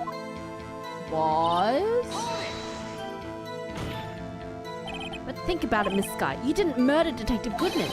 You told me as much yesterday in jail. You still don't get it, do you, Mr. Wright? Any testimony you cannot present in court is as useless as idle gossip. I stabbed him with a knife. And I fabricated. Did you do so to help your sister? Joe Dark was a serial killer. My sister almost became his last victim that day. I didn't want that incident to ruin her life. But what she did was justifiable self-defense. She wouldn't have been charged with anything. That's not the point. She was traumatized that day, all because of that creep. So I couldn't forgive him.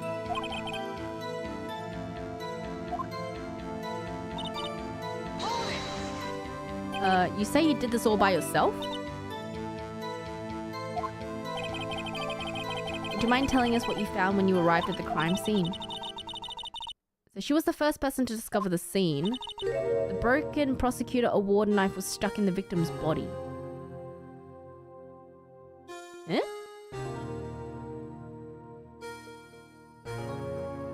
Eh? I thought it was the What? Hold up. But prosecutor Marshall died from an unfortunate accident. That's only a situation you dreamed was possible. The The reality is, it wasn't my sister who took the prosecutor's life. Fantasize all you want, but I'll never change this statement. You mean Prosecutor Marshall was killed by Dark? Something like that. What happened to the other murder weapon?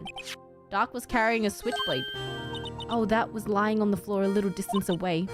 It was probably knocked away in the struggle. Eh? Eh? Eh? Eh? I broke off the tip of Dark's knife and planted it inside the wound and then moved the body. Eh? My only motivation was to get Dark convicted. It had nothing. Eh? You planted the tip of Dark's knife in the victim's wound? Then you moved the body? You of all people should know, Edgeworth. You've always had a good head on your shoulders.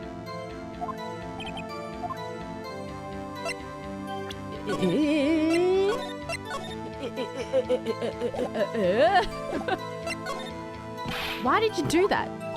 Come on, even you should be able to figure it out. The reason Miss Sky fabricated the knife. I knew the tip of the weapon buried in his body would be all the proof we needed. According to your testimony, Prosecutor Marshall's broken knife was the murder weapon. Leaving it might point the blame away from Dark, and I felt the most effective way to get him convicted would to have the tip of the knife found inside the victim's body. So you buried it inside the victim's stab wound? Okay.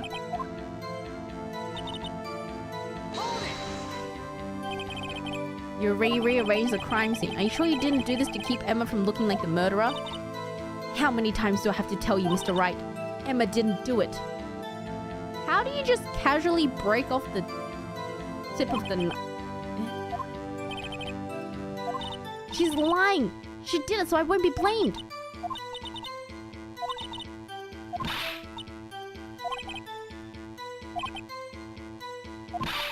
There's no way she could have done it alone.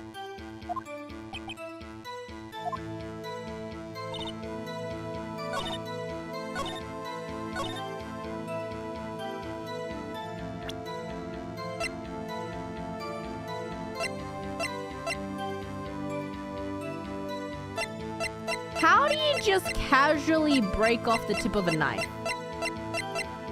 That doesn't make sense.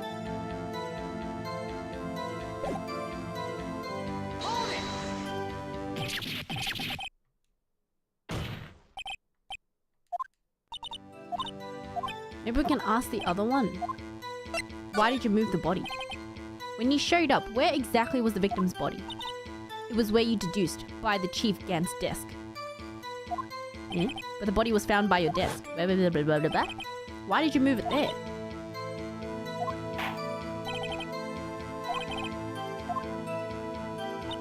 The pieces of the jar that shattered threatened my plan. That wretched jar you showed us earlier. In order to show that Dark committed the crime, I felt it'd be more expedient.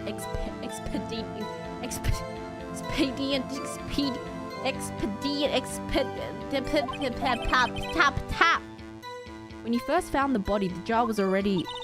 it'd been shattered to pieces. If you look at the crime scene, it would be clear right away what happened. Neil Marshall was dead, Dark was lying unconscious. The jar must have been broken during the struggle. But how would he have written on a jar that was already shattered? What? That doesn't make sense. What's the matter, Emma? Apparently the jar shattered at the time the crime was committed. I have a feeling there's more to that.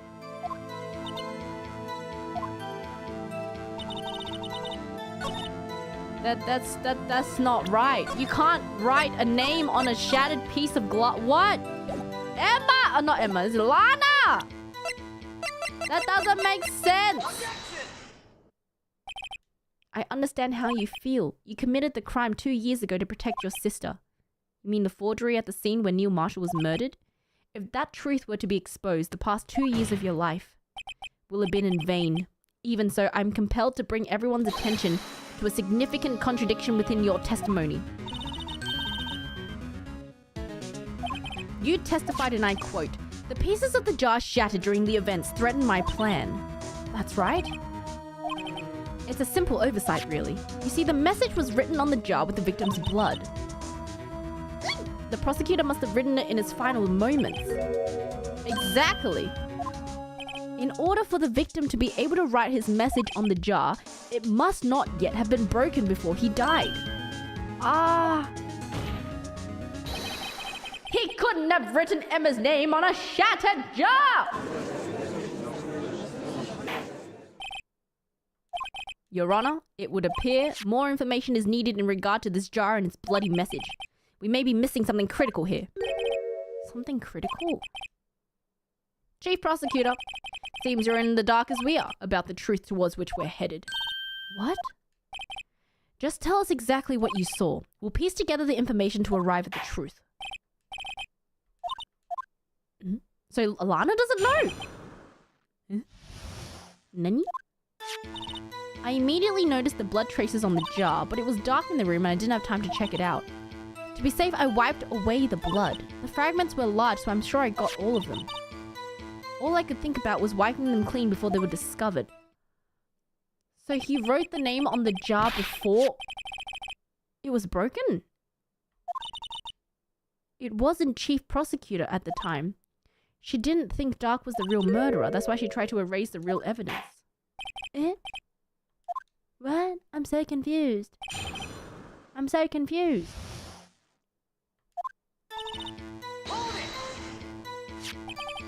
So the jar was already broken.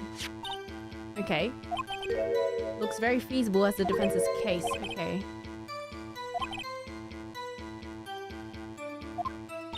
Normally I would've. Okay. So you didn't know your sister's name was written on the jar? No. If I'd known, I would have gathered all the pieces and ground them to dust. Lana, you do that for me? Okay. I just barely enough time to move the body as it... Okay. If someone happened upon the scene, you'd lost your chance to erase the evidence. You must have been in a hurry. I was. And you had to destroy the evidence before anyone came.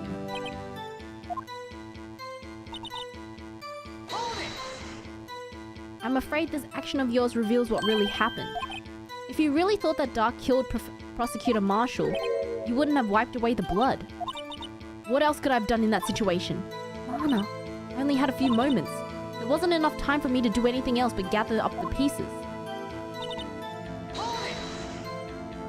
But how could you have seen with the power out? It should have been pitch black in that office. Detective always prepared. I carry a pocket light and a camera with me. Okay. I never miss anything. I got every last piece. But you didn't. One was in the safe. Wait, what? I'm so confused. You illegally rearranged the crime scene?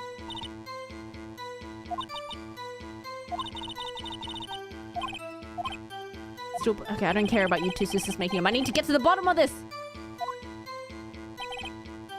This day will leave a permanent stain on the history of the prosecutor's office.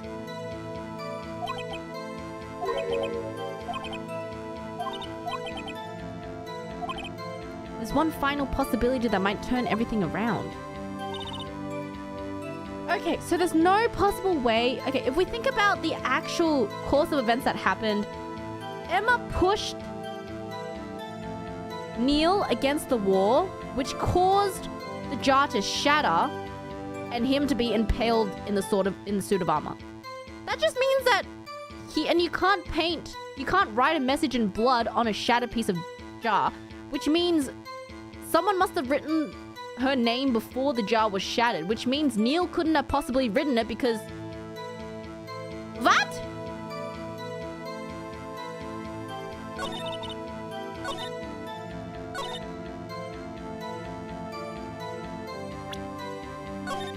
Someone was set up, someone did it. But you didn't get all the pieces. Miss Sky, I believe this jar conceals a truth even you were unaware of. We found the final piece of this jar in Chief Gant's safe.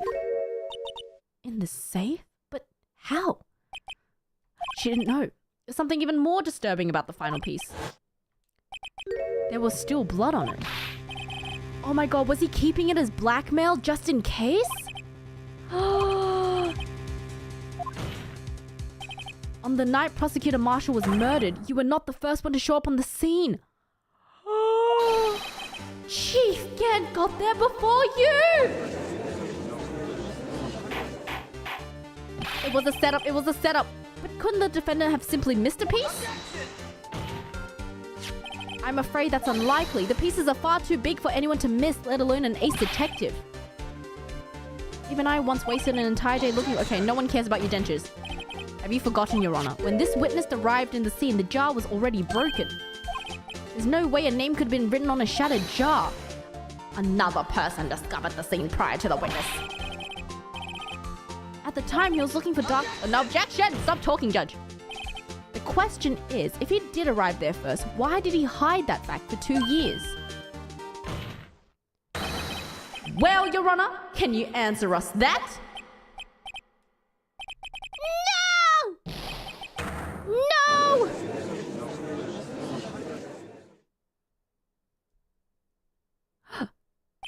Wait.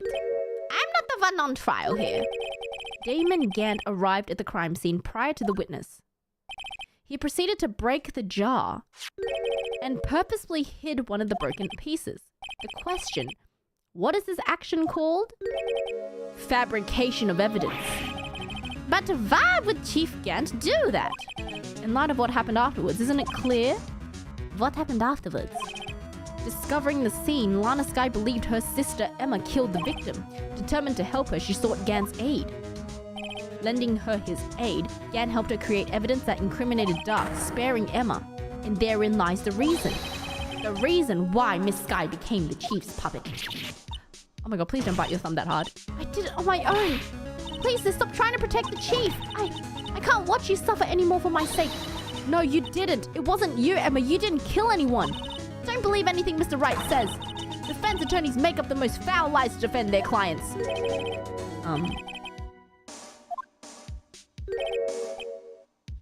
I guess you don't seem like the type who likes to twist the truth. Wait a minute. What if... we're still smack dab in the middle of Gant's trap? Lana may be right after all. What? Miss Skye, please testify once more. But if evidence was fabricated behind your back, then Emma's accidental killing of Prosecutor Marshall might also be a lie.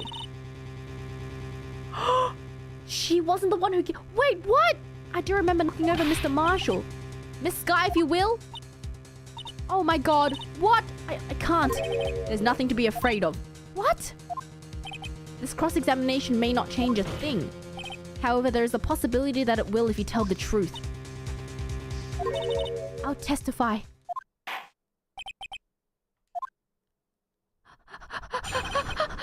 The actual crime... I need an idle meeting. Hold on. Hold on. I need to... I'll be right back. Oh my god.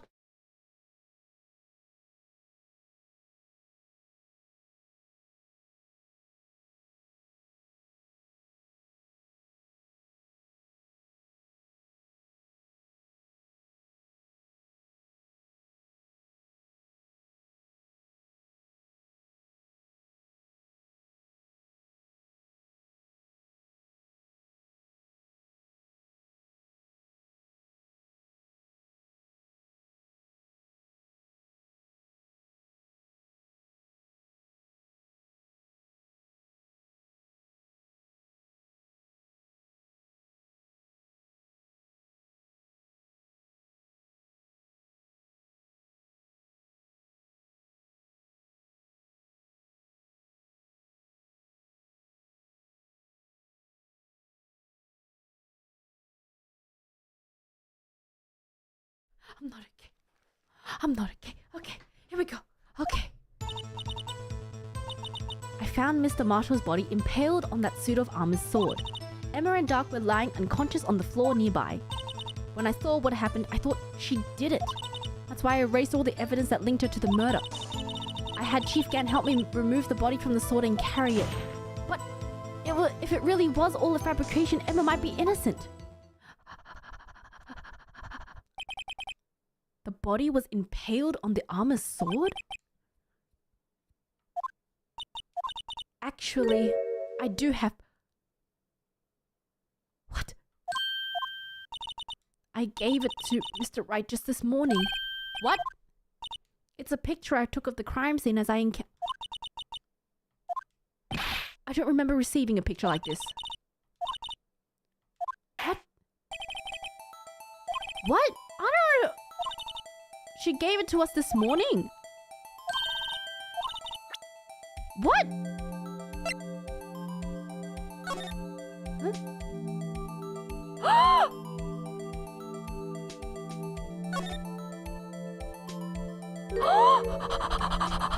It's in the book. It's in the book.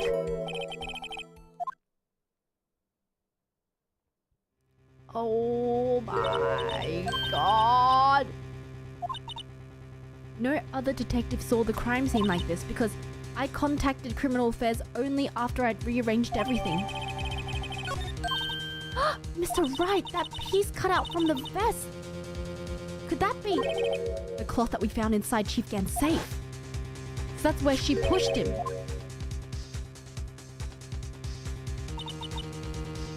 So he must have gone there and cut off a piece of the cloth? Bro. Whoever's fingerprints must have been the real murderer. Wait, but those fingerprints, they're yours, Emma. Oh no. Wait, so she really did kill him? By accident? Oh no.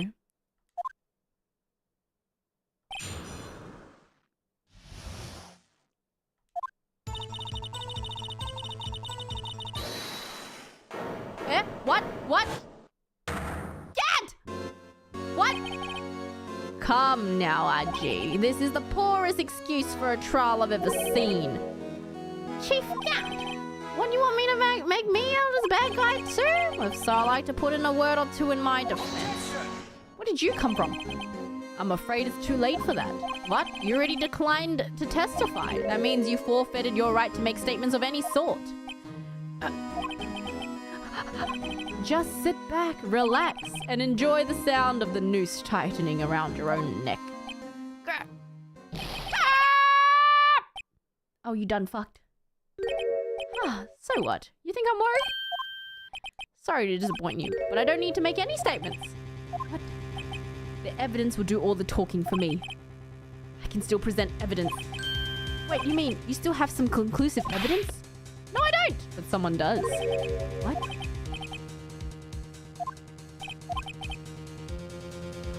It's the leather jacket. You do have something to show us, right? Something that proves who knocked over Neil Marshall, causing his death. Oh no, we save. Oh no. Oh no. Oh no. If I show that piece of evidence now...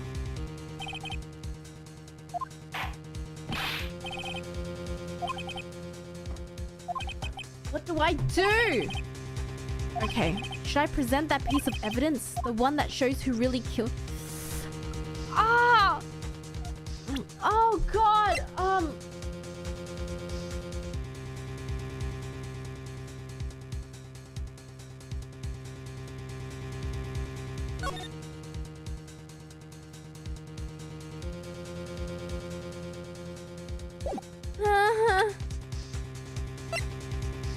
Wait, is that evidence even...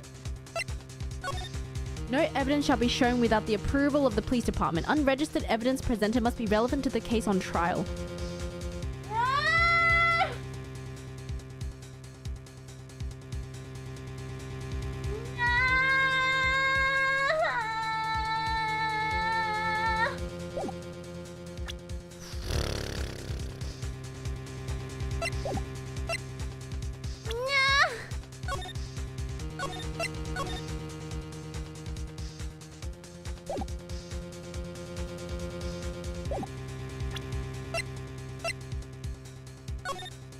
Wait, unregistered evidence must be relevant to the case on trial.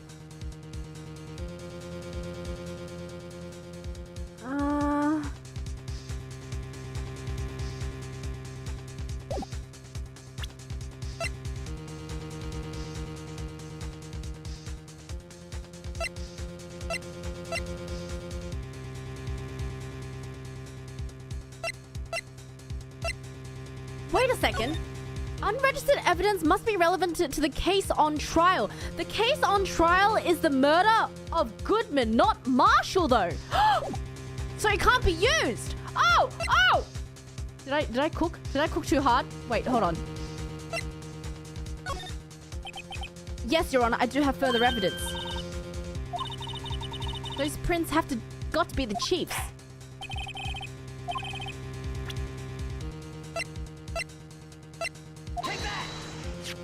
It's a piece of leather cloth. It's most likely cut from the victim's vest near his chest.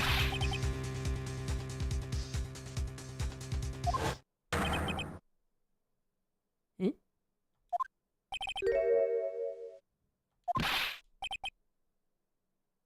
Eh?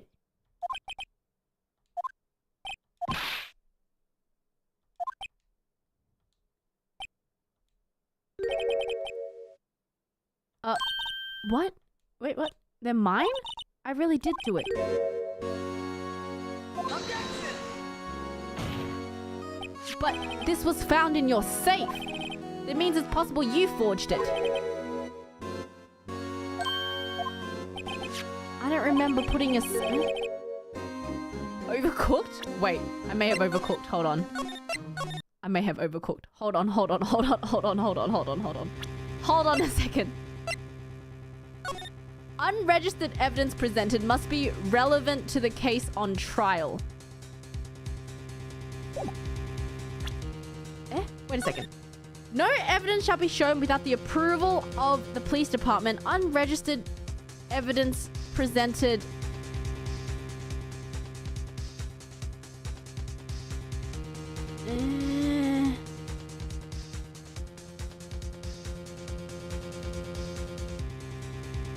Wait. Unregistered evidence presented must be relevant to the case on trial.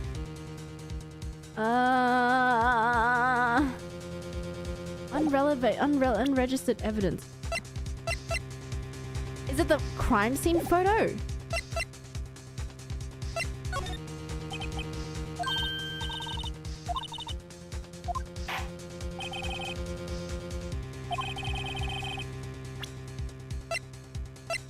Okay, so it's not the... Take that! Oh, what?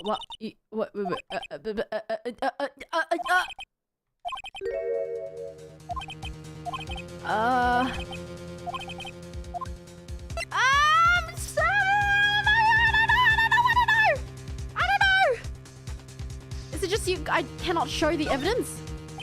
Your Honor, I don't have any evidence I can present at this point in time. What? Chief Gant, you opened my safe. I know you took what was inside. Oh, you just self-incriminated yourself.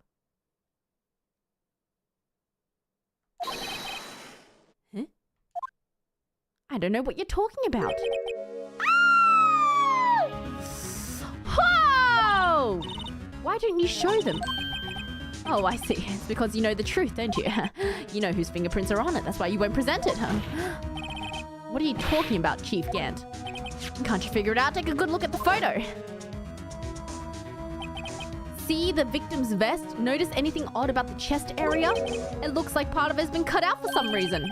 You mean you had this in your safe? What? That means you, the chief of police, have been concealing evidence? This is going to be the biggest scandal in the history of the police department. Oh, I see. I cooked a little too hard. Uh-oh. Impressive. To be honest, I didn't think you had the gall, righto? Well, I can't just let you pin me up as the murderer. I'll tell you what really happened.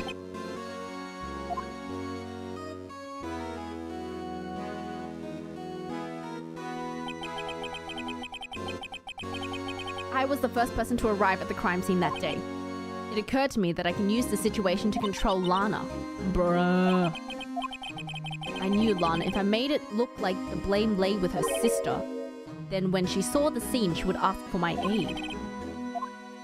I told her to arrange all the evidence. I had her plant the knife tip in the victim's body and move the body across the room. When I tampered with the crime scene, I hid 2 pieces of evidence. This was before Lana arrived at the scene, mind you. You mean the items in your safe? For insurance. I was sure my plan would work, but it's always best to prepare for the worst. You mean you were calculating that far ahead while forging evidence? See this jar fragment? I hid the most legible part of Emma's name. I didn't expect Lana to go and wipe the blood off. So someone did write Emma's name on the jar before it was broken? Wait, what? Objection! If you fabricated all the evidence, who's to say you didn't fabricate the message on this jar too? Huh. Some people just don't know when to quit, do they? That's why I kept one more item for insurance. You mean the piece of cloth? Come on, Righto, cough it up already. I know you have it. What are you waiting for, Wright? So you admit to it then? That you were hiding the cloth you cut off from the victim's vest in your safe? Yes, I admit it. I didn't want to have to do with that being chief and all, but it's a lot better than being portrayed as a murderer. Huh? You said you didn't have any evidence you could present. You should have known then before it was too late. Wait, no, but the moment of truth has arrived.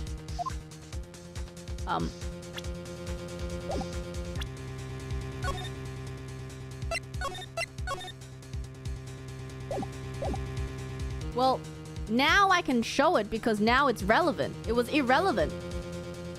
Right? Your Honor, I do have evidence to present now.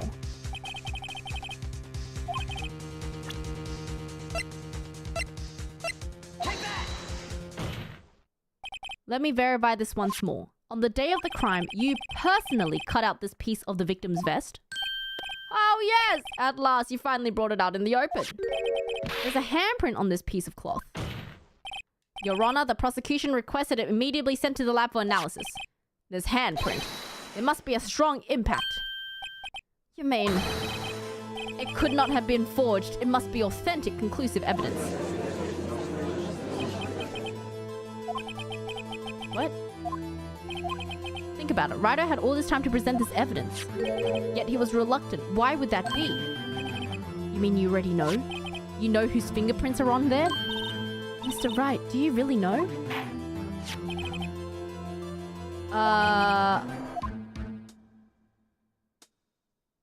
Very well. I'll tell you. Wait, what? It should be okay now. Wait, everything's proceeding as what? Wait, what? What?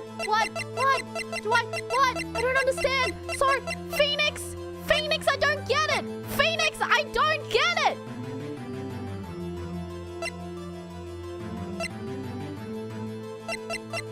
Trust in Phoenix? Are you sure? Take that! Emma? Emma Sky? What? They're mine? But why? Why didn't you tell me? Ha! Ha! Ha! You're really something, Righto. You knew this girl did it all along. You still tried to pin the murder on me. So it's true. Tragic, but true. This girl really did shove Prosecutor Marshall to his death. How could you? You monster! You knew whose fingerprints those were all on, yet you acted like she really didn't. Huh?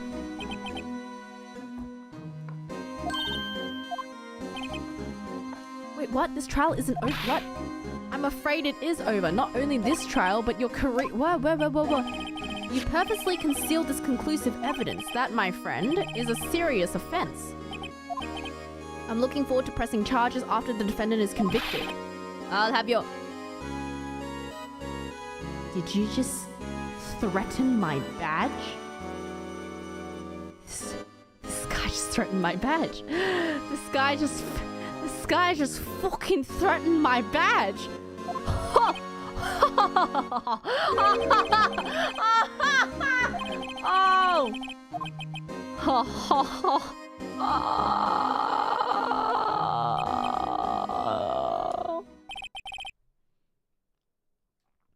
Before I do that, there's something that you have to clear up.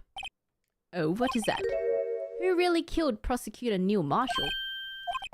Chief Gant, you are absolutely right. The piece of cloth proves the real murderer. Who killed Neil Marshall, you ask? No. I'm afraid that's not possible. You see, It's a contradiction. What? I'm talking about a contradiction. One that proves who the real killer is. Wait, what? What could possibly contradict? Your tyrannical reign ends here. Eh?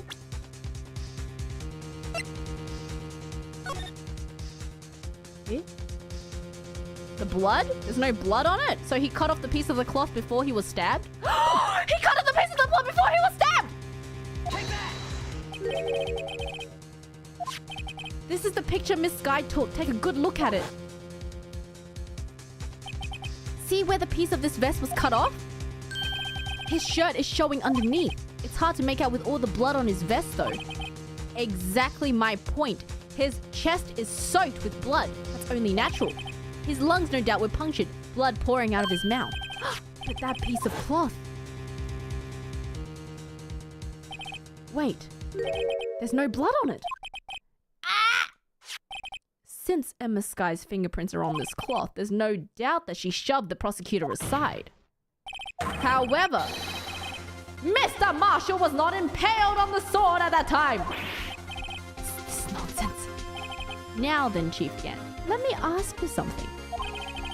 Prosecutor Marshall was not impaled when he was shoved aside.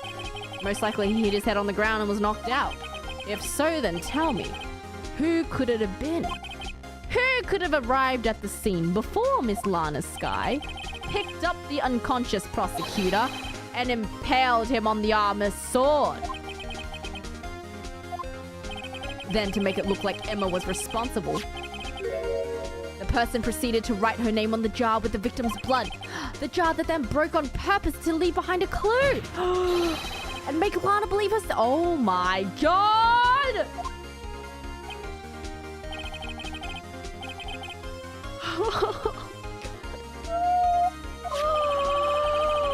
Oh my god! You personally cut the bloodless piece of victim's vest? Ironic, isn't it? Through the very act of creating insurance, you proved you were the actual... No! Oh my god. But why? Why would you want to kill Neil Marshall? What? What? Oh, he's sweating. That was close, Ryder. You almost had me. Oh, so sorry, but you have to do better than that. Refute her allegations. What? You see, that piece of cloth is illegal evidence. What? What nonsense is this? Illegal evidence cannot be used to convict a suspect. Remember, Ajit. Ryder concealed that piece of cloth.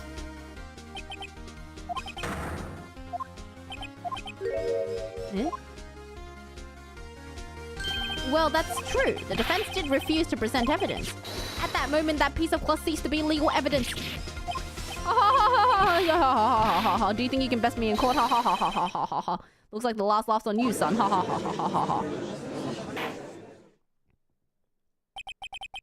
I'm afraid Mr.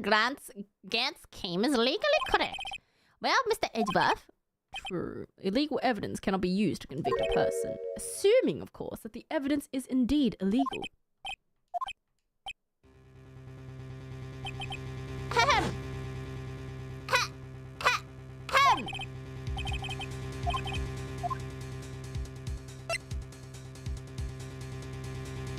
Just in case. Just in case. I admit I refused to present it at one point. So the evidence is illegal. No, it isn't, Mr. Gant. Tisk, tisk, tisk. Actually, it's not that I didn't present evidence then. It's that I couldn't. What do you mean you couldn't? There are certain procedures involved when presenting evidence. No, Aji! Don't listen to his lies! He's nothing but a coward! There's only one issue left to be resolved. Is this evidence legal? Very well. Let us settle this once and for all. You refuse to present evidence. If you can prove your conduct was not in violation of the law, then do so now. have you ever heard of something called evidence law? This is my proof, Your Honor. Evidence law. My stomach just growled. What's this? I've done my homework too, Chief. Actually, indeed, Emma Sky's fingerprints were on this piece of cloth. However, like, at the point of time, this was merely a piece of cloth, nothing more. What? You see, it's written right here in this book. The second rule of evidence law.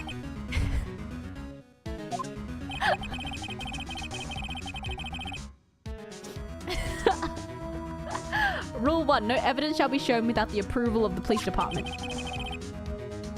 I found this piece of evidence myself, inside your safe. It goes without saying, I do not approve. I do not have approval from the police department. Number 2. Unregistered evidence presented must be relevant to the case on trial. And here is the crux of the matter.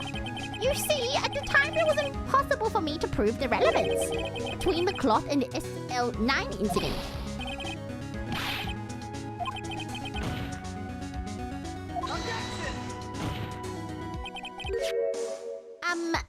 Sorry, but can you recall when that picture presented? It was only shown a few moments ago. That piece of cloth was still meaningless. The person who gave it value as evidence was you, Damon Gant. You yourself confessed to a certain truth.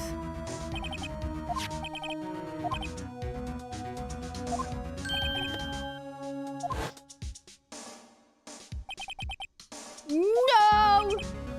It was then you approved this cloth as conclusive evidence. You, Chief of Police, personally approved this cloth. The only person who could have cut this from the victim's vest is the one who stood before Prosecutor Marshall in his final moments. The real murderer, and there's only one person who that could be. Damon Gant, the killer was you!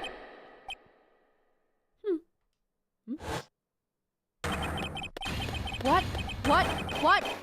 Oh, he's lost it. Oh, he's lost it. Oh, he's losing it. Oh my god, he's losing it. Oh, he's losing it. He's gonna explode!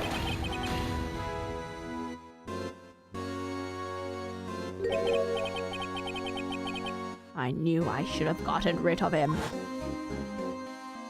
That good-for-nothing scum! 2 years he's been snooping around the department trying to get something on me. What? Crimes are being committed every day, yet he insisted on hounding me. Well, your crime wasn't exactly petty. You've killed 2 people. He wanted to reinvestigate the case. He recruited Angel Star and then convinced Bruce Goodman. Detective Goodman? Yeah, that's right. If the evidence is transferred, I'll lose my only chance to find out the truth. Please, you've got to help me. Goodman turned him down, as he ought to. Still, Jake Marshall didn't know when to quit. So he stole the ID card and tried to take the evidence. Goodman came to me that day. He wanted to file a lost item report. I went in with him to the evidence room. Then all of a sudden, he decided to speak out. Flashback. What are you talking about, Goodman? Can you please reopen the investigation, Chief? We can't transfer the evidence out. There's too many questions left unanswered.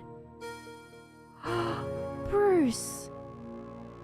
He opened his evidence locker, and as he was taking the evidence out, he said, "It's not too late. I'm going to hand all of this over to Marshall."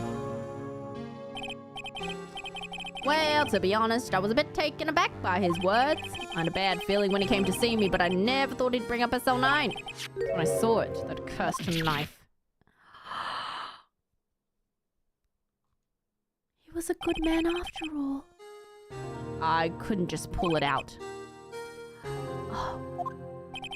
The blood was just pouring out. I didn't know who might stumble in, so I hurriedly wiped it up. I was worrying so much about the flaw I didn't realize my fatal mistake. The bloody handprint. I used to be known as the crime computer. Everyone has to start somewhere too, I guess. I was too nervous. I had no business doing any of it.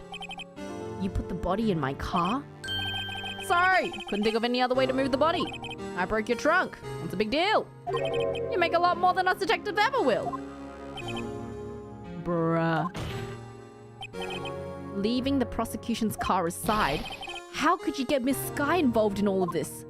Well, she had as much to lose as I did if the truth came out.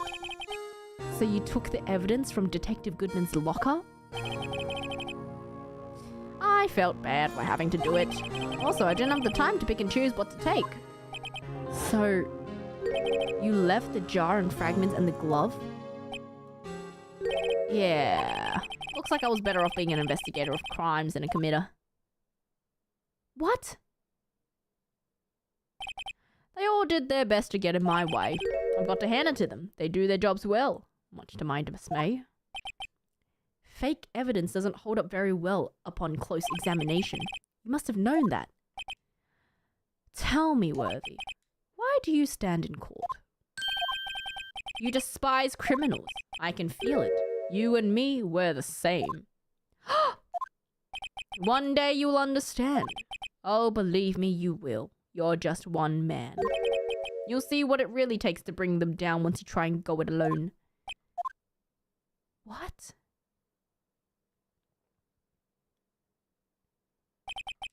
Well, looks like it's time to say goodbye. Wait, why did he kill Neil? He didn't have to. Oh, Ajay. Looks like we'll have to cancel that lunch date. Sorry, old friend.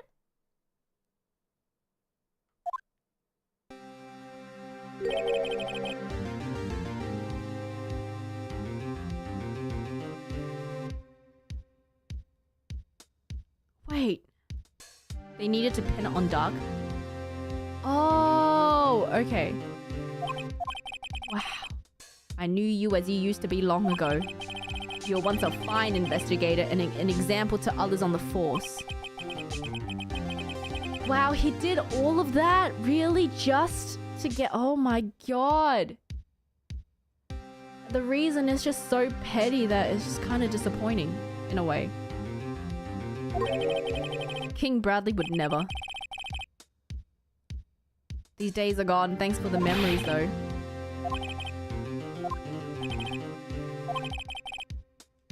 You can't go wrong. In fact, I can hear them already. The melodious sounds of it. What?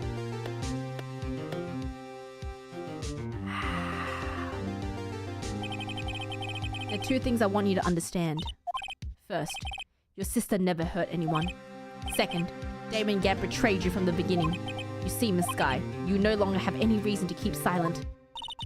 You're right. When this trial is over, I'll tell everything. All that I've done these past 2 years. From the time I had Gant help me forge evidence, up until today. Wow.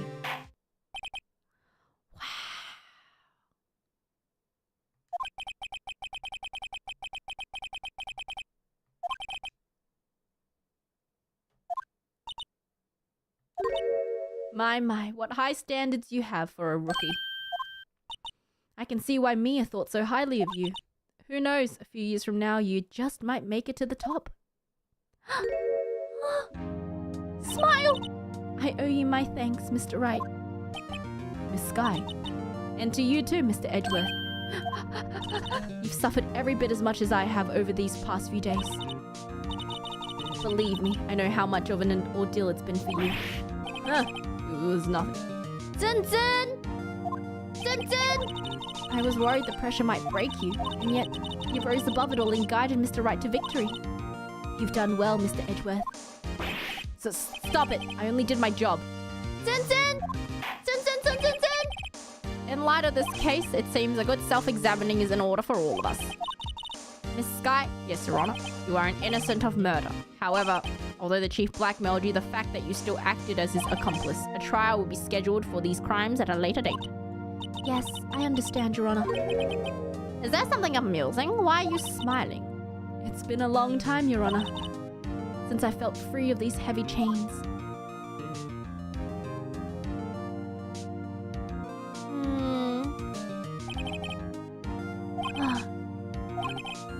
This court finds the defendant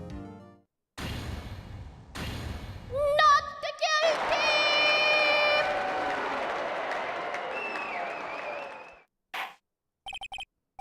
That is all. This court is adjourned.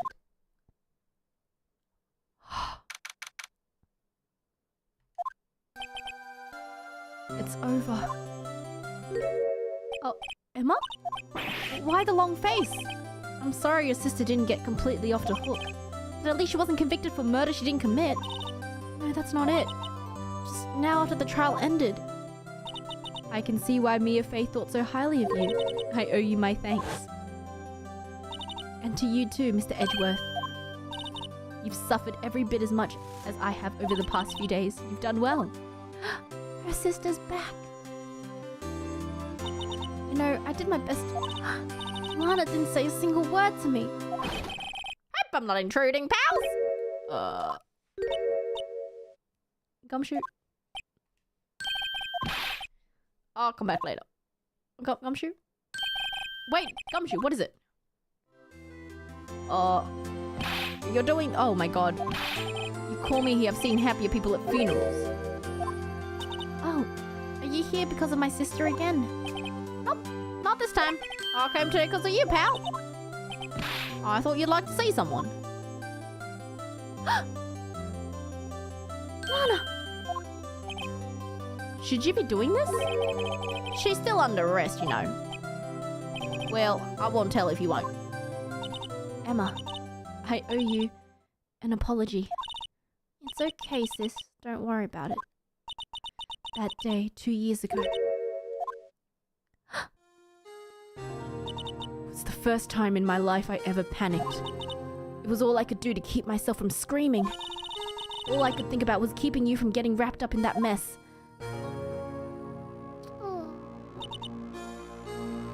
Sis, I asked Gant to help me cover up the truth. I thought I was doing it for your sake, but now I realize I was wrong. I changed after that day. I had to. It was the only way I could make it through the past 2 years. I knew how much I was hurting you by distancing myself, but I couldn't bring myself to tell you what I did. I was scared. Scared that you'd look at me with those eyes of yours. I was scared how you'd react if you knew. But sis, you were only doing it for me. No. I turned my back on you that day. In hiding what I believed to be the truth, I was deceiving you. I'm such a fool. It took me all this time to realize. Emma, I'm so sorry. You don't have to apologize. I'm happy now. You're happy? Of course. No, sis. I always knew that one day you'd come back. And now you have. Oh, Emma. Emma!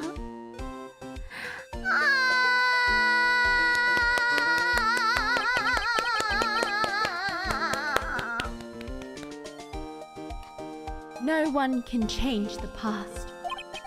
The only thing we can do is strive to make up for our mistakes. Why must we make up for our mistakes, you ask? Because in doing so, we can find the way back to our rightful path. And it is from there that we can move on toward a brighter future. At least that's what I felt watching the two sisters make up. I'm so hungry. Mr. Wright, Mr. Gumshoe, thank you both for all that you've done. I'm sure we'll meet again someday. Isn't that right, Edgeworth? Edgeworth! Stop hiding and come over here. He's such a Simpson! Oh, I just came to say congratulations. Thank you. Thank you, Mr. Edgeworth. Right, well, I'll be going now.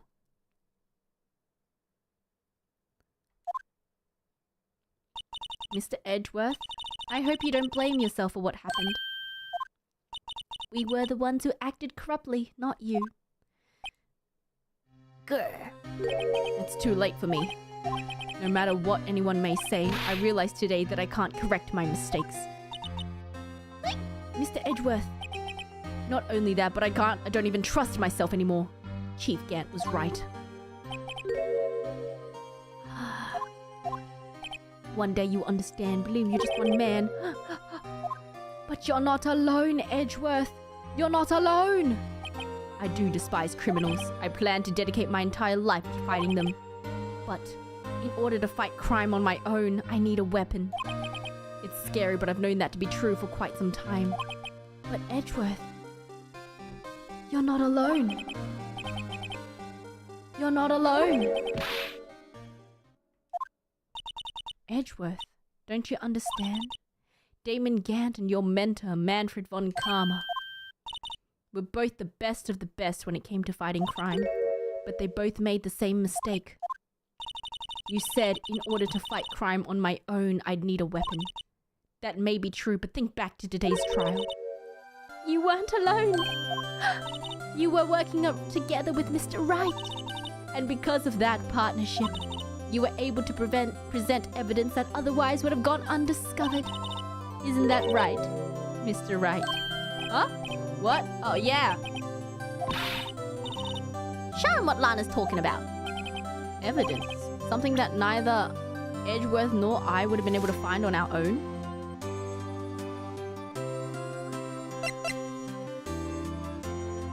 This one? The badge? Blue Badger?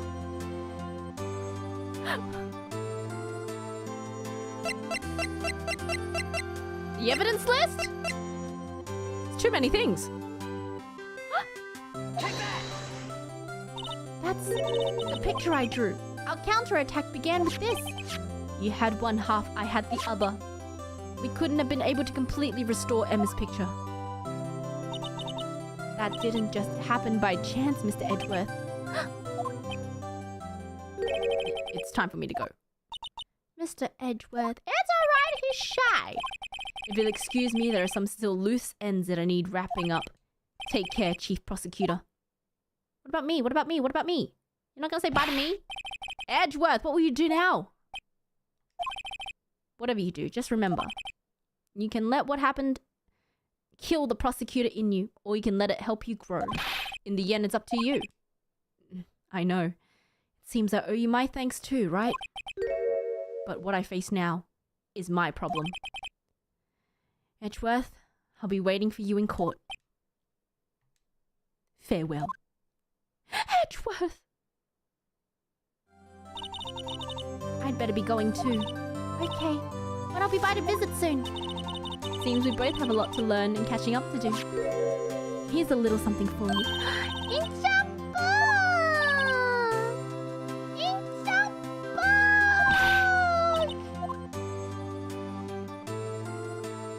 It's a book! Another case came to a close. As for the sisters, I have faith. Oh my god, I'm still holding it. Hold on. There we go.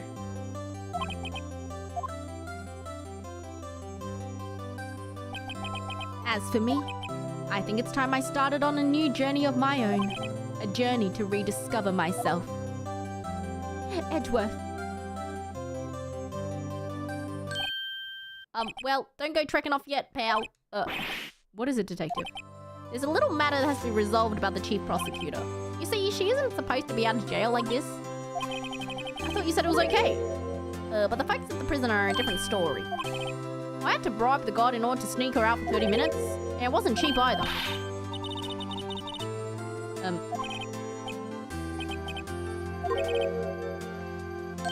Huh? What? You think I could afford it with my salary? You gotta be kidding me, pal. Huh?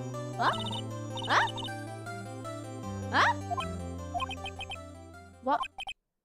Huh? I got an idea. Why don't we all go pay it off together? Huh? Huh? Objection!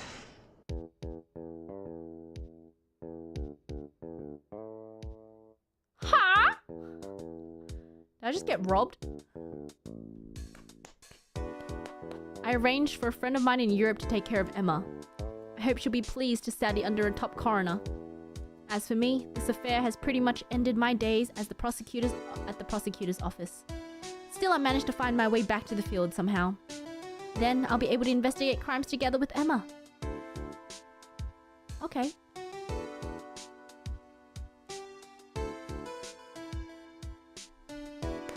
We finished the game!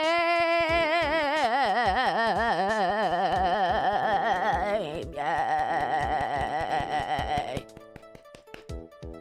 I thought I was a goner for a moment. In the end, though, they overlooked my unauthorized investigation of the chief's office. If we penalize you anymore, that'd be worse than firing you. That's what they said. Just goes to show, you can't shake me off that easily.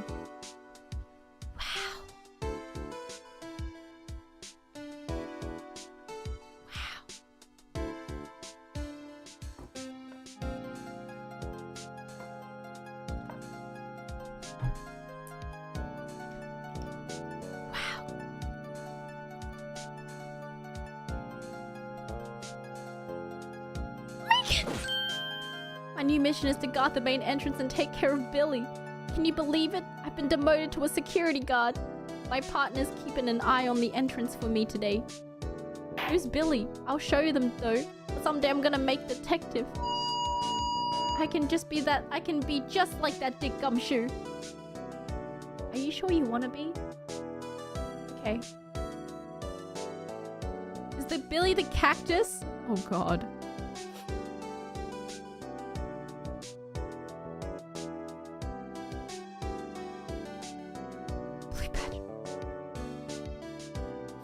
Blue badger.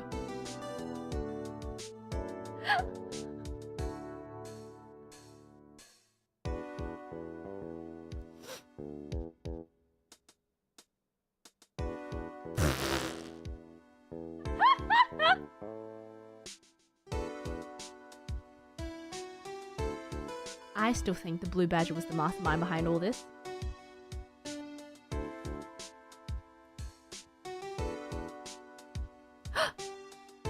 What is it? Can't you see I'm having me a showdown with the steak lunch partner? Miss Star managed to sneak this in for me. She's seen one of the goals, it seems. Well, cowboy, looks like you did it. You even gave Bambina back her a smile. Can you make sure Billy and the gang get their water? Just casually has a knife in prison. Okay.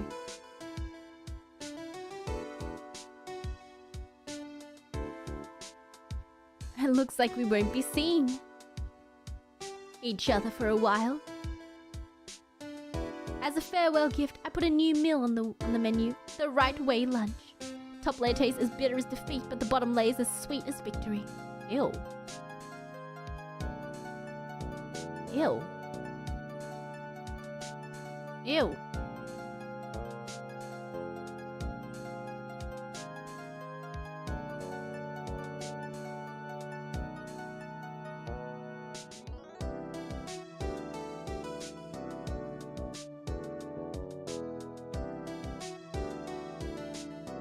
I'll never forget what that young defense lawyer said after the trial. Let's see, what was his name again? Mr. Left. Anyway, he said he's been doing him something or, how many years? What? Well, anyway, I've got another trial to get to, so I'd better be... Huh? Oh no, I forgot my gavel. Sorry, I got to go. Huh? Phoenix Left? What a name.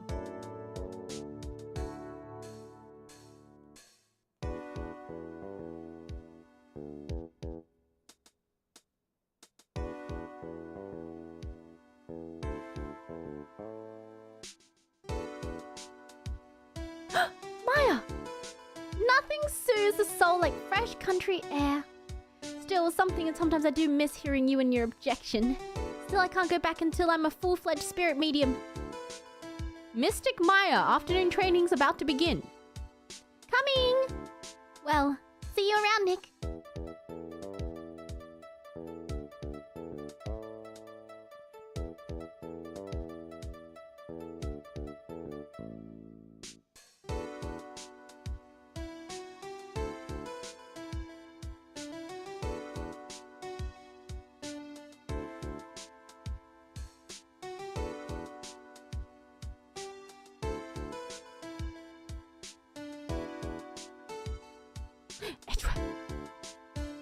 Mr. Edgeworth? Mr. Edgeworth? I brought you your tea. What's going on? Wait, what? What? Huh? Wait, he's gone? Wait, what? Did he actually retire? There's no way. No way, there's no way. Thanks for coming to see me off. I can't believe I'm going to Europe. Thank you, Mr. Wright. Thank you so much for everything. I'm a little sad, but I'll be alright. All I have to do is open this book. Okay.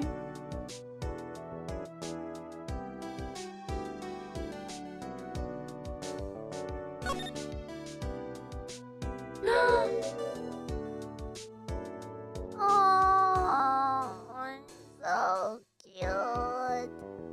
Ah!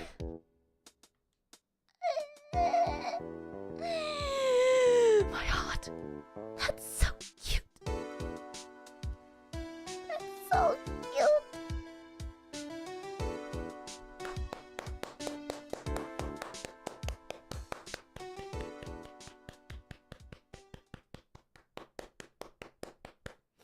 It's so cute.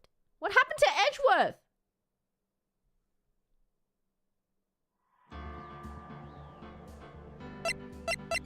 Oh my god. Oh my god.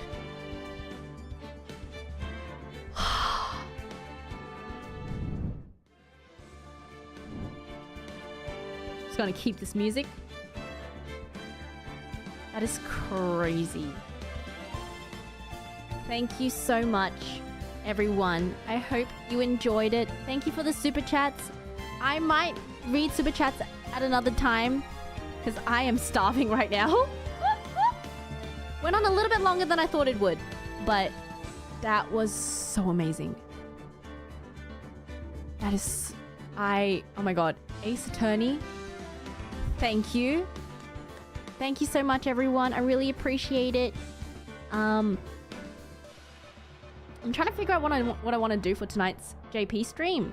I was thinking of playing Tetris, but I don't know.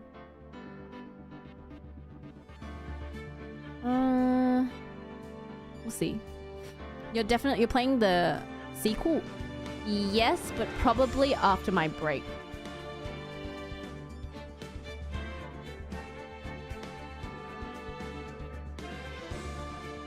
I want to do something chill tonight.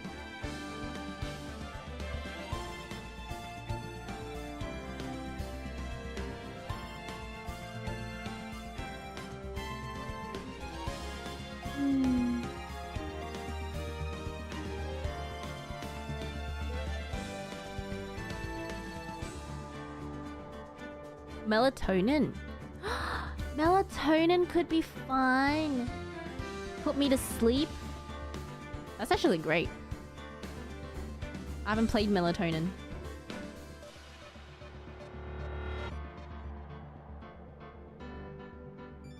Very relaxing.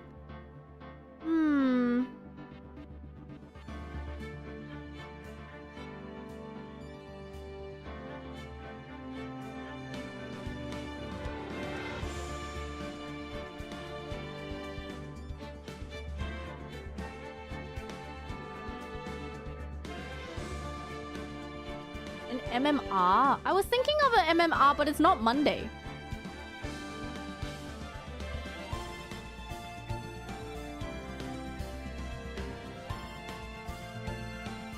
I don't know. Anyway, I'll figure out.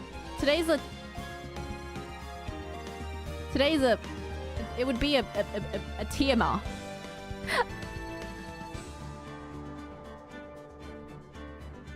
MTR? Or an MWR? We'll see. That could work. Maybe a short one.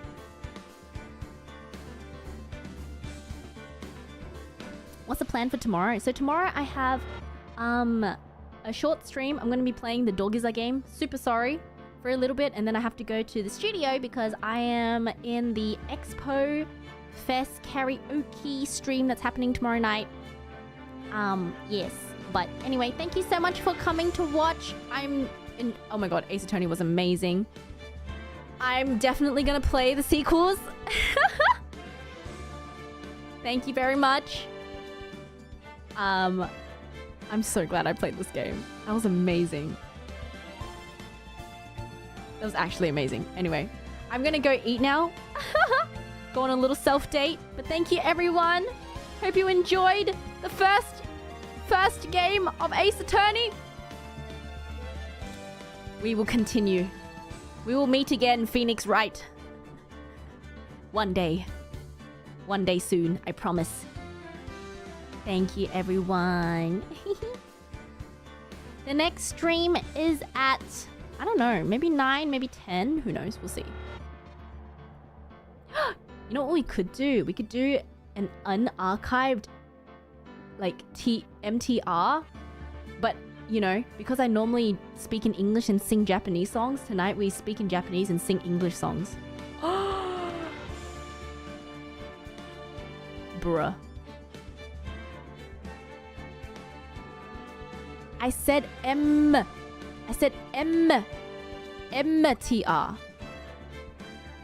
Switcheroo. We'll see. We'll see what I feel like. Anyway. Thank you for coming. Is there anyone else still streaming? Oh. Nobody, it seems. Anyway. I also think something has been announced. Wow. Wait, has something been announced?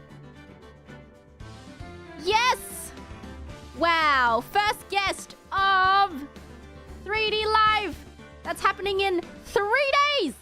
The first guest, Hajime! The day has finally come. I don't know. Has it been... I feel like some people have requested that Bantu and I dance... I don't know. Maybe it's just something that I wanted. Maybe it's just been a little bit requested. I don't know. We'll see.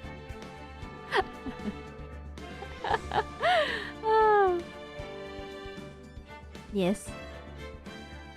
I wonder if people would be happy seeing this. I don't know. We'll see. But はい、初ゲストも発表されてるので、はい、バンチョでございます。なんか。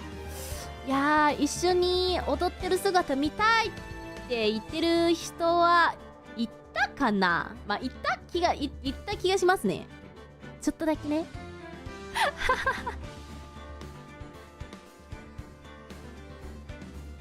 で、まあ、今夜はちょっとね、もともとテトリスやろうかなと思ったんだけど、ちょっとエネルギーがやばい。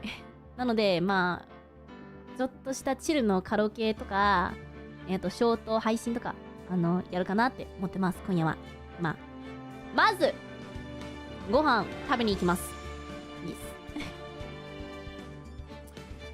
You saw the Akiba Boys comment? Yeah, so I saw yesterday. Oh my god.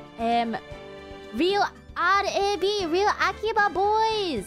They're like a group of professional, like, when we say pro dancer, we talk like pro dancer. They made a video reacting to Play Dice. すごすぎるでしょ? That was so cool. I saw the video they did on Bancho and I was like, damn, that's pretty cool. And like the way they broke down her dance, I was like, damn, that's so cool. I did not expect them to make a video on me. すごい。めちゃくちゃ嬉しかったな。ありがとうございました。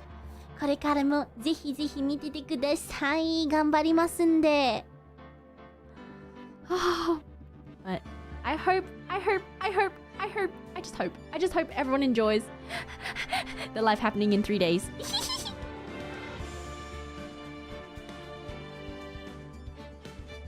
Anyway, I will go eat now. Thank you, everyone. I'll see you guys soon, either later tonight or tomorrow. Alright, that's it for today. Bye-bye. 안녕, 잘내, 사바다.